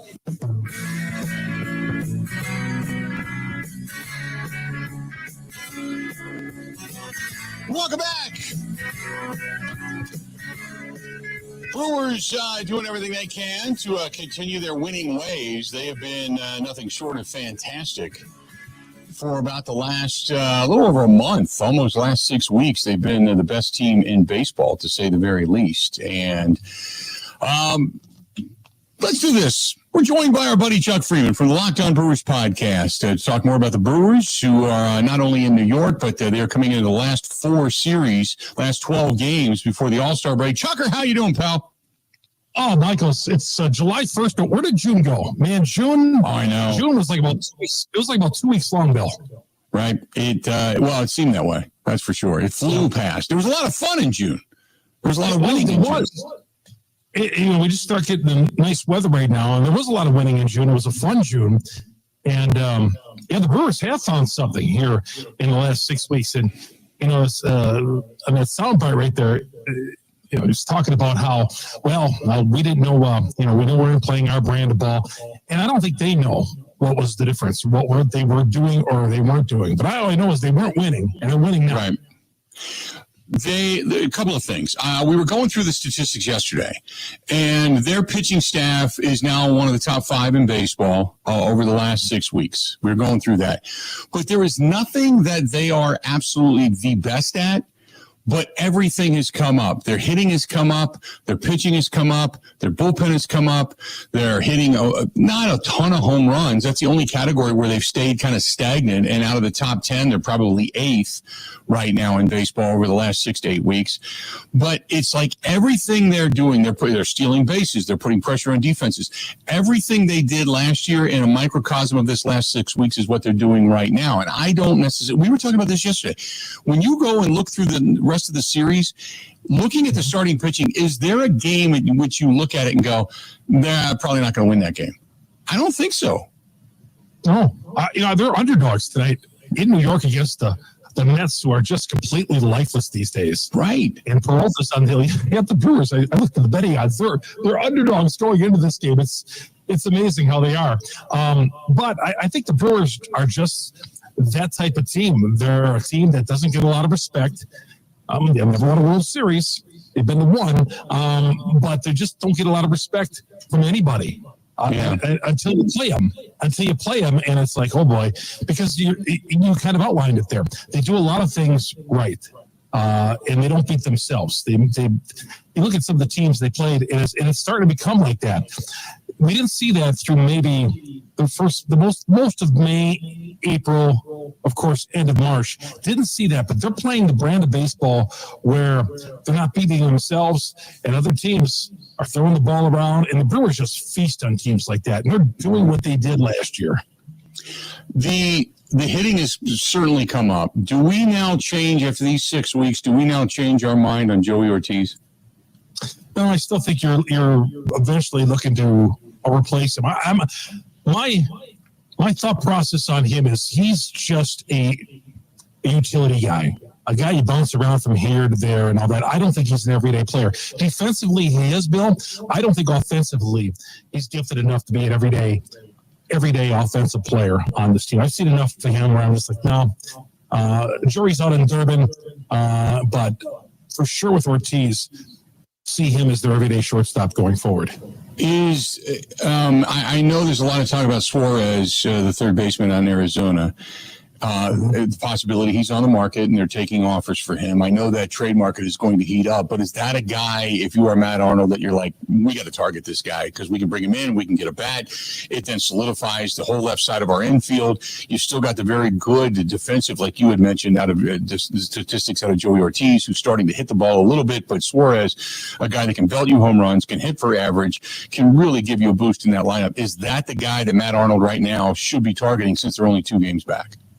The Cubs are also targeting him. He's a guy who I wanted in the offseason. I was talking on my podcast, Bill, that this is a guy that they should go out there and get. He's 33 years old, 25 homers this year.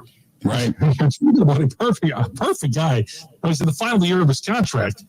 And we'll see what kind of price what that was going to be. They're not going to resign him, although he's getting up there a little bit, and they wouldn't. He's not their future. I just feel like the Brewers aren't the type of team that they go up and mortgage anything of their future. There's a few guys they like in their minor league system. A guy by the name of Pratt, who's really trying to get on, really having a big year at Biloxi. So, I don't think he's coming to Milwaukee. I was wrong about CeCe back in 2008. Yeah. That was 16 years ago. But maybe. I just hope he doesn't go to the Cubs, though. That's just it. Do you make 2 moves? Do you make 2 moves by basically going and getting him and not allowing the Cubs to get him? Well, you do. You need that, and you need another bullpen guy, I think. You need another bullpen guy. You have plenty of starters as of right now. All things healthy, you have plenty of starters. You need another bullpen guy. And, it would be great to pick him up, but do you want to give away one of your good young prospects for a half-a-year rental? And and the Brewers have to ask themselves if they really feel that they can win a World Series. First of all, they got to win a playoff series. They haven't done it since 2018. But by mortgaging some of that future, would Suarez be the guy to put them over the top? I think the pitching right now is championship contender. I really do. I think it's the best bullpen in baseball, and I think that rotation is one of the best in baseball. At least they're producing like one of the best in baseball. They may not have the marquee names, but they're sure getting the job done. Offensively, that left side still is It's a problem on that left side. So they need another. They need some more punch in this lineup. Here's the question, and you bring up a great point, and we talked about this yesterday. At what point? Because you're never going to have a team full of stars. You're never going to be the Dodgers. You're never going to be the Yankees. You're never going to be the Phillies. You're never going to go in there loaded. So at what point? Because every year we say, well, they've got this guy in the minor. Well, they're probably not there yet. Well, they can't compete with this. At what year do we look at the Brewers and go, just go for it? Just throw caution to the wind. Give up one prospect for this guy that's proven that you can make a push. Who knows? Maybe you sign him to an extra year. Maybe he wants to stick around. God knows CC wanted to stick around if they would have offered him the right amount of money. What year do you say, finally, we know we don't have the same talent as the Dodgers. We know we don't have the Yankees. But damn it, we're going to go for it. At what point do the Brewers have to say that?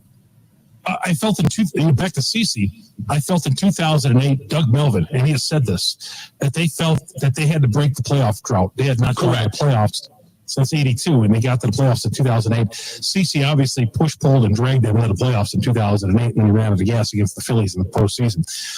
But I think they've done it, and then they did it in 2018 a little bit by going out there and getting Sturgis. They didn't do it so much, I don't think, in 2011. I don't know if this is the year for that just yet. Of course, anything can happen in the postseason, but I think maybe we're a couple of years away from really pushing chips in. Now, there might be a prospect. Now, here's the other end. There might be a prospect who the Brewers don't look at as part of their future, but another team might covet that guy. You might have a guy in your farm system that you say, well, I don't see this guy. But, hey, the Arizona calls you up and say, man, we love that guy. That's the guy we want. Okay, you can have him. That's how that Priester trade was made. So this is how a move can be made. Somebody that you may not think highly of that somebody else might want. Yeah, I just go back to everybody was dreading the fact that we were glad we got CC, but oh my God, I can't believe you gave up Matt Laporta, who didn't do anything. And I remember that. Yeah, it's a risk. It's a risk, And of course, you might give up that guy who could turn out to be a 5-tool player and a 10-time All-Star. Right. You never know. That's the game you play, and it's happened in baseball before. Yeah, where teams have given up guys like that, but the Brewers have gone for it. A long time ago, they had gone for it, and in the 80s, 82, they went for it by getting Don Sutton on his way back. But I think this team, they just need some more offense. But the key for this team right now is Yelich has got to keep on hitting, Bill. Right. Yelich has been on an unbelievable tear in the last month or so. Got to keep that going because you need the heart of the order producing if you're going to be a championship level team. Yeah. Contreras isn't doing it. Hoskins really isn't. But Yelich is showing some of that form. I hesitate to say that we saw a few years ago. I know. Well, you know what always happens is he shows the form, the month heats up, July gets here, and the next thing you know, boom, down with an injury, and then that season it comes to an end for Christian Yelich. So that's why you're kind of like knock on wood that the back doesn't bother him and nothing else happens, and he doesn't take one off the kneecap or anything like that. Oh yeah, it's the Christian Yelich wheel, right? It's the flow chart. Christian Yelich, becomes Rod Carew. Then he gets an injury, and we start to believe, and then it's back to being on the injury list again and trying to nurse the back. He hasn't any back issues. He's played a lot this year. I know he's playing a lot, and they haven't rested him, and they've done a great job with that. A guy who needs a rest on this team is Contreras. Bill, he's caught 70 games so far this year. That's the most in Major League Baseball. Mm-hmm. Plus, he's got the hand injury. He might be a guy who needs a breather or two here in the second part of the season. Yeah, he's a guy that desperately needs the All-Star break to say Hey, real quick before I let you go, 12 games left until they get to the All-Star break. 8 wins. Gotta get 8 wins out of this if you're going to remain within say 2 back. Because you got to figure if you get 8 wins, that means the Cubs have to basically split 6-6, and they're better than a 500 team. So you got to get at least 8 if you're going to remain 2 back by the All-Star break. I was doing some looking at the other night for the podcast, some research on the Cubs. And the Cubs, really, their record against winning baseball teams is not very good. They feast on bad baseball teams. That's what they do. But you got 3 here at the Mets who are struggling. They've lost 13 of 16, and they're having team meetings and stuff like that. Nothing. They just got destroyed this past weekend for the Pirates. So that can be a good thing or a bad thing, going into New York and facing a slumping team that's got a lot of talent.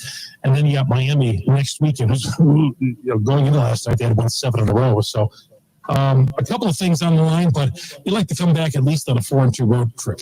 Yeah, no doubt. Hey, Chuck, real quick, where they can find you? Got about a minute. You get Google, Spotify, Apple, wherever you download your audio podcasts. We're right there. We're on all the podcast platforms, Locked On Brewers. Please go to our growing YouTube page. We're looking for 5,000 subs. All the content is free. Go to YouTube, search Locked On Brewers, hit the subscribe button, hit the bell. As always, Bill, the pleasure's all mine every Tuesday being on the Bill Michaels Show. You the man, Chuck, and we'll talk to you again next week. Enjoy the 4th, and we'll chat at you. Hopefully we're talking about more Brewers wins. Thanks, bud. There you go. Chuck Freeman joining us for a couple of minutes on the hotline. Good to get Chucker on. As you got Brewers baseball coming up tonight, you got the Brewers in New York at Citi Field taking on the Mets. Freddie Peralta goes to the hill tonight against Holmes. 8-4 with a 2.97 ERA. Freddie Peralta with 8-4 with a 2.90 ERA. Pretty good pitching matchup tonight, even though, like he said, the Brewers aren't necessarily favored in this one, but it should be a perfect night. About 80 degrees, clear.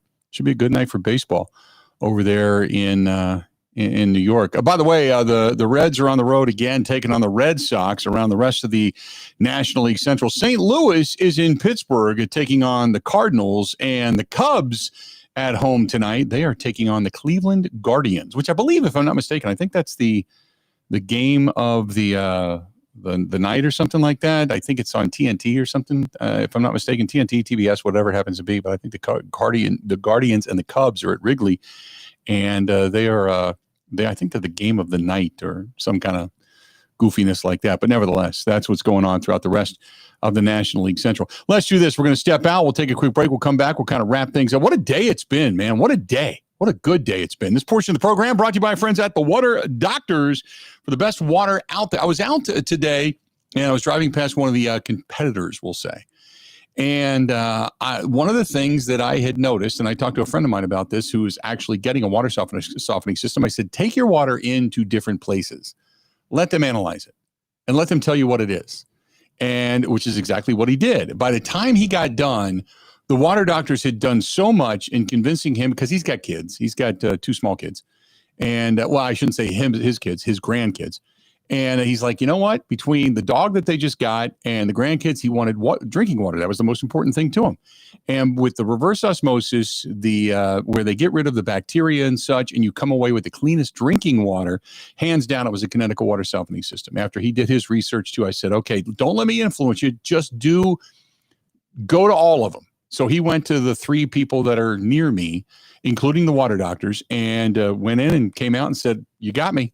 You got me. And he's getting the thing installed. As a matter of fact, next week, the Water Doctors, H2, the Connecticut water softening system, the best there is out there. Call them direct, 262-549-7733, 262-549-7733. I will say this. There was a little bit of swaying, not on my part, but for the fact that he does know that also the Water Doctors, John and Amber Atlee, they do a lot for the military community and the first responder community with our charities and such. That might have swayed him a little bit. But when he put apples to apples and started comparing, he said, nah, it was hands down. He ended up going with the Connecticut water softening system. And he's so looking forward to it. That's the Water Doctors, 262-549-7733, anywhere in the state of Wisconsin, 262-549-7733. More of the Bill Michaels Show next. This is the Bill Michaels Show on the Wisconsin Sports Zone Radio Network.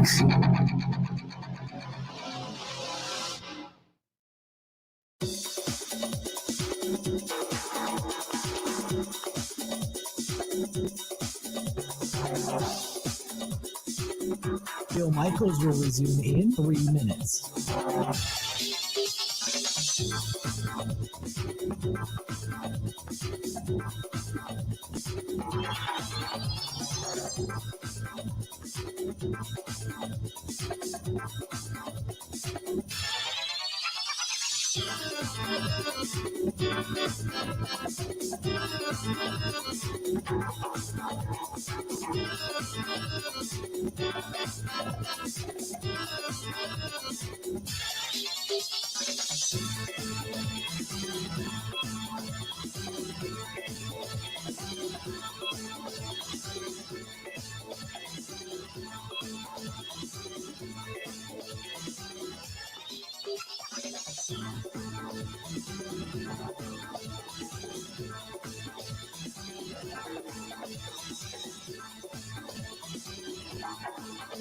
Bill Michaels will resume in 2 minutes.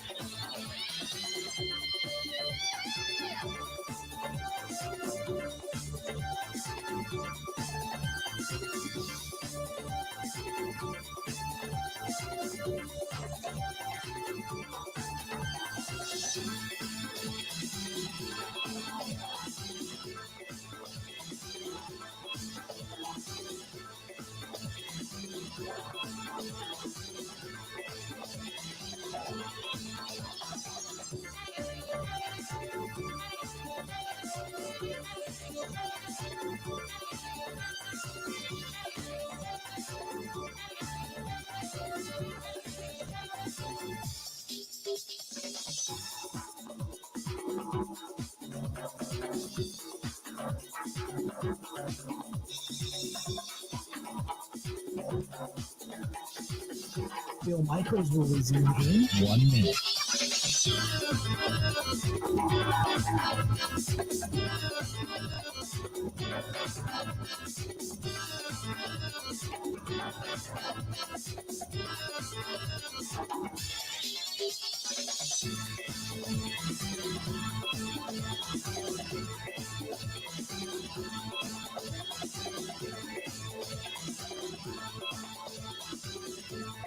Bill Michaels will resume in 30 seconds.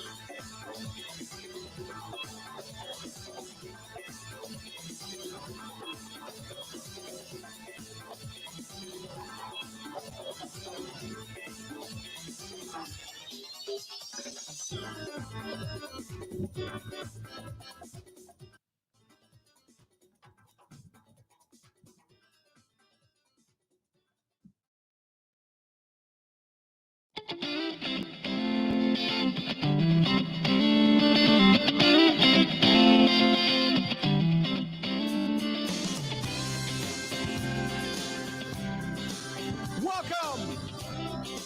Final segment before we get out of here.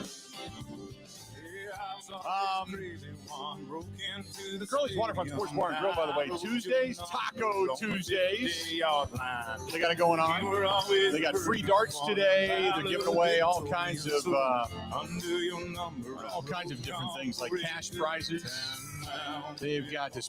By the way, they have Buffalo tacos today on special. They've got Coronas on special today. Buffalo shrimp tacos, enchiladas, chimichangas, nachos, quesadilla burger. They got all kinds of good stuff out at Curly's Waterfront Sports Bar and Grill. Might do a little riding tonight. Going to head out to Wayne's Drive-In and stop there and say hi to our friends from Suburban Harley Davidson tonight. But on the way out, I might stop over at Curly's Waterfront Sports. It's a nice little ride out there around Pewaukee Lake. Good stuff this afternoon. Looking forward to it. Check out our friends at Curly's Waterfront Sports Bar and Grill. It's on Lakeview Boulevard in Pewaukee. If you're in the area, head on over. So, boy, I tell you what today, Grant, it was fast and furious. If tomorrow's like today, we'll get through the week in a blink of an eye, man. Yeah, no kidding, especially because we're off on Friday. I love when news breaks. I love when news breaks with enough time for me to process it before my show. because I go on the air at 4, so I kind of spend a lot of the day kind of organizing and thinking and writing down notes. And I love when news breaks, but it can sometimes throw me for a loop when it breaks at 3:30. So I'm glad that this happened early so we could talk about it, and then I had a chance to kind of collect my thoughts before I got to do it tonight. Yeah, and then you get a chance to kind of absorb it all rather than kind of responding on the fly. So good stuff. Back at it tomorrow. Tomorrow, Wednesday, obviously, but we'll talk about what the Brewers do tonight in Citi Field in New York. Hopefully they get themselves a win. We'll see where they stand when they come out of it tomorrow, see if there's any more fast and furious news regarding the Milwaukee Bucks. Anything else big that breaks, we'll be a part of it for sure. Anybody tomorrow? Any guests that we need to kind of preview here? Nothing concrete yet. Okay. Sorry about that. But by the way, thanks to Chuck, thanks to Jim Ozarski for giving us the breakdown, and Mike Wangren from the band Disturbed coming on and previewing everything fun that's going to be going on out there at Sturgis for the 85th anniversary at the Full Throttle Saloon coming up on that Tuesday night. I can't wait for that show either. So we're going to have all of that when we get out to Sturgis. That's going to do it.